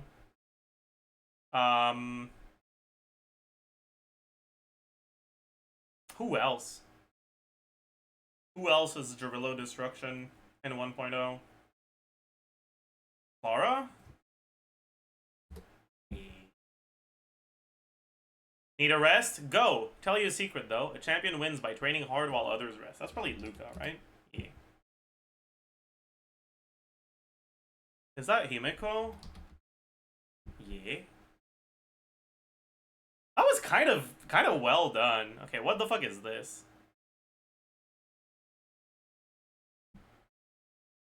Dude, what the fuck is this? Like, what is it? What does this emoji even mean? Is it supposed to be like a sleepy emoji? Is that snot? Is that a tear? Well, what? Like, what? Why? Hanya looks sleepy, I guess. I mean, that...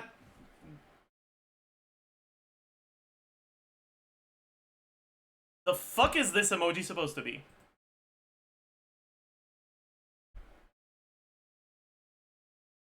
Like, actually, what is it? What's it called? It's the sleepy emoji. Is Kyukyu supposed to be sleepy? He's lazy, sure, but that's not the same as sleepy. That's a bad one, in my opinion. That's a pretty bad one. Alright, is it a Bende? Not a Bende. Tragedy. Let's try... This is gonna be... Billy. Dude. Okay, that's Omega pre-played. Holy shit, what the fuck? Okay, I'm not beating the pre-played allegations today. Ah, shit. Ah, shit.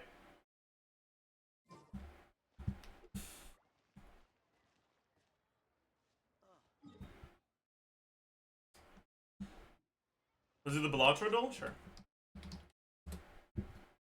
After that, we'll do some UID reviews. Is it a Wii Joker day? It's not.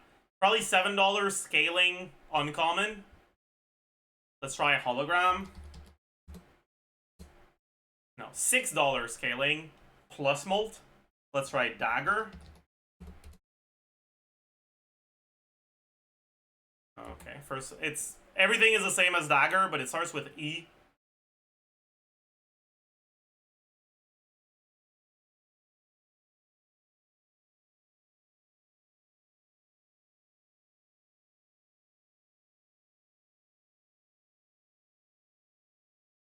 Erosion? The fuck is erosion again? Oh. Yeah, it's erosion. Okay. Easy clap. You take a 3.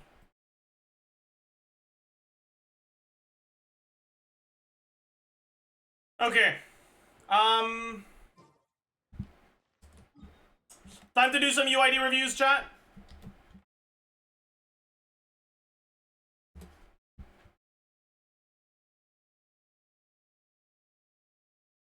Number 1 today. More 2. Okay, we don't have any specific questions. That's insane. This is the best Alhaitham build I've ever seen. Top 31. That's insane. That's insane. That's insane.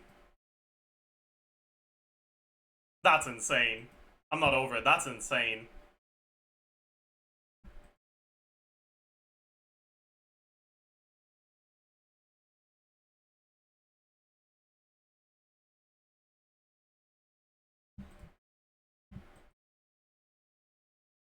Fucking hell, that's insane.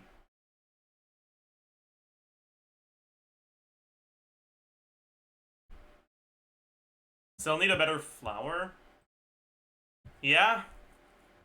I guess. That's like a 7.5 roller.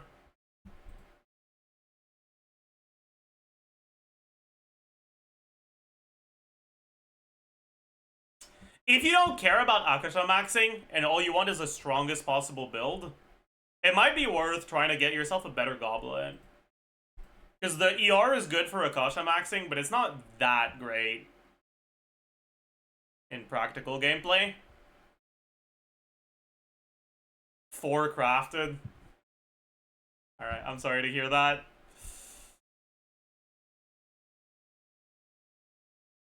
"24 crit rolls, 2 EM rolls." That's pretty good. Not as good, but it's still a pretty solid build.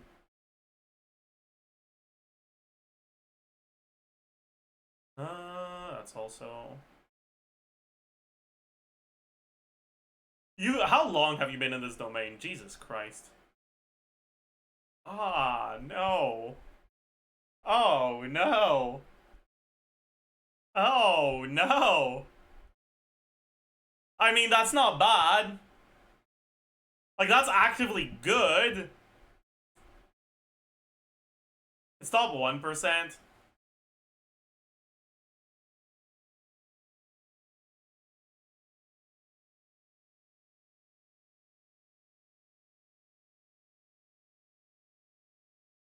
I guess your goblet isn't the best, or your circlet isn't the best. Man. Okay. This...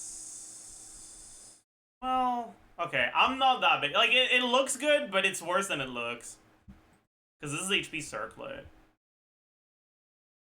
And ER sands. Oh, it's not bad. Like, 29 crit rolls is a lot of fucking rolls, right? But it's only 33 useful rolls on HP circlet. It's probably like 2%.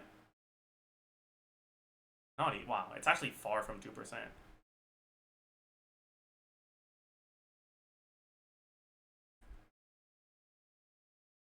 It's 2% for vape. Okay. Wow, 7%. Yeah, I guess HP circlet is a lot worse than I thought, huh? I mean, I knew it wasn't great, but even, yeah.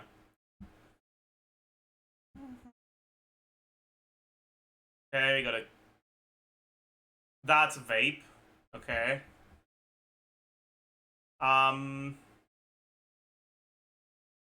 I guess that's pretty fucking good for a Vape Nilo build. But it's still Vape Nilo, so it'll clear slower than Barbara. True. Actually... Yeah, wait, actually, what is with your talent levels? You can't be doing damage Nilo build and then leaving her talents level 2. That don't make no sense. And speaking of talent levels, if you do use your Tough Nutty, you should probably level his burst too.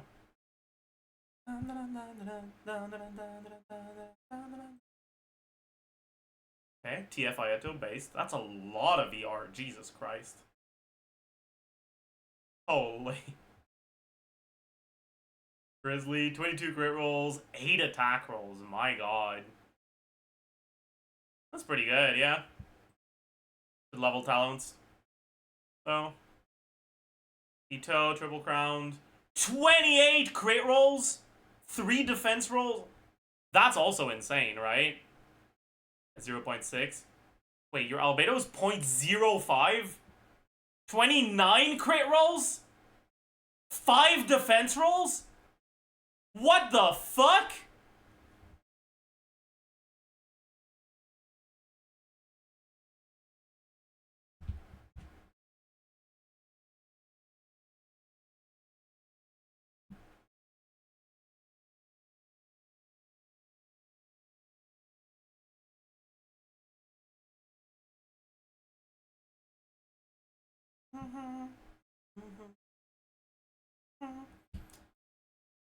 No Spindle 07. The entire budget of Romania was spent on daily refreshes for that account. True!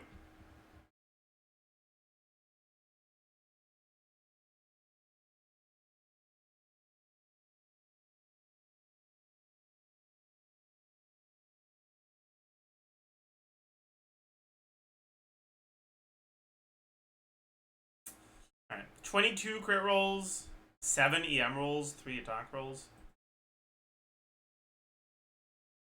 This is probably pretty good for Meld, huh? But it's glad. It's probably top 5%.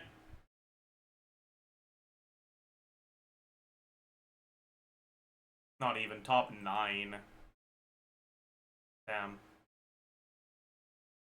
Oh, actually, I haven't checked where I rank on the Melt leaderboards.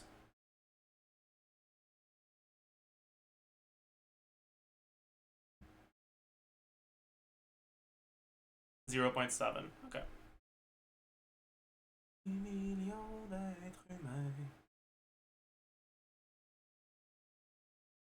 We're still in the top 1%. Not lucky when it comes to artifacts? Yeah, okay, buddy. Okay, buddy.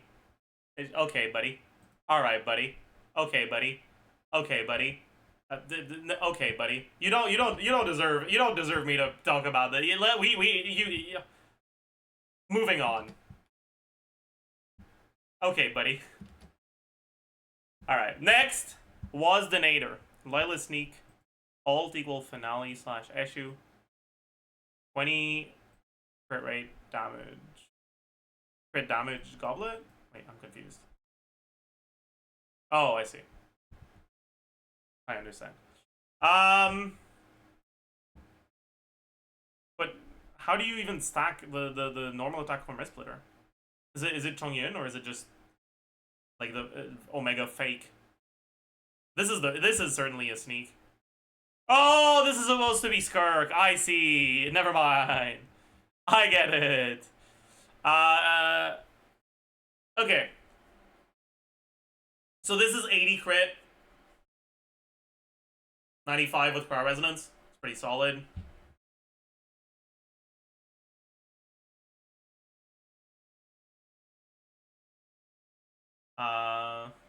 That's pretty solid. That's alright. That's pretty good. That's kind of whatever. That's pretty decent. Pretty low amount of crit rolls, but a lot of attack in exchange. So it's not terrible. This is not good for an off piece, though. I'll tell you that.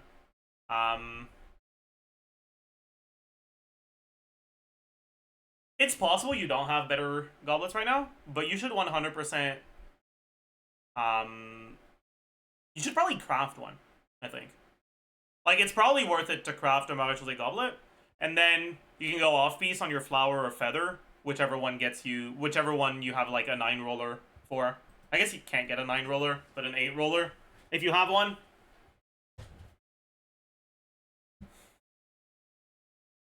Right, because even if... Right, if you craft a goblet, even if it rolls only 4 crit rolls and no other useful subs, if you have an 8 roller, feather, or flower, it would still be an upgrade. So, assuming you have some good flowers and feathers off-piece, it's basically a guaranteed upgrade to craft a goblet. Craft cryo or attack. They have a lot of attack percent in their subs, so I'd probably lean more towards cryo.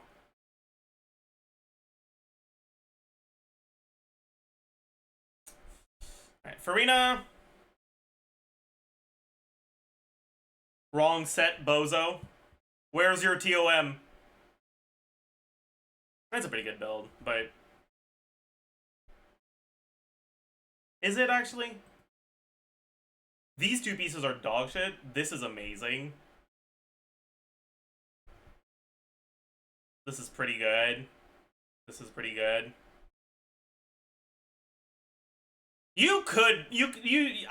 This is probably an account where your golden troop is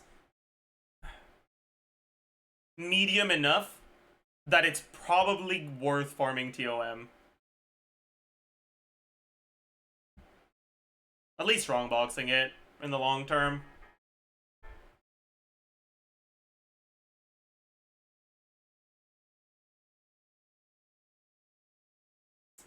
Yalon. 19 crit rolls, 7 ER rolls. That's a lot of EM, what the fuck?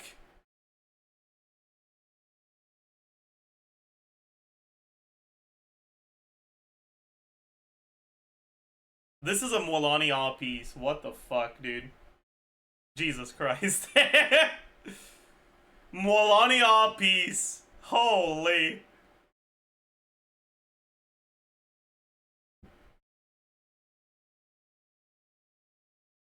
And the rest is kind of whatever. Your flower is pretty fucking terrible. Your feather is great. Your sands is great. Your circlet is whatever. Not very good. Your goblet is whatever. But it'd be amazing on Mualani.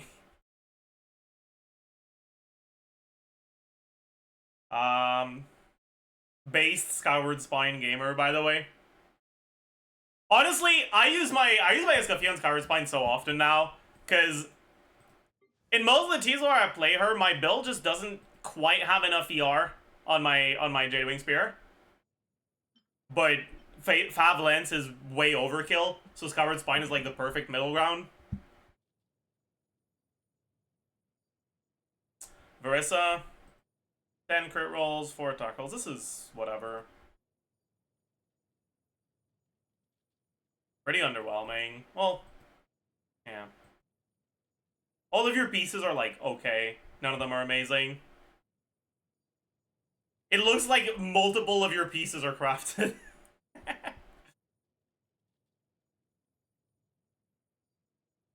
Okay. 7 days passed. Travelers, not quite 40k HP. We're not that far. Probably worth leveling her a little bit more if you use her a lot. You do have a lot of ER and subs, which is nice. Enough crit rate to prog the Fav as well. I'll say this feather isn't that good. Like, these aren't really the stats you're looking for. The crit rate is fine, the ER is fine, but because you're not at 40k HP, it's like it's just okay.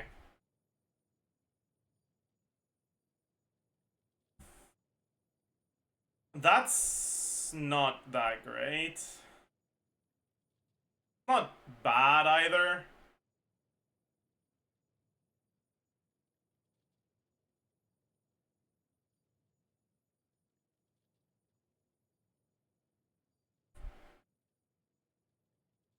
Most of your pieces are 8 rollers. Oh wait, this is 2-piece, 2-piece. Wait, why is it 2-piece, 2-piece? What team are you playing here? Oh, they're in Aj. Chat, can you ask them what team they're playing Xiangling in?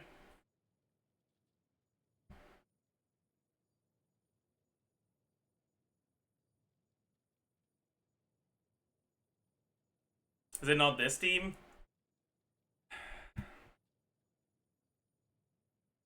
Are they out of favs? It might be an out of favs angle, huh?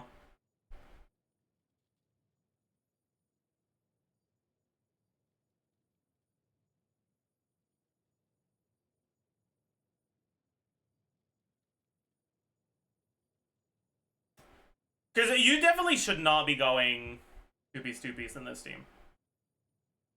Right? Xiangling damage is actually impactful in this team. So you should be going on 4-piece emblem.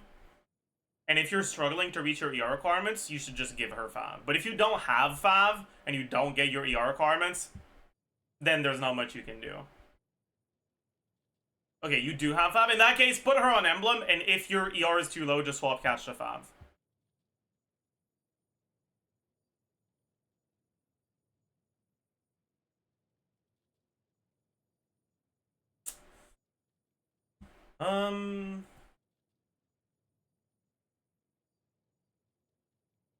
Wow.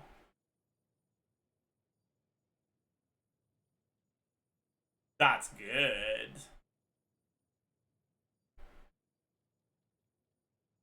I will say your crit rate is a little bit low. Personally, I'd be a bit too worried with the Fav reliability, especially on R2 Fav. I'd try to find more crit rate instead of ER. Maybe on the Feather. Or on the Sands. But I guess you do need a lot of ER because you don't have C1, huh?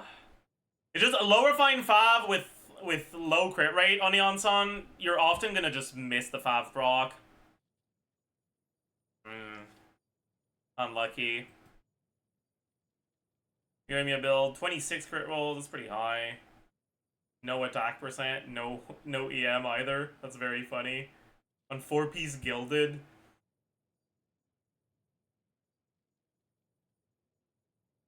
I mean, it's not even that bad to use 4-piece Gilded. Because if you're using her with Fischl, her overloads are an important part of her damage. To the point where EM Sends is often as good, if not better. So I guess it's alright.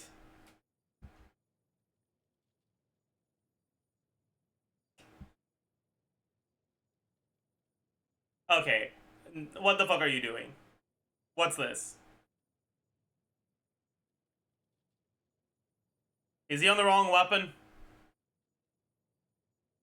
He's on Serpent Spine usually. Okay, that makes sense. 21 crit rolls, 6 ER rolls, 3 EM rolls, 2 attack rolls. That's alright. Okay, Circlet. Decent Goblet. Decent Sands. Great Feather. Pretty good Flower. Alright, solid build. 22 crit rolls, 6 ER rolls, 4 HP rolls. That's alright. 32 rolls. We take those. We take those, we take those.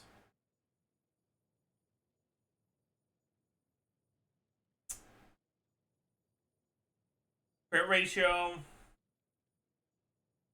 Alright, this is what, 82. Very nice for the Escoffier team, huh? Fuck you, Jamie.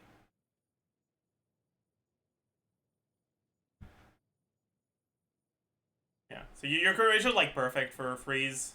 You play him in freeze. And Navia. Based. I assume the reason why it's like this is because usually you do Earthshaker Navia and Serpent Spine Gumming. But Serpent Spine Navia is better if you're not using both at the same time, so this is still fine.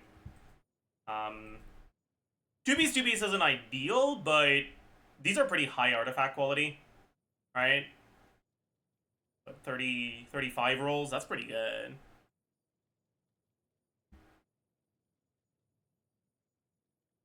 Only top 15 though, huh? I guess the 2-piece is rough.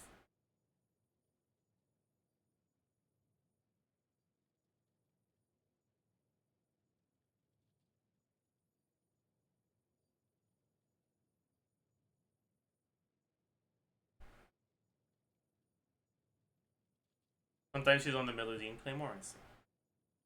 Yeah, I mean, you got some pretty cool builds. Right now, what I would recommend is... Well, I guess it's kind of sus to do, because Skirk might still get changes, and it's very possible that they try to incentivize you to use her signature set.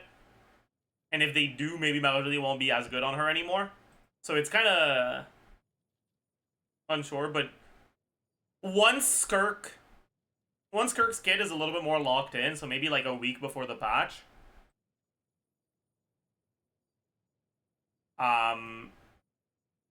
no changes V5. I don't know if I trust that yet, but anyways, if it looks like Malicious is gonna stay as her best set, I would probably craft a Cryo Malicious Goblet with double crit, because it's very likely to be an upgrade.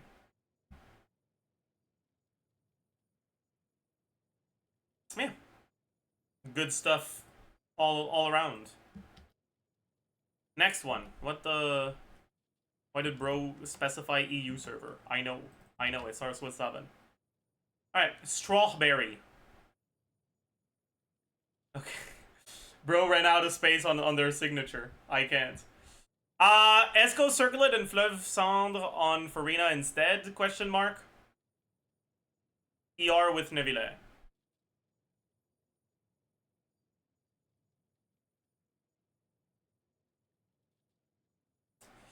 Okay. That's kind of wild. That's pretty good. That's kind of wild. That's pretty good. That's a little underwhelming compared to the rest. This is a very good Raiden build. Your Flower's your worst piece. When a 7 roller is your worst piece, you know you're in a good spot.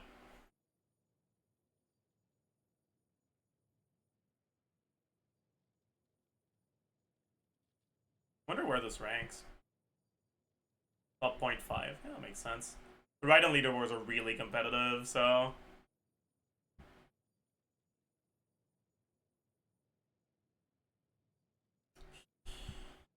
Alright, Neuvillette. 21. 5, 3. It's not the best.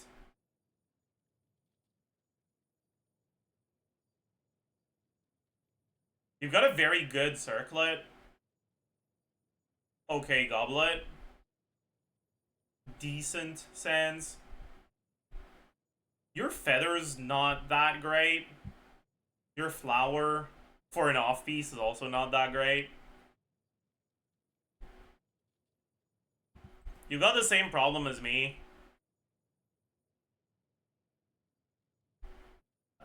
A lot of HP subs with HP Goblet with Proto Amber. Kinda doesn't feel as good. But it's still a decent build all around, right?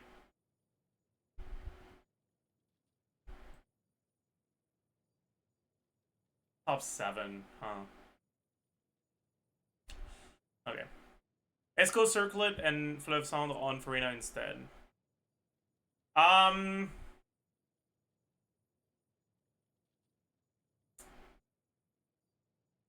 I see. I understand why you're asking. So basically, you've got 2 different builds. A Haran build with a really high ER Circlet, and a Fleuve Cendre build with a high damage Circlet. Hydro Goblet is better. It might be better depending on the stats it has. One major upside that Hydro Goblet has is it can have HP percent as a substat.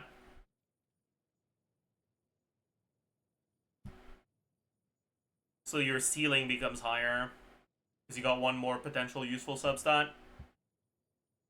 Anyways, I mean, I guess we can calc it, right?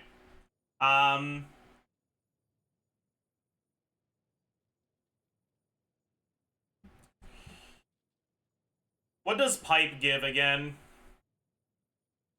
I forgore. Pipe.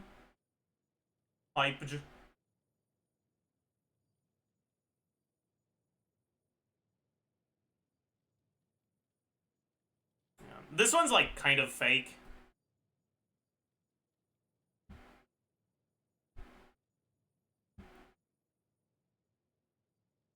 So it's pretty much you're pretty much gonna end up with just a little bit more ER because of this.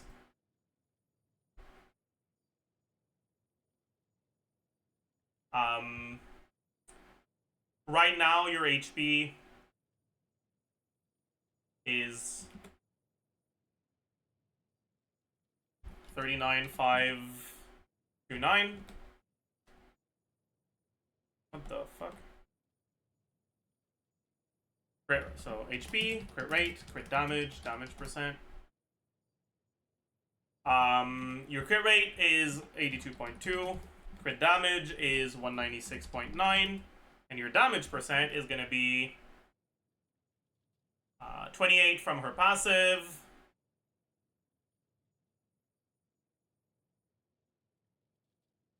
12 from Haran. Oh yeah, there's also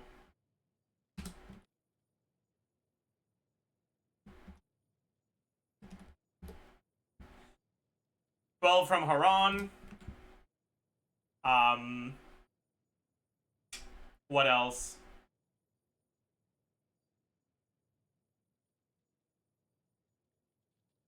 What's the team you play?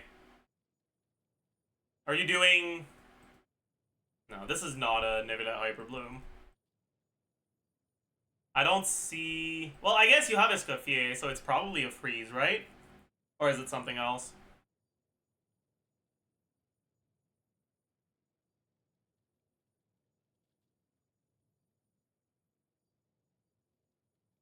Nivedette, Farina, Escoffier, Rosaria. Okay. What set is your Rosaria on? Is she on Cinder City?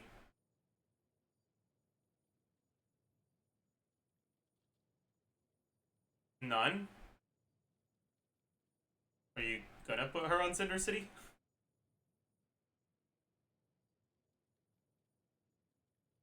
Just crit, right? You should put her on Cinder City. Anyways, fanfare.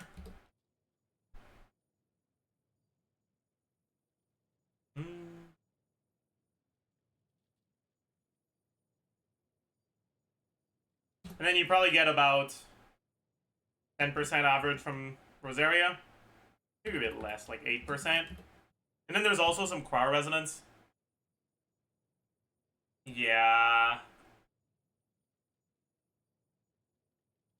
You're gonna Omega Overcap with Pipe, aren't you?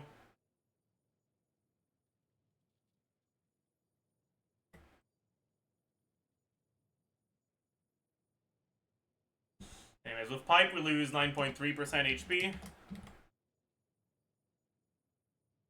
We gain 13.4.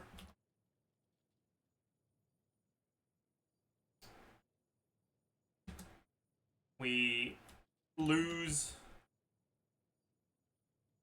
33.1 crit rate, but we gain 31.1. And then we gain 16.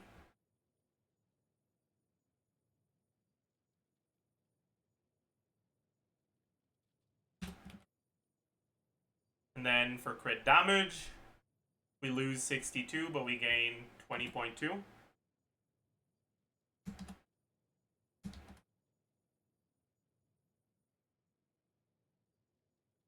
Your damage percent goes down. Your EHP.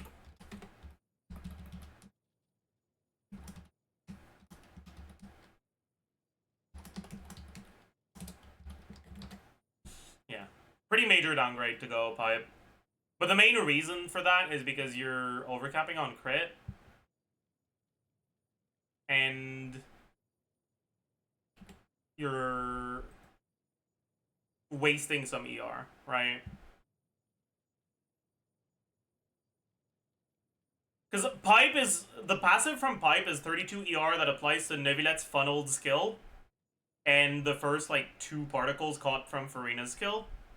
Which is 7 out of your, like, 9 particles generated. Or, sorry, 6 out of your... It's more than 9, I'm gonna do it. 6 out of the, like, 15? 14? 14 generated? 15?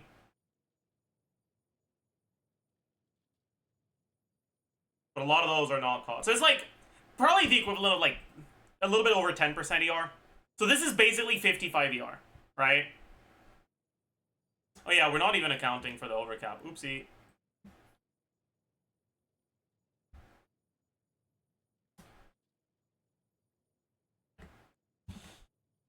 Oopsie. Yeah. But yeah. You're basically gaining like 55% ER here. Which is... like 25 more than what you get from this. But in the Nevilet team, you don't need that ER. In teams where you do need that ER, right? If you had to convert 25% ER into other things, most of the time, you'd lose a lot of your other roles for it.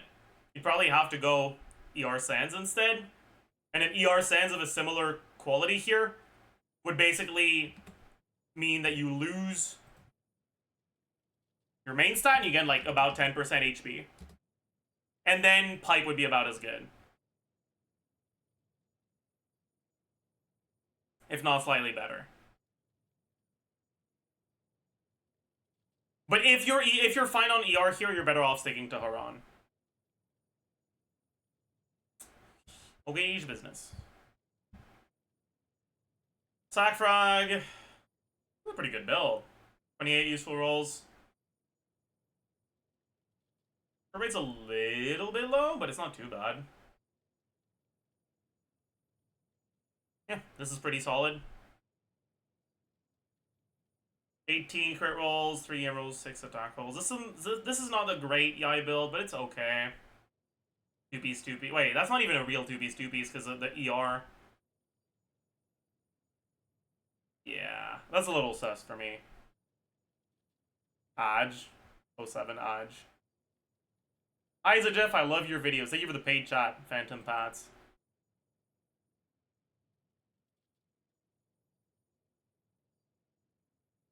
Nilo, Dockhand, okay. Wow, that's a lot of HP. Jesus. Yeah, that's a really good Nilo, huh? I guess it's only your circlet. Well, I guess it's your stands and your circlet are kind of underwhelming. But I mean, it's not the end of the world. You've got a really good flower. Your goblet is pretty good. Your feather is not the best, but it's okay. Yeah, this is a pretty solid Nilo build. No, not much to criticize here. A lot of defense, but yeah. Okay, that's not it. That's not it. Fav Xianyun on 17 crit rate is not gonna proc it. Maybe you're just using Fav as an ER stat stick. In which case, I guess it's fine. But if you need the Fav proc, you need more ER than this. Or sorry, you need more crit rate than this, and it's even more important than the ER.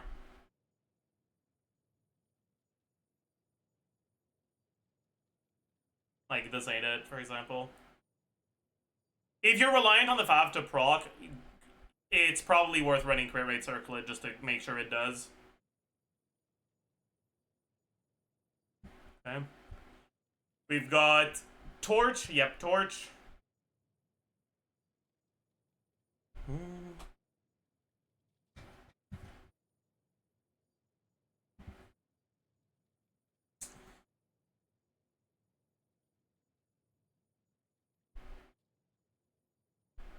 This is a horrible Sans. The rest of your build is decent, but the Sans is dog shit. My god, this is awful. That's terrible. My goodness. It makes me want to throw up. That's disgusting. One useful roll. Like, that's bad.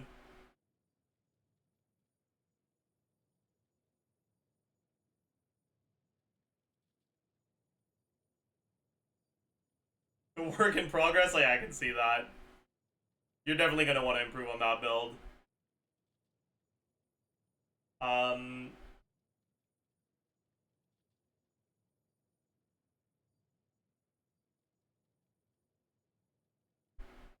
The unfortunate thing is that your Reina build is going to be really hard to improve.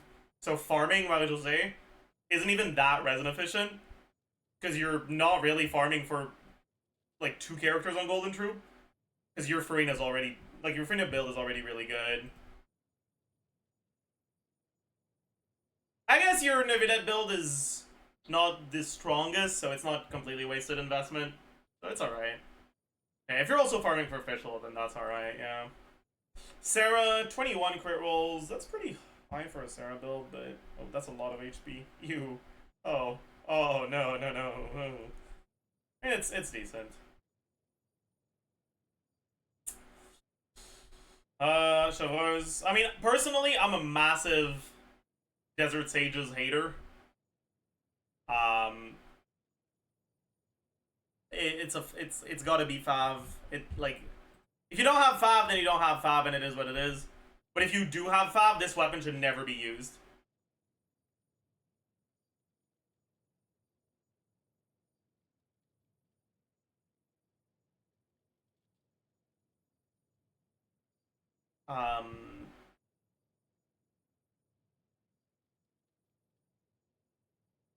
Even if you can't cap HP, yep.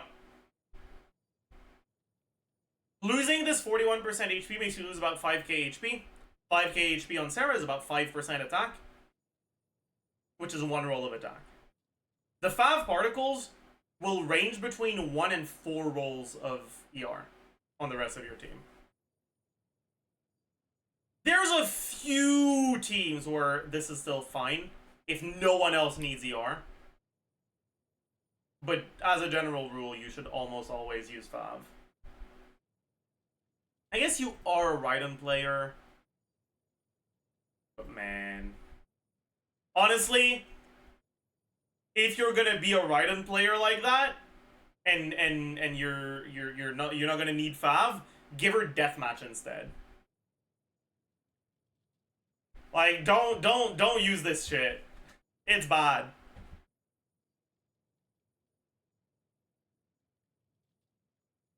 The main problem with this is that the passive is completely worthless, right?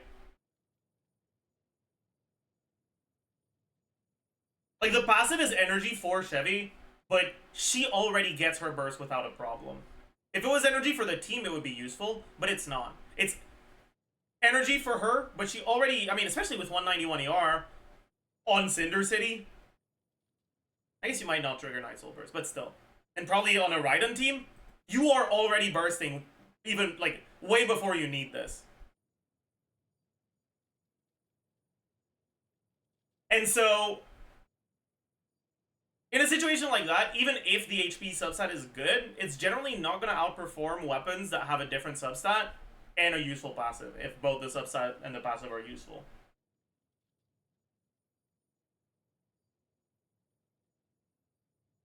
Also, keep in mind you have a lot of attack on your Raiden, right? Because you've got Attack Sands, you've got Engulfing, you've got Sarah.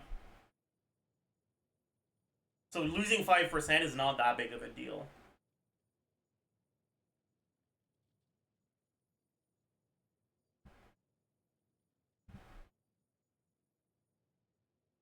Anyways.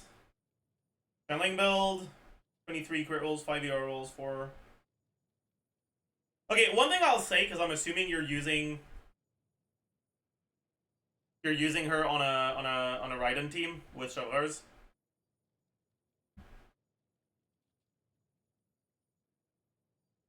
The overload buffs were very, very impactful for those Raiden teams.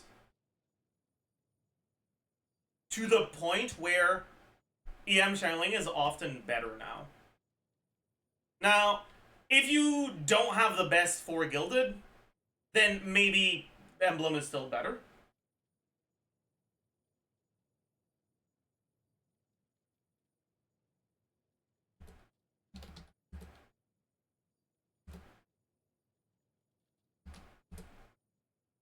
This one is Cinder City.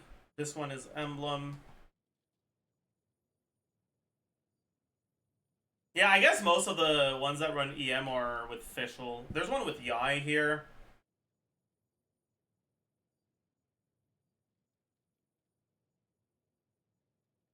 Some of these are old, too. Yeah, this is triple EM main stat. That's the highest simmed one, I think. 71.2, yeah. Especially if you're running C2R1 Raiden, where your damage starts being concentrated into Raiden even more. That makes it so that support sets become even better. Although you do have Cinder City on Chevaleuse right now, which means you can't also run Cinder City on her. In a perfect world, what you'd want is to have Song of Days Past for your Chevaleuse, so you can run Cinder City on her. But that's a pretty long-term thing. It's going to take a lot of resin for that to be an upgrade, so maybe it's not something you want to do. But if you are a Raiden main, then maybe you'll want to do it even if it's a minor upgrade.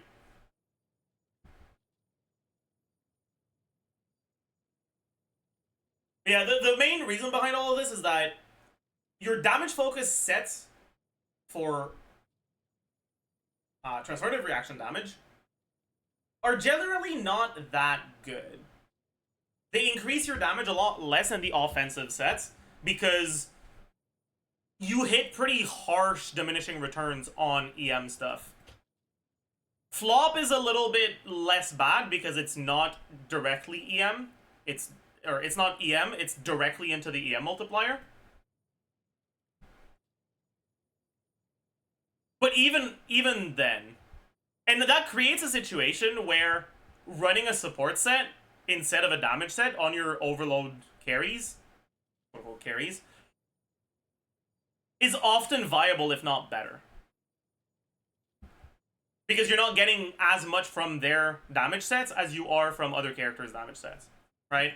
If you got 230 EM full value out of Gilded, you're starting Kitane Crossspear, 96 Ascension, 187 times 3 from main stats, and like 100 from substats, right? You're starting 867, getting 230 from Gilded brings you at 1097. Your EM, this is EM multiplier, is going to be 16 times EM divided by 2000 plus EM plus 1. And your overload damage is going to be 3894, 3984, one of those two, whatever. Times 1.15 because of the shred. Actually, it's a bit more than that because Guoba, 1.225. So you're only gaining about 4k damage on each overload, which isn't bad, but it's just a bit more than 10%. It's not even 15 from your set. In comparison, an average character that uses Obsidian, they're a 98.4 base, right? A 5-star character that ascends with crit. They use, let's say, something like Serpent Spine.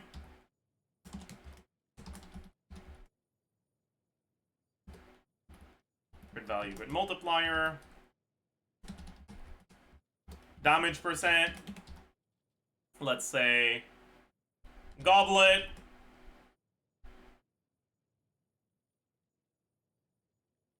Cinder City. Most characters have a self buff that ranges from 20 and 40 when you look at the carries.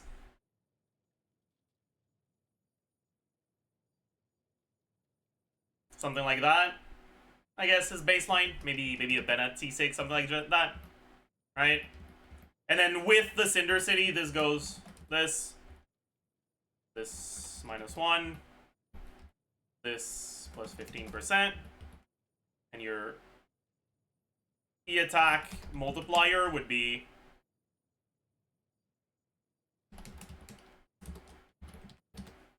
right, and you look at the upgrade from the set,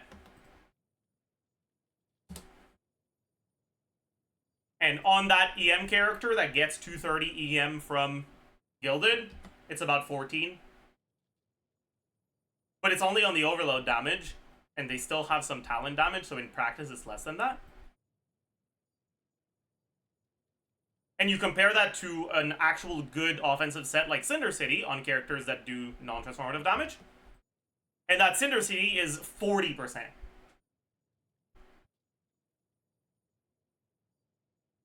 Right?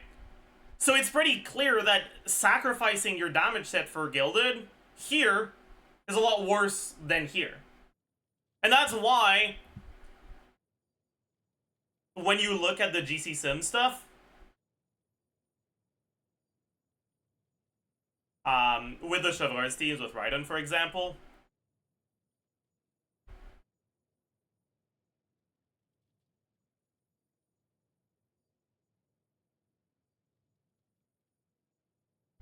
if you...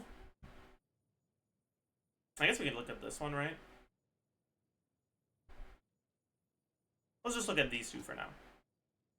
Right? Replacing Gilded Dreams for Cinder City here takes from 66 to...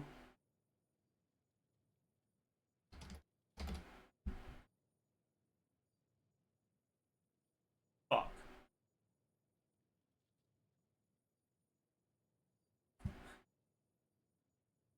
I give her Cinder City as a weapon. That wasn't intentional.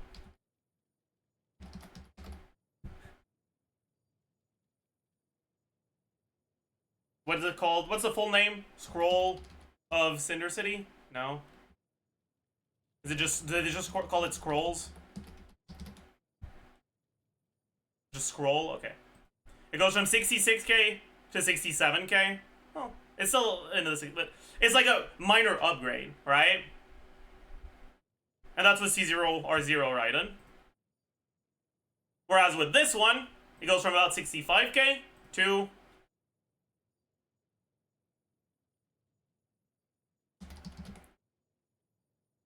we do lose ER here, so we're going to encounter energy problems. Let's pretend like we don't. Give 20% more ER. And it's pretty much the same, right? We're not really getting an upgrade, even though we cheated and gave her 20% more ER. If we didn't cheat, and that 20% ER came at a cost...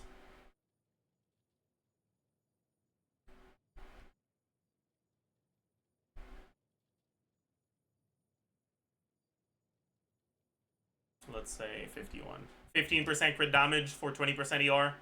That's a pretty generous cost, I think. It's a downgrade, right? Because she loses more from losing the emblem set for talent damage than she does losing the gilded set for overload damage. Anyways, hopefully that was helpful to like drive the point home. In the very long term, if you want to stick to Raiden, I assume you like her from the fact that you have C2R1, and that she is still built on a damage build in 2025. It's probably worth getting yourself a Cinder City build with EM main stats. And that's right now, but also in the medium and long term, they might end up releasing characters that replace Xiangling in that team.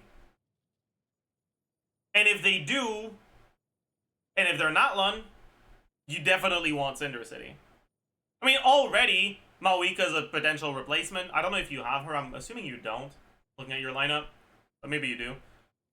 You can use Nahida. You can also use Pyro MC. The biggest problem with both of those is that their application is much, much slower, which means they get a lot less overloads. The thing is,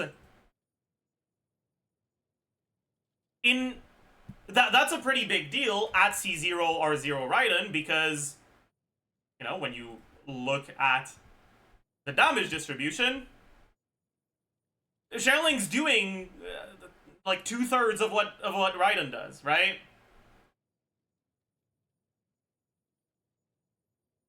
And so if you lose all those overloads, that fucking 15k DPS that's coming just from Xiangling's overloads, it's a big deal. But when you get C2 R1 on Raiden, this number doesn't change, this number doesn't change, this number doesn't change, but this number does. And that makes it so you get rewarded more for running supports that give you buffs versus supports that have damage themselves. I'm actually fairly curious. I don't think Pyro MC is implemented on GC Sim yet, but I'm curious if at C2 Pyro MC is just outright better than Xiangling for Raiden teams. I think that's very possible.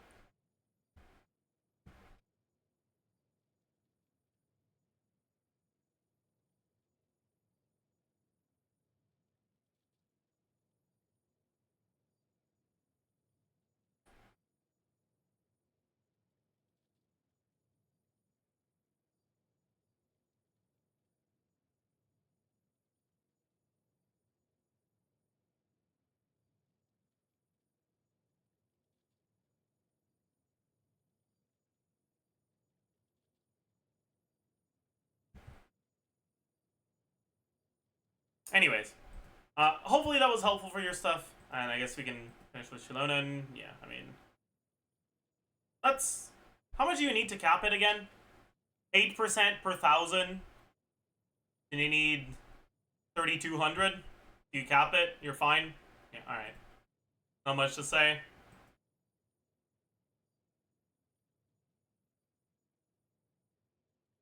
You pretty much don't give a shit about anything other than defense percent on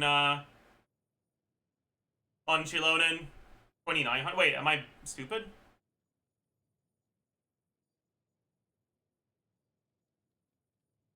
Oh, it's because it gives you defense as well.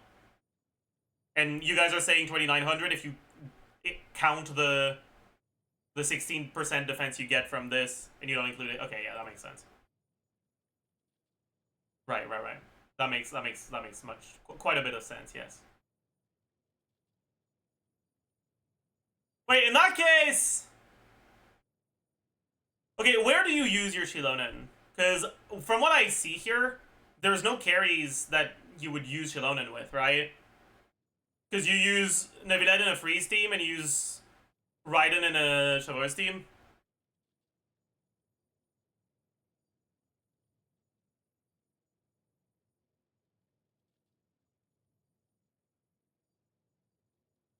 So where do you end up using that Shilonen?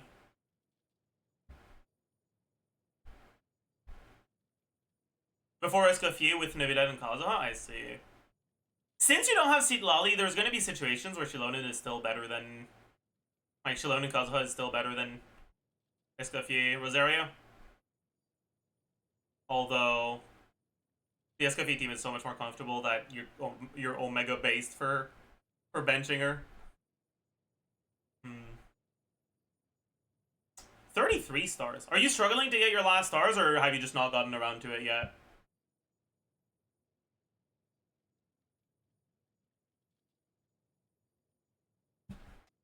Because it says 12-2. That means you got your 3 stars on the first 2 chambers, and you haven't done the last one yet. Last chamber, Void Shields is pain. As in, you're dying, so you're resetting, and you just gave up, or you tried to get enough DPS and you weren't able to.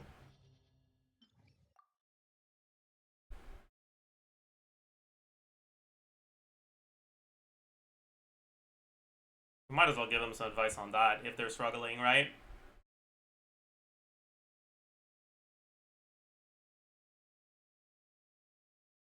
Both in different teams. Okay, if you were trying and you were unable to, we might as well give you a little bit of advice. You said you're also happy to farm Golden Truth because you're also building Fischl, which means you probably have Fischl at least leveled.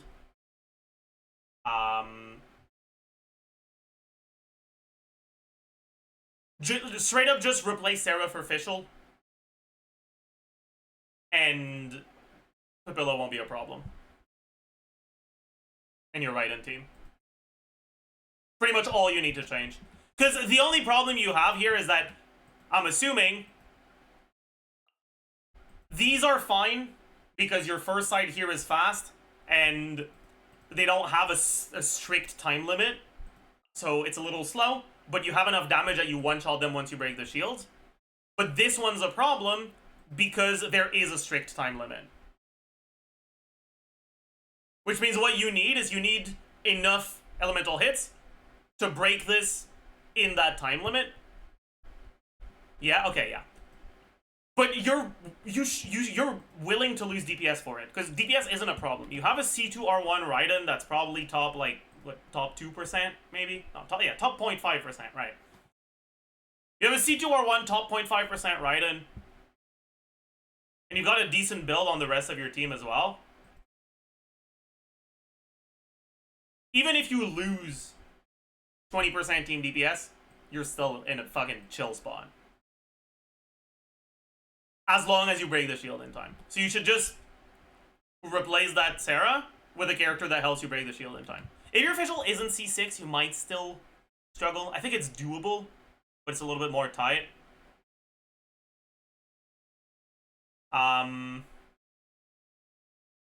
He is C6? Okay, you should be fine then. I'll show you. Right?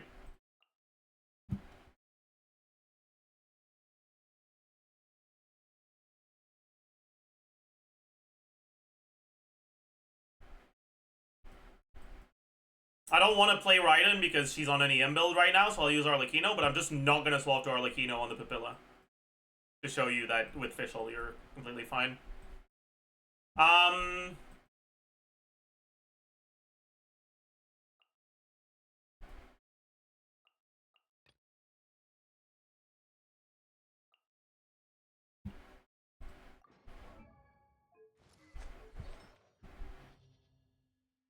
Use Verissa? Shut the fuck up. Honestly, fuck you. Also, before we do that, I'll be right back.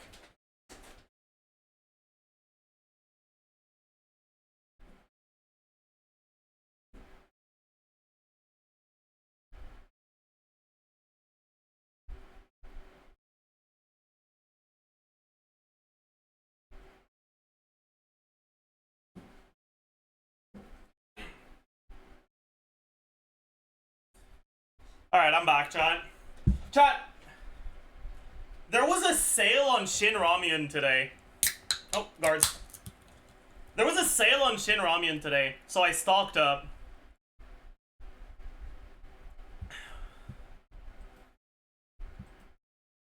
The kimchi one? No, the hot pot one. The packs of 4 were like $4 something, and that's Canadian money, so it's like Monopoly money.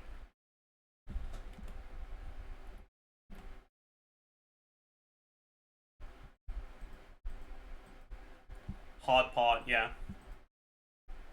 And so I just got the limit. It was limited to 10 packs of 4. So I just bought 40 Shimramyuns.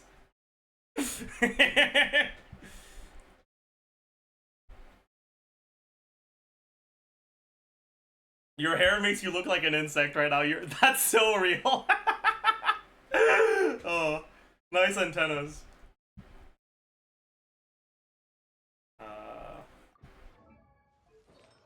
That is definitely not the build she's supposed to be on. That's because I was playing her with Kinich in the event, right? Yeah.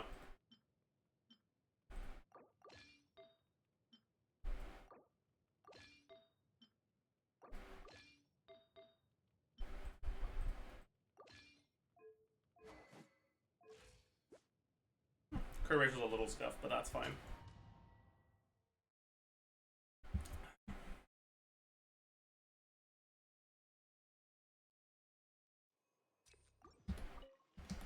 journey ends here. Let the world Pretty sure the seat lolly's on TTDS, which is not what I'm supposed to do. Wait, what weapon is she on? Okay, she's on fine. We're fine. Our energy should be fine then. The tides beckon. Settle down.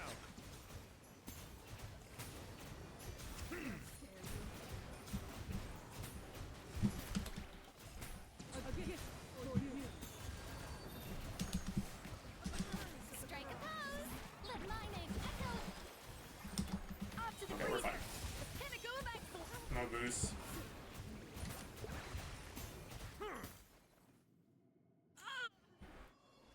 What non-premium can each team clears this challenge?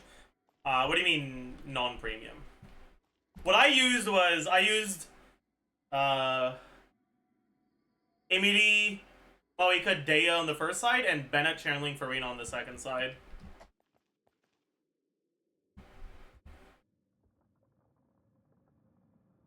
But honestly, you might be better off focusing on one of the teams. How do you get your hair to look like that? It looks nice. I don't think it looks nice. This was an accident, but it's a funny accident, so I'll keep it like that. It looks like a VTuber asset is put on my hair right now. But like IRL. Lay to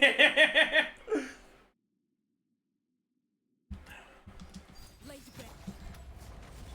Justice will prevail. You're toast. Nice and spicy.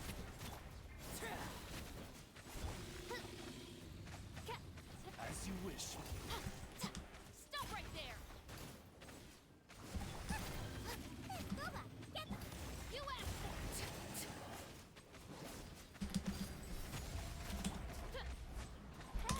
By royal. Eat this. Drop your weapon.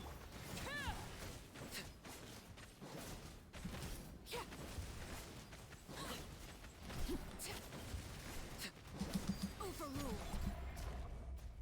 Justice will prevail. Final warning. Out the frying pan, into the fire. Hey, midnight. Do I just brute force this part? Yeah. Lay to bear. Drop your weapon. Nice and spicy. Oz reveal by. Okay.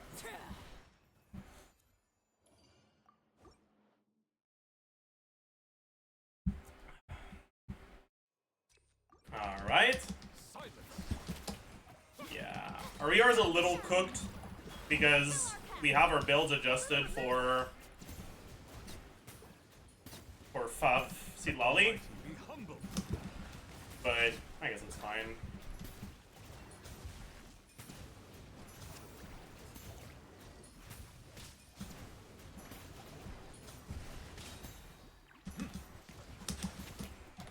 Let the world come alive.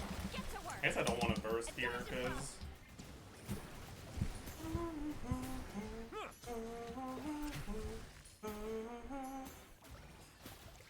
Settle down. Let my name echo in song. Yoo-hoo. A little amuse-bouche. Goose on the loose. Goose on the loose! Sorry. I actually cannot fight my excitement whenever I hear Goose on the loose.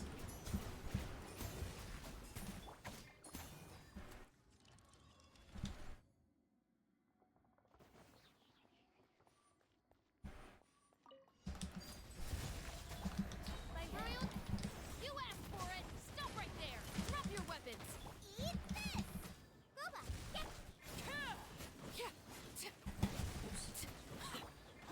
Shadow Raven. Transfixed. Hands where I can see 'em. Drop your weapons. Stop right there. All reveal thyself. I'm gonna have to make sure that I get my energy back properly. Out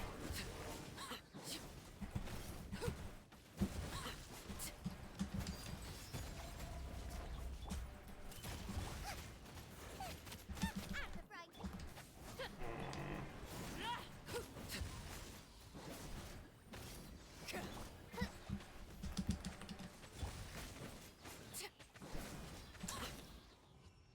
Alright, so now we'll be able to show it. Guess we want to try to speedrun this one a little. Strike a pose. Time to shine.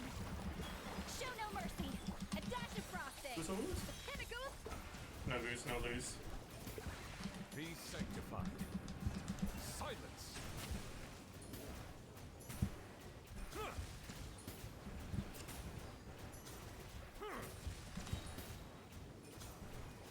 Why does it feel like my turret attacks are doing more than usual? Maybe my cards are just better. That's probably it. Okay, so I'll do it without swapping to Arlecchino, right? And it'll make it very obvious that you'll be fine with Raiden. So set up your Oz, wait until it shields up, and then use Shoveler's Burst. Drop your weapon. You're toast. And then alternate between Fischl and Xiangling, just by checking your aura to make sure that you're proccing Fischl's A4. And as you can see, we can do it no problem, right? With Raiden, you can just go on Raiden, right, and use your burst. Or you can save it for after the shield is down. The idea here is that Fischl's elemental hits at C6 are reliant on three things. Oz attacks, which are not the fastest, but they're not that slow either. C6 procs, so you want to spam normal attacks on any character. And A4 procs, so you want your on-field character to be reacting. What that means is when the enemy has a Pyro Aura, you want to be on Fischl. When the enemy has an Electro Aura, you want to be on Xiangling. Here, it turned out that the auras lined up so that I almost never wanted to swap to Xiangling. Because, you know, double hit Pyronado is really fast Pyro. But as you can see, even without swapping to a last character, with those three characters, we were able to get past the Papilla shield in time. And then with your C2 Raiden, you'll be able to get past this incredibly quickly. Drop your weapon.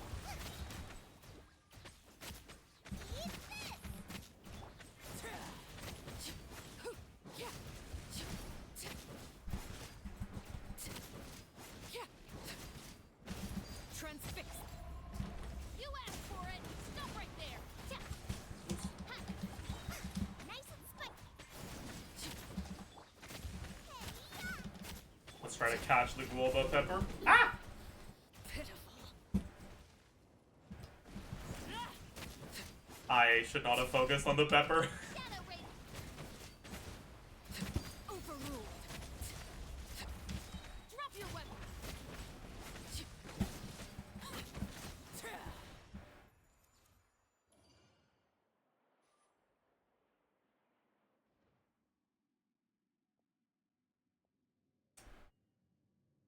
Thank you, I got you.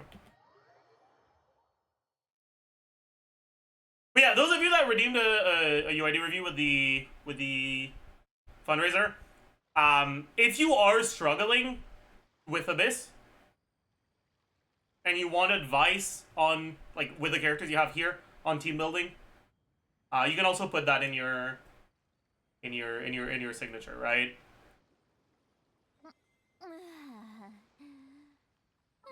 Alright, I noticed that it was 33 stars here, but I might miss it sometimes. Anyways, hopefully that was helpful. Good luck with your stuff. We go next.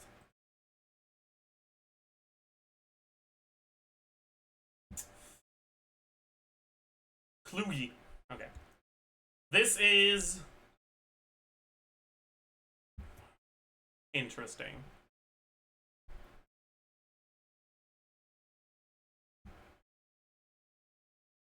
Is this a plunge to Luke? I'm not sure. Because there's no Xianyun in the showcase.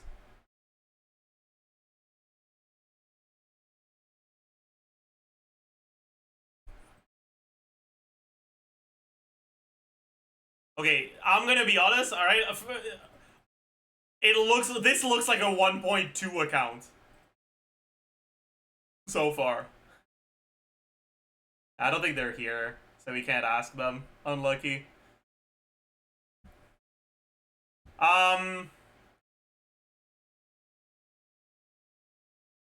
This is a very Zajef build. a lot of attack percent.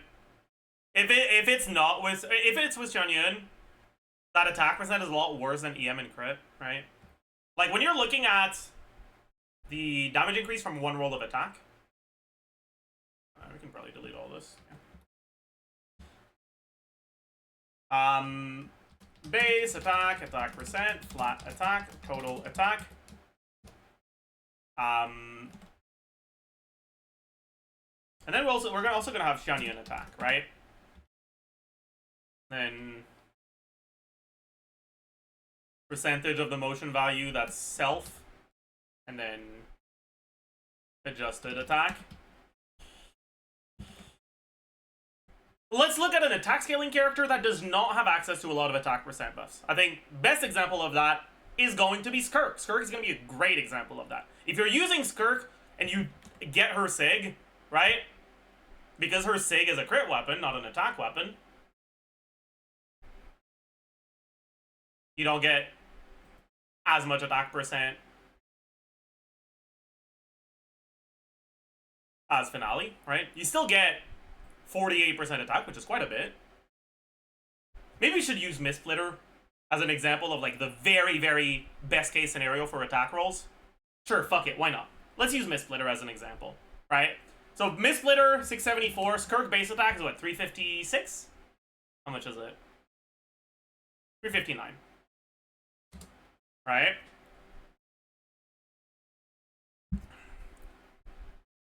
Baseline, attack sands, maybe 20% from subs, and then a lot of people don't want to bother farming TOM, and a lot of people will not want to put their Yelan on Noblesse. So I think there's a decent amount of people that are going to end up with no Noblesse, no TOM in Skirk's teams. Flat attack 350.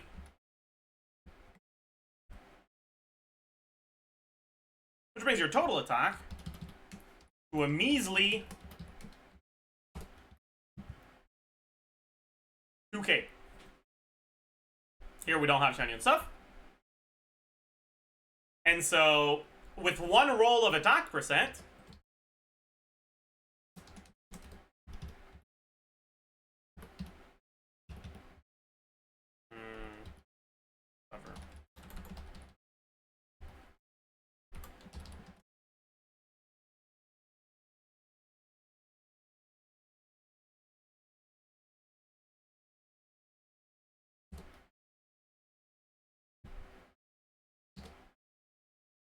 you get an increase of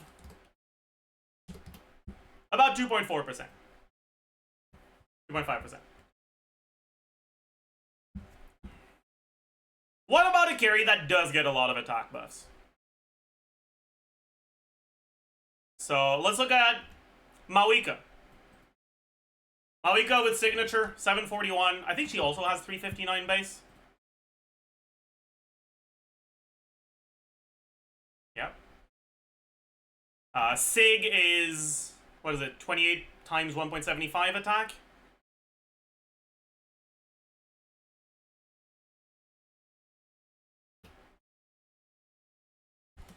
$28 times 1.75%. Oops. She self-buffs attack by, what was it, 30 or 40%? I remember which one is 30, which one is 40. Yeah, it's 30. You get power resonance. You very, very often get 20% from Noblesse, because Bennett is almost always on Noblesse in her teams. TDDS, 48%. And let's say that's it for now. Bennett flat attack buff. Let's say he's on Aquila.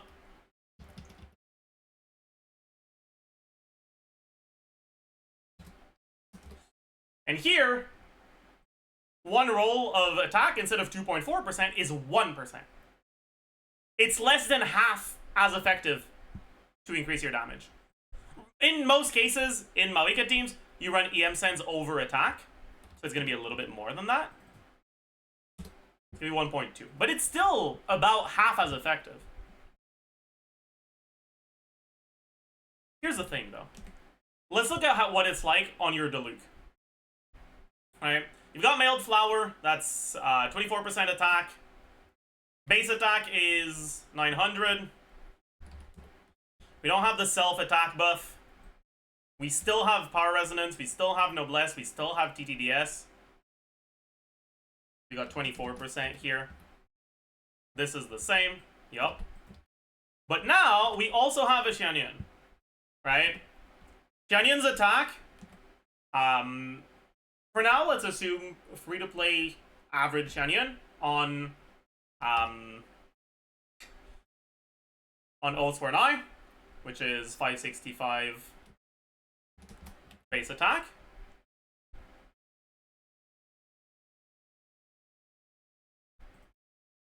Where is Xianyun? 335 times 1 plus 46.6 triple attack main stat. About 30 from subs because it's the main stat you're prioritizing. 28.8 from Ascension, 27.6 from Oaths for an Eye. 20 from Noblesse, 25 from Power Resonance. And that'll be it. And then plus your flat attack, which is going to be maybe more like 400, because flat attack becomes a useful substat on your attack percent main stat. It's only ER and flat attack that are good. So maybe you get a little bit more than the 2 flat attack rolls I usually assume. And here, Diluc's plunge motion value is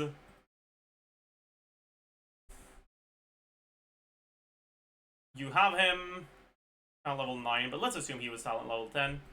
Alright, 442. Xianyun plunge motion value is 200. So it'll be 442 out of 662. Right? About a third. So how much does one attack roll do? Less than 1%. This is about a third of what an attack roll does on Skirk. You need 3 attack percent rolls on Diluc if you're playing him in a plunge team with this setup for it to give you as much damage as 1 attack roll on Skirk. And so when I see a build like this with a lot of attack on a character like Diluc, it hurts a little bit. Because this would be an insanely good build on a character that does not have a lot of external attack buffs.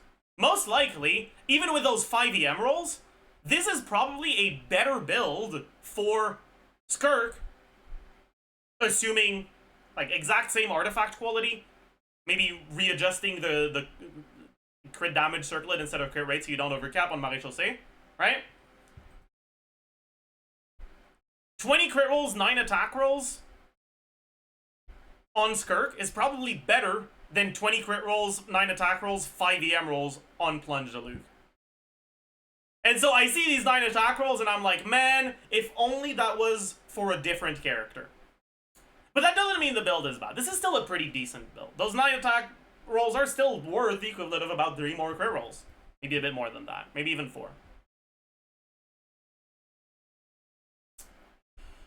Is it better to use EM Goblet here? No. EM Goblet is pretty much never better than damage percent Goblet. It could be if you have a lot of damage percent, but most teams that run a lot of damage percent either also run a bunch of EM in like external stats, or also run a lot of attacks so you want EM sends, or aren't reaction teams so you don't want EM. EM Goblet is very, very rarely good.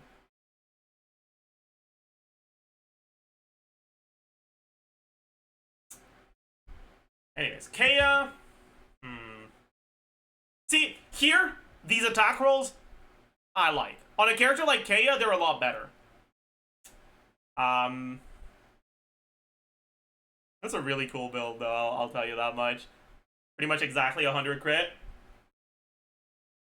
It's not the best, right? Only 17 crit rolls. Total of 25 useful rolls. The ER rolls are actually kind of ass on Kea.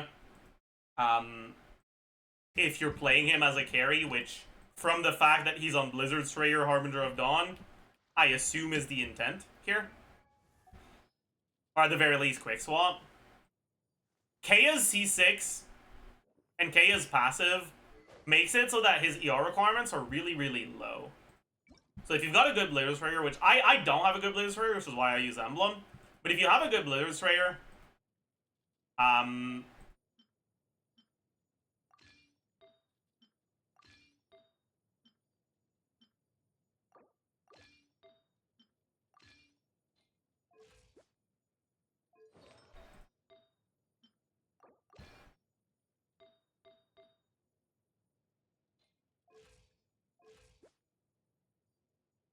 because Kea has ER Ascension, which I know, I think like no one fucking knows that, by the way. Kea's Ascension stat is ER.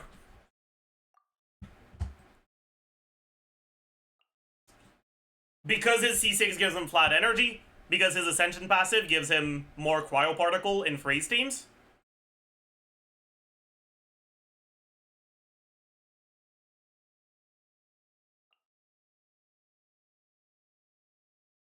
Do something like this, maybe.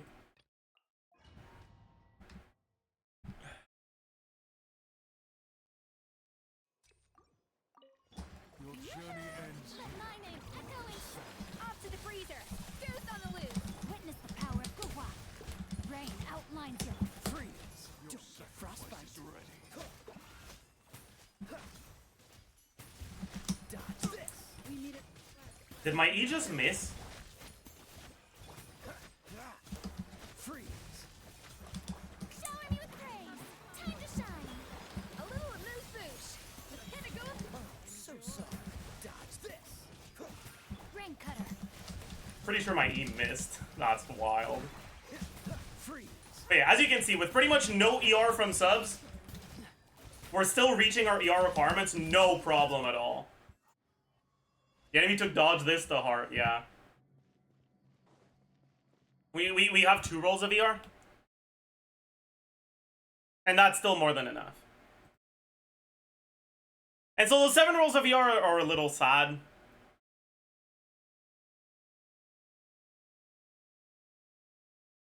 But it does mean that you aren't gonna have to change his build as often when you find yourself in situations where you want to use him on in a team that doesn't swap to him as much. At least. This is all right. There's not much to say about this. It's like it's okay, but it's very 2022, you know. When did you finally level Linny? Right after the charity stream.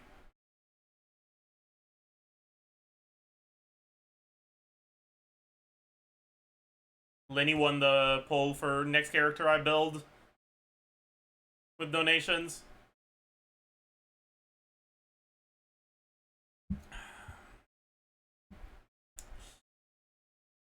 Yeah. The Zhongli build, I mean, in my eyes, 2P's Zhongli is kind of cornge.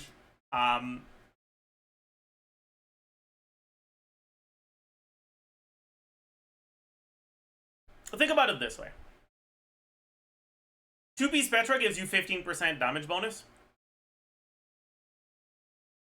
On his burst damage, that's barely better than the 20% attack you get from the 4-piece Noblesse. But 4-piece Noblesse also helps the rest of your team. Even if you do hybrid Petra Zhongli, or sorry, even if you do hybrid Zhongli, even if you want your Zhongli to be bursting, you want his burst to hit hard, you should not go 2-piece. If you want to focus entirely on damage, go Emblem. If you don't want to go Emblem, go Noblesse. You're already on 2-piece Noblesse, so getting yourself a 4-piece is probably not going to be that hard, especially seeing that fucking 82 EM sands here.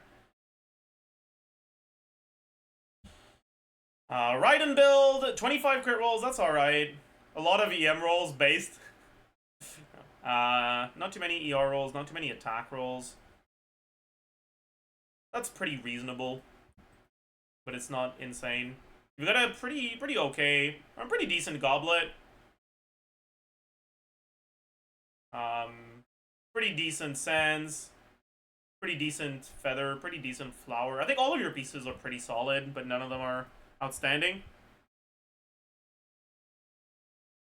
Nahida, EM is a little low, so depending on the team you use her in, it might be a little sus, right?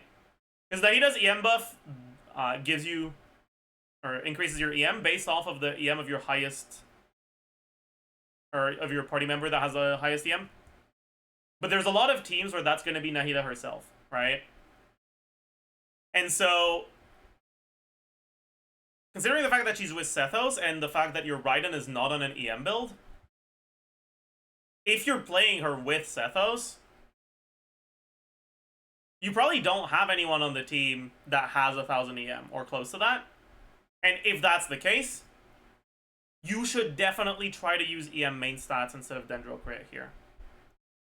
Because right now you have 500 EM, so you're buffing by 125. Instead of the upwards of 250.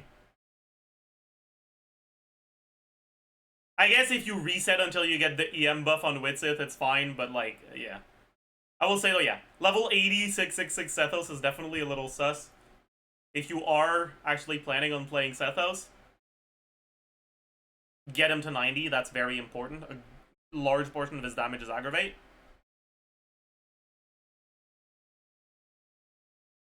If you look at some of the Sethos sims, close a bunch of this.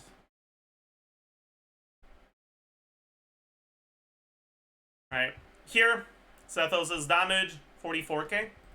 If we just change his level to 80 out of 90 instead, that 44k is now 39k. We lost 5k DPS, over 10%. Just from the levels. That's a pretty big deal. So, if you play him, you should definitely level him, and you should also level his burst. And maybe his normal attacks, depending on how you end up playing him. The fact you don't have C6 makes using the charge attacks a little bit worse, so maybe you don't need to level the normal attacks, but yeah. Nevilet, 90% crit, 310 crit damage, 25 crit rolls, only 1 ER roll, but that's fine on Sig, because you get a lot of energy from that. Circlet, solid 6 rolls. Goblet, 5 rolls.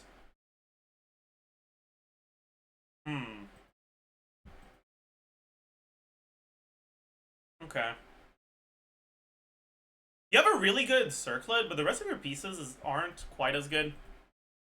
You only have 5 rolls on your Feather. It's actually not particularly great. It's very, like, crit rate centric. Or, sorry, it's very crit centric, which means that it's still pretty good, even if it's only 5 rolls. Especially because there's a lot of high rolls. But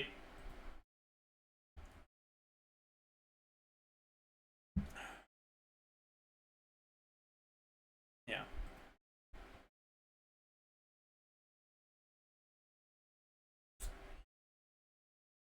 This is a 7 roll, but the ER isn't that good on Tome, so it's kind of like a 6.5. Your off-piece Sands is 6 rolls, but it's hard to have much more than 6 rolls on a Sands, and it's a lot of high rolls, right?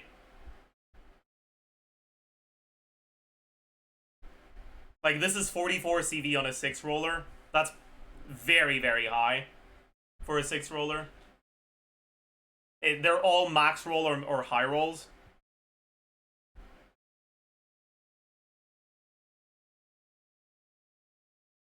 I'd say the best bet you have if you want to improve him is probably to craft a Hydro Goblet.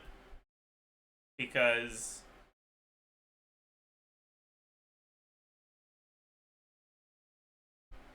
on average, it's a side grade.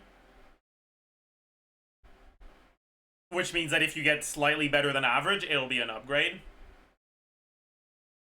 This is 5 rolls, but all the rolls are, except 1, are low rolls. So the actual roll value isn't that high. If you craft a Hydro Goblet with double crit, If it rolls HP as one of the last 2 stats, it's already pretty much a guaranteed side grade, even if it rolls into flat defense 5 times. If you don't roll HP, it might not be a side grade if you get really unlucky, but on average it'll still be an upgrade. So if you play Navidad a lot, it might be worth considering crafting a Hydro Goblet.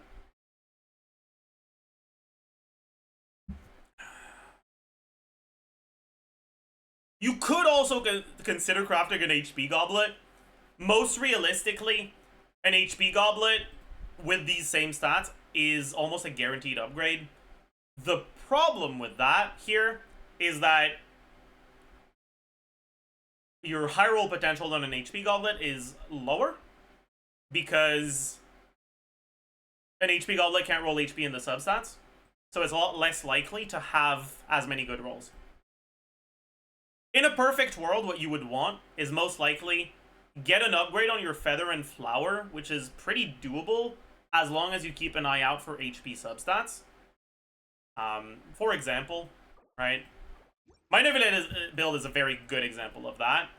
I have a lot of HP substats, right? My Flower is an 8 roller, or sorry, it's not an 8 roller, it's a 7 roller, right? Yeah. It's a 7 roller with 4 HP rolls.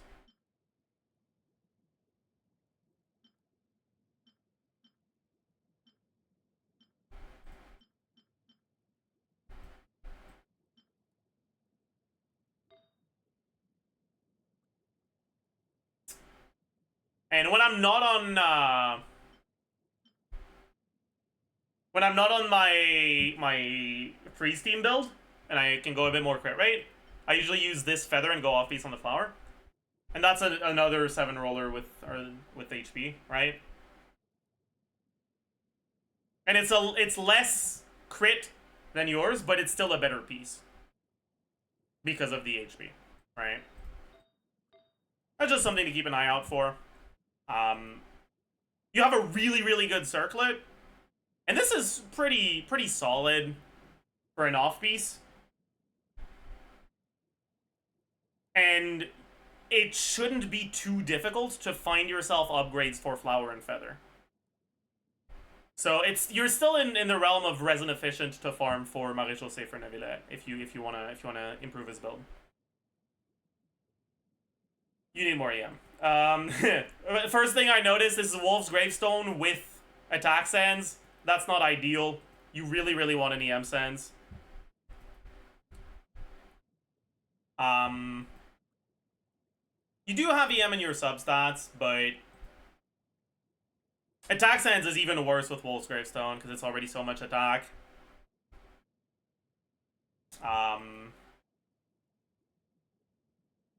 You're also actually a little low on crit rate. This is 80% crit.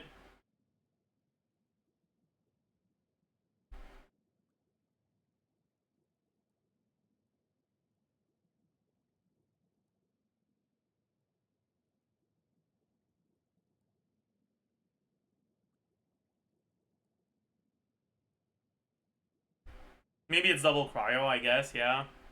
If it's double cryo, this is fine, but otherwise it's a little low on crit. But maybe you just can't get more than that, and it's not the end of the world at the end of the day. It is what it is. Your artifact quality is good, but EM sands would be pretty helpful here. You're probably top like 6%, 7%. No, top 15. Wow, wait, this is overload. Oh my. So it's probably even worse than that on melt. Okay, no. Yeah.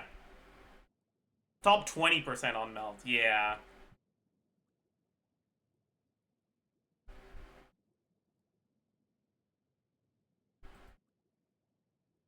You could definitely get yourself an upgrade here. Attack sands moment? Yeah. Aware. One nice thing is that if you get an EM sands that has less crit rate than this, you might be able to go crit rate circlet without overcapping, which doubles the amount of potential good pieces you have for the circlet slot. So that could be cool. That's funny. I assume you already know that this isn't a great weapon for him, but It looks cool, so if you want to use it anyways, that's up to you. This looks pretty good. Very, very little ER, so I assume you're playing him in a team where you don't need to burst. I hope so. This is pretty good, though. Okay. This... It's okay.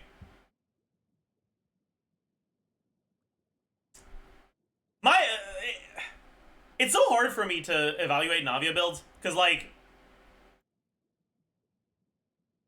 No one has this set.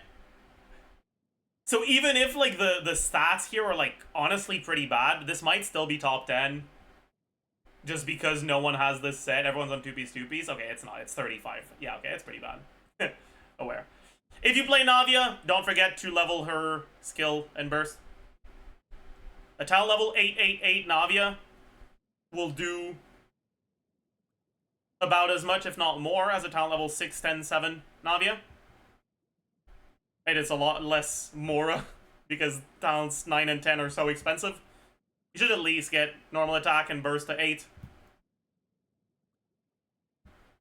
Yeah. Black Sword Singto, that's pretty funny. A lot of attack. Singto is a character that often does not get a lot of attack buffs, so that's actually not bad here. He is one of those characters where attack is great. Great Feather. Or sorry, Great Flower. Decent Feather. Decent Sands. Great Goblet. This is alright. They're high rolls at least.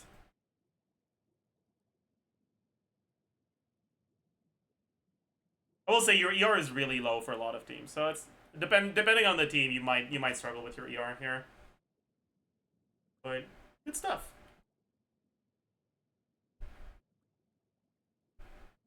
Very cool.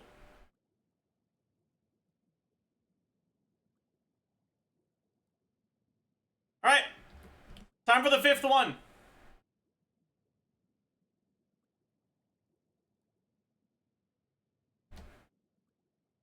And probably last one of the day. Okay. So we're overcapped on crit, but that's the average Sack Jade experience.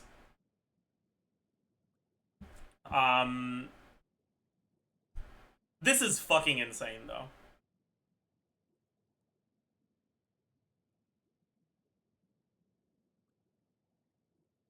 It's barely overcapped.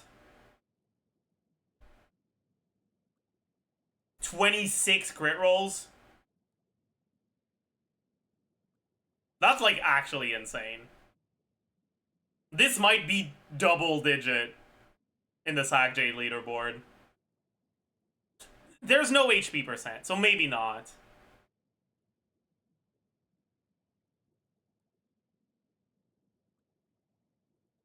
No, it's triple digit.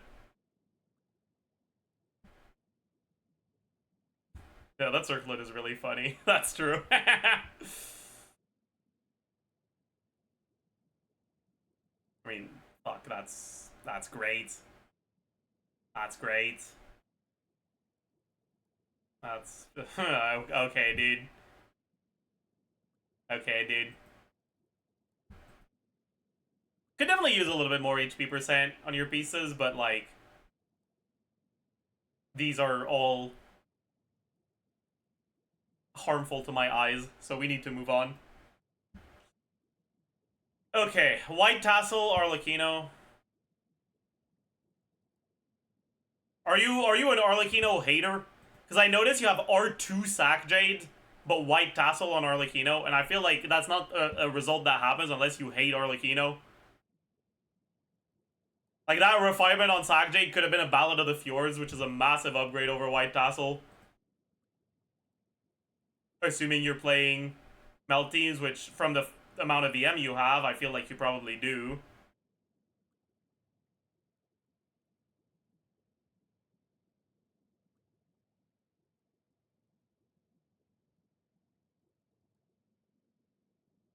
Is there a Ballad of the Fjords leaderboard? There isn't. There should be, man. There should be. Maj. Maj.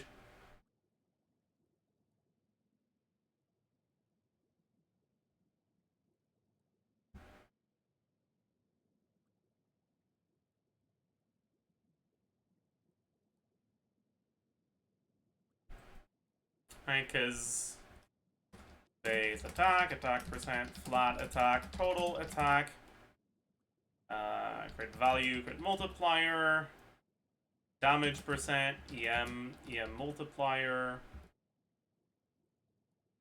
adjusted EM multiplier, effective attack. Base attack here is 743. Ballad of the Fjords would be this, minus 401 plus 560, 510. Attack percent.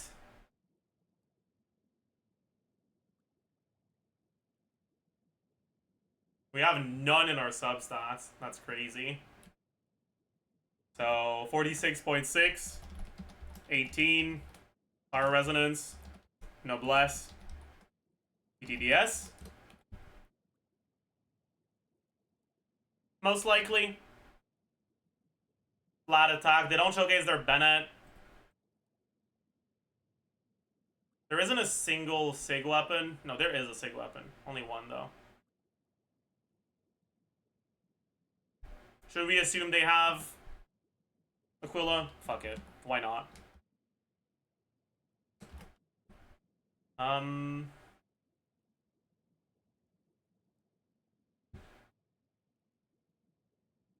This is the last review of the day, probably.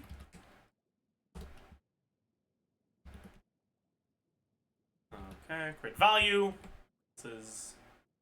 I guess I should have crit rate, crit damage. Because this is not a hypothetical build, this is a real one. So 94.1. 183.2. 1 plus this times this.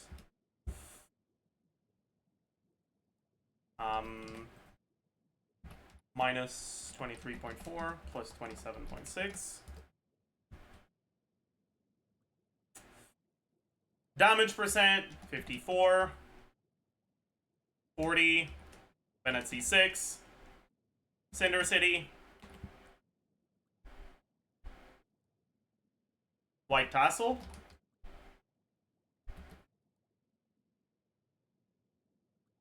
No White Tassel. EM. 110. 110 plus 120. EM multiplier.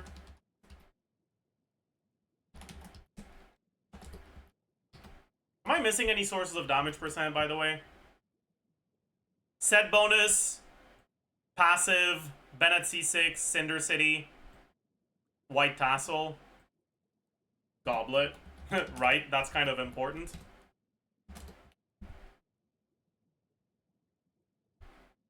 That should be it. Maybe there's a Petra Shilonen. Meh, whatever. And then adjusted EM multiplier is... well, about a...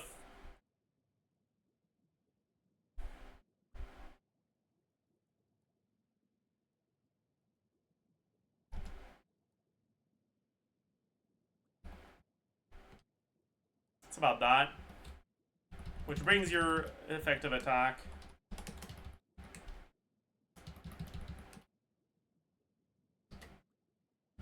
I guess it's not even that big of an upgrade, huh?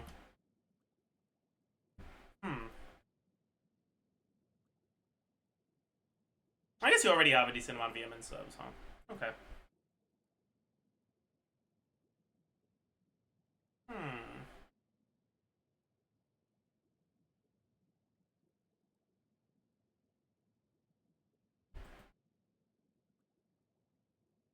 Alright. Mailed Flower. 20 crit rolls, 8 EM rolls. That's a lot of EM rolls, my god. This is an insane roll value, right? This is 34 rolls. Oh, a lot of them are like on the higher side too. But it's probably still like maybe top 5? Top 10. Damn.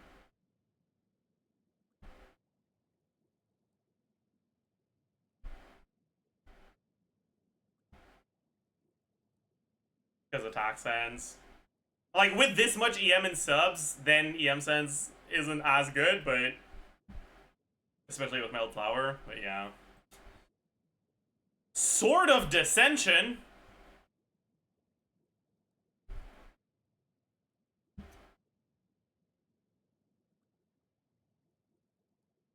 Hey, also, if you're using Mawika, you should level her talents.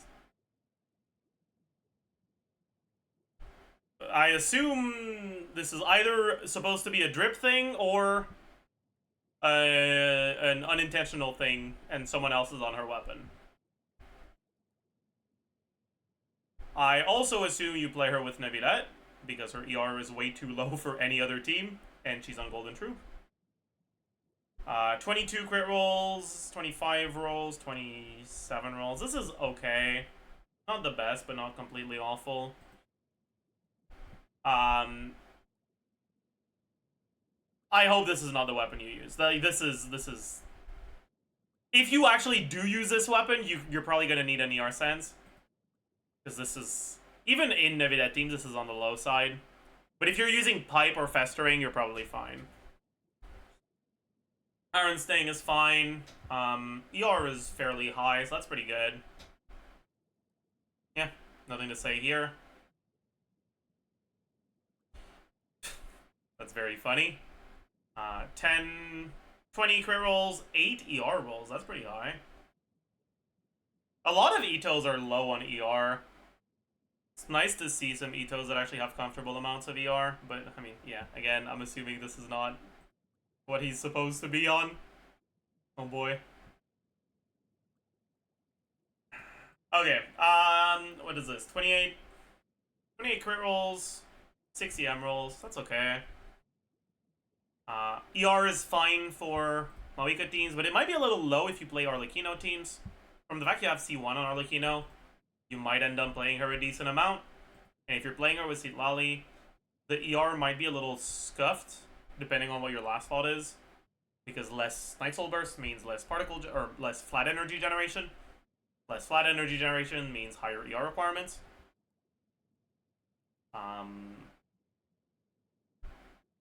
So I hope you have some alternative pieces, maybe on the circlet, maybe on the feather, that have a bunch of ER when you need it. Yeah, not much to say there. 19 crit rolls, 3 HP rolls, 5 ER rolls. This is okay, but not amazing. This 19 crit rolls, 3 EM rolls, 3 ER rolls. That's a lot of flat HP, my god. Again, not that much to say. These are reasonable builds. Your Goblet is pretty bad for an off-piece, and your Circlet is pretty bad too. The rest is alright. EM Raiden based. That's kind of low for a full EM Raiden, no? Yeah. Literally 0 EM on the feather. Or on the flower. Okay, unironically, this is worth farming guild. If you don't want to get yourself a flop set and you actually do play Hyperloom Raiden, you should go on the gilded domain until you find a flower or feather with like 60 plus EM and go off piece on the other one. It's not that difficult to find a flower or feather with 60 plus EM. Right? Just level everything that has EM, especially 4-liners. Level them to like 4, maybe 8, maybe 12, and if they dodge EM every time, you can move on, but otherwise you keep going.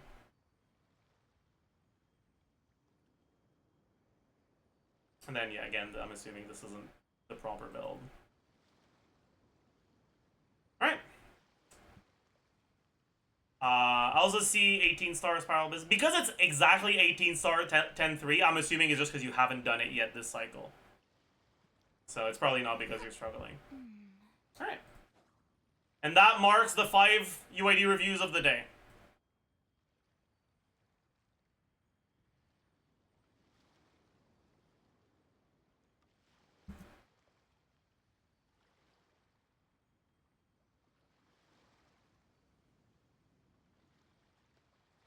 Here's to a life where the drinks keep flowing. Oh, I just TTDS Navira. He's crazy.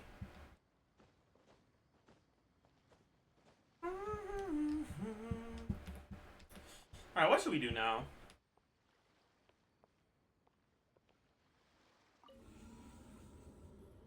When you're at 60 out of 62, are you going to do the other 2? I mean, I'm not committing to 5 a day. I'm committing to at least 5 a day. There are some... If I start earlier, I might do more than 5. RMC DPS Showcase when? Soon. I'm almost C6.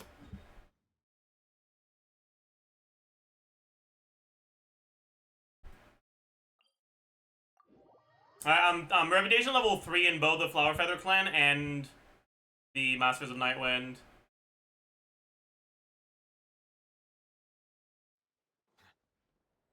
And 4 on everything else.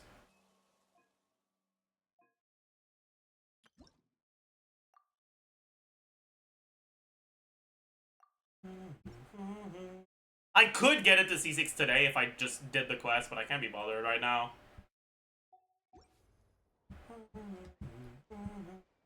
We done the event at all yet? Yo. Not this one, though. I should do it, huh? Oh well. I might off-stream it, honestly. I don't know.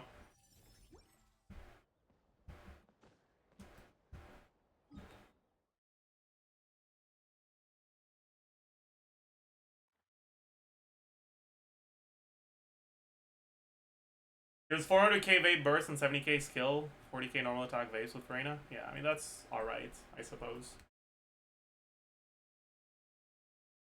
The biggest problem is I really don't want to spend my resources on leveling their talents. Aww. Cooked.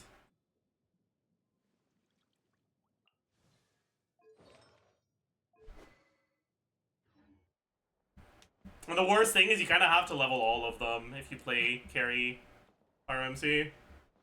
Maybe we don't level the skill. It's not that important, but man.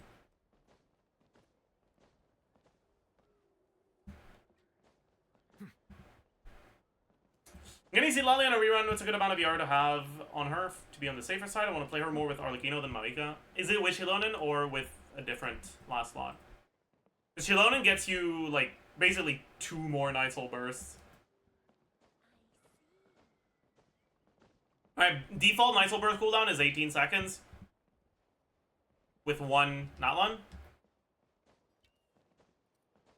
And because your rotations are less than that, there are going to be rotations where you get literally 0. With Shilonen, cooldown goes to 12, so you're guaranteed to get at least 1 per rotation. And Shilonen herself gives you +1. That's effectively a difference of 12 energy cost for Silali versus using Sucrose or Kazuha. I wish you used Sucrose. In that case, you probably need like 220 plus. Hey, thank you for the raid, Tula. We're kind of reaching the end of the stream though, so it might be a very short-lived raid. Have a good dinner.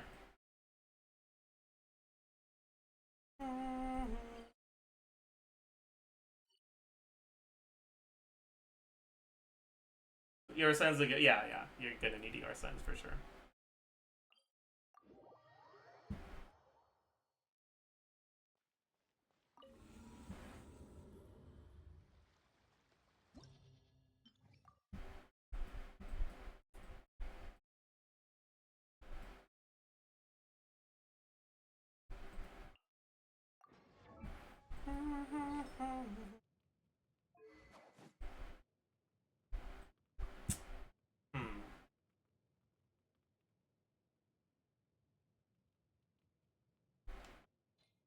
You know, it's been a while since we Entussied. We don't need cryo here, right? Yeah.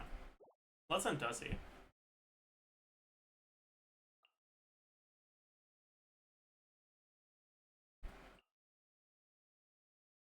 Have I even Entussied at all since I got my Whimsy set? Because Entussie is so much worse if you're on,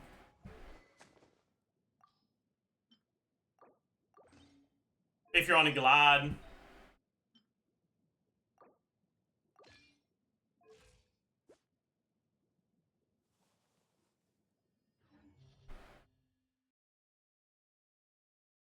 Since Glad doesn't buff charge attack damage.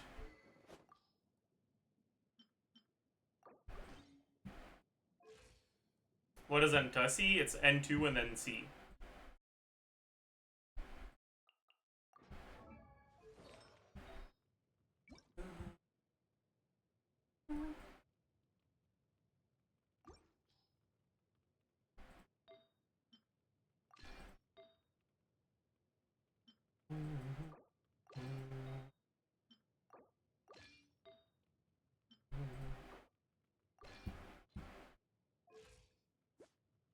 Benny's adventure team. Should be fine, right?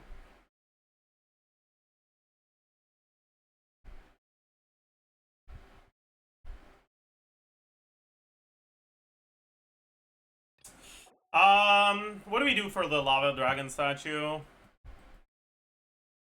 What would be a chill team to play today?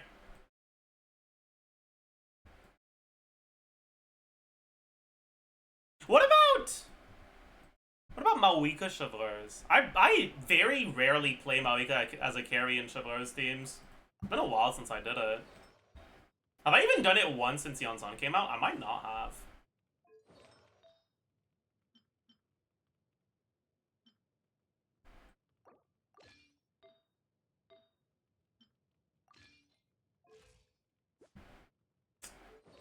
A little low on crit.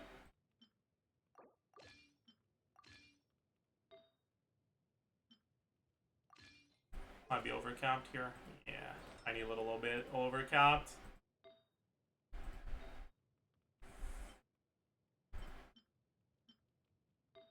Yeah, just...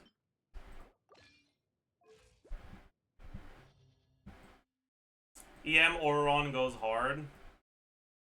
I don't think I'll build EM.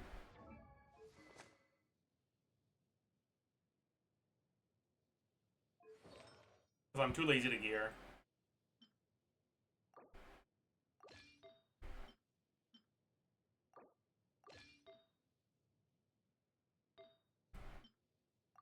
Oh yeah, I got that recently. I forgot.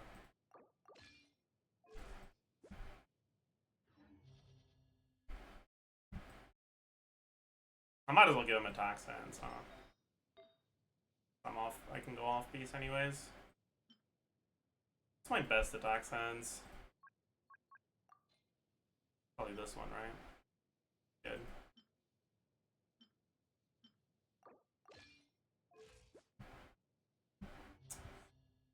Okay. And then, do we go Yonsan or Shanling? Shanling is probably better. But I want to use Yonsan. Oh, that means I'm on double scroll. He's an idiot, chat. Did I just do this then? No, that's not good. That won't proc Cinder City properly.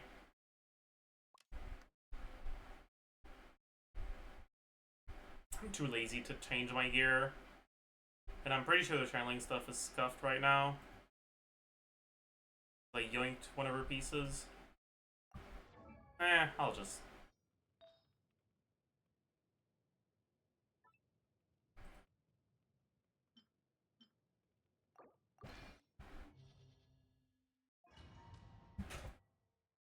Yeah. I wanna get the pyro stuff for that loser ass enemy. Your journey ends here. Know my soul. Here comes the cat. Busted. Let's light it up. I'm going in.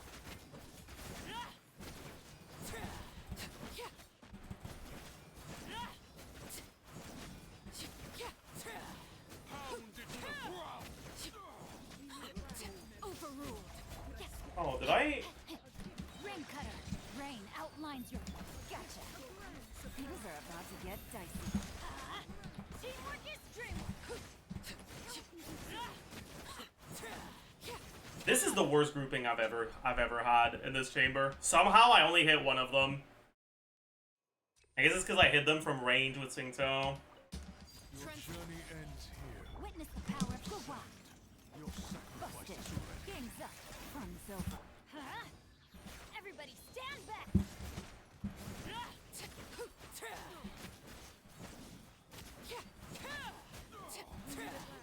Oh, fuck.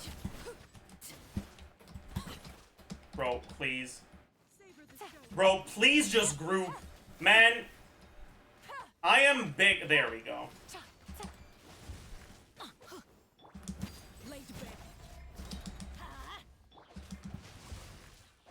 Let me weave you up. Things are about to get dicey. Going in. Okay, I give up. And Dusty fucking sucks in AoE, man. Oh my god. This sucks in AoE. Because the charge attack staggers, and it staggers outwards.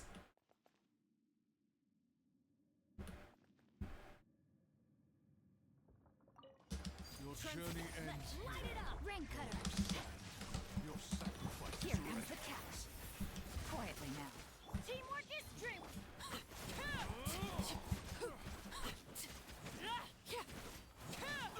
We meet at last. I'm kind of an idiot. Busted.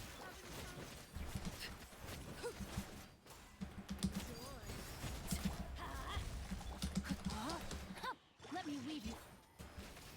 Game's up. Fun's over. Everybody stand back. Let's. Okay. That one wasn't even, like, bad gameplay. That was just bad RNG. Like, whatever, man. No, my sword.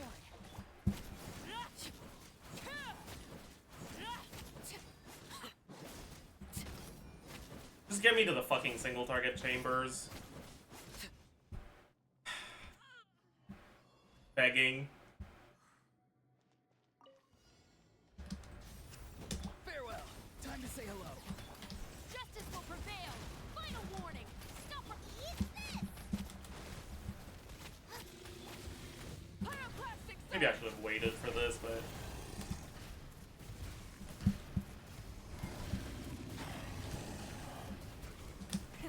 Rev the engine. Be free.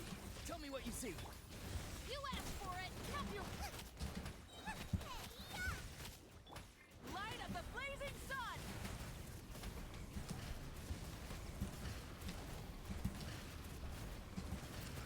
Try and stop me. Go. You're free now. Hands where I can see them. Final warning. Hey, Bubba, get them. You're toast.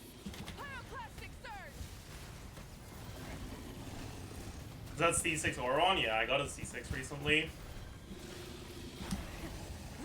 Not too far now. Final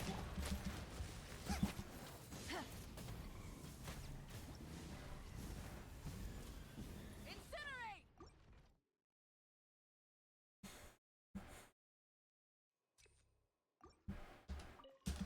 Late rain outlines your fate. Here comes the catch. Going in.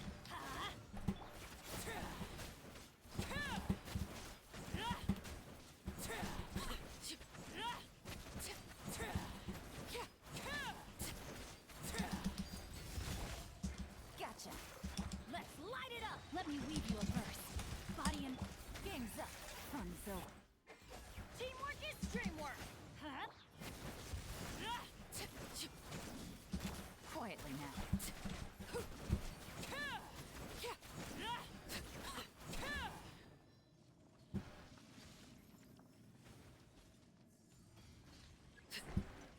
When you're in single target, and Tessie feels pretty good.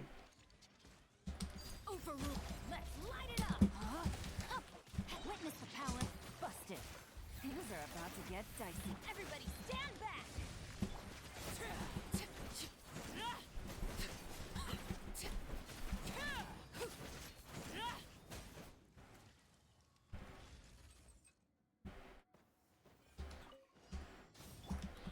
Time to say hello. Justice will prevail. Drop your weapons. Final. Eat this. Nice spice. We fucking shred these shields with this team, huh?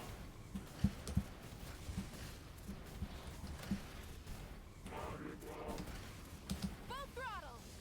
Be free. Go. You're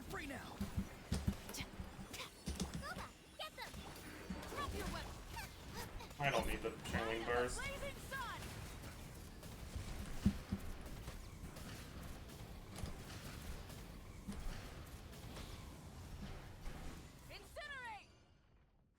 Incinerate. Incinerate. Alright. Rain outlines your fate. Rain cutter. Here comes the catch. I'm going in.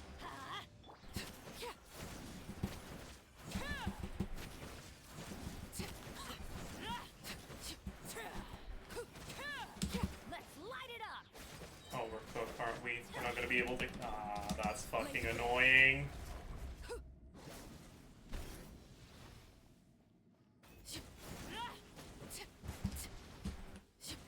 What?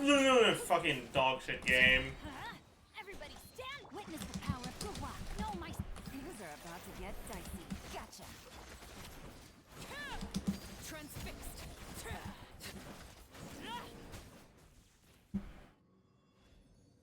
I killed it a little too fast. Oh well. Rise with a farewell. Tell me what you see. Hands where I can see 'em. Final warning. You're toast. Pyroclastic surge.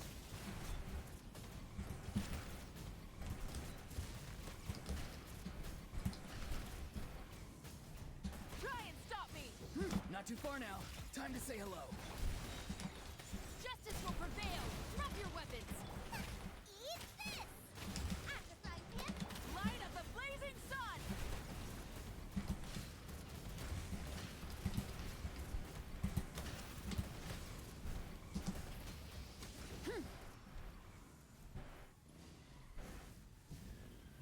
Holy Void Shield's gone. Yeah, as it turns out, Malika plus Sugars plus Auron plus Shanling is kind of a lot of Void Shield breaking, huh? Crazy. Crazy.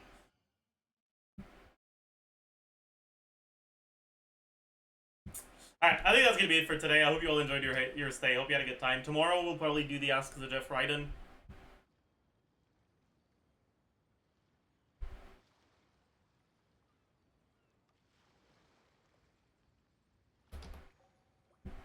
Actually, during the starting soon screen, someone sent a Limbo clip, and I haven't looked at it, but I have it open. But let's look at it before we end. What is this? I'm like, what the fuck was that?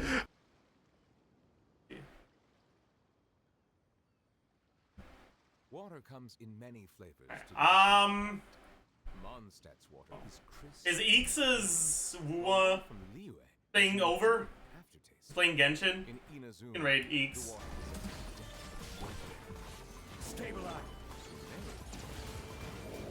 Yeah, I gotta be close up to him for the electric charge. Everyone go say hi. That is my inexperience showing with Everyone go say hi, Smile. because it does make a really big difference.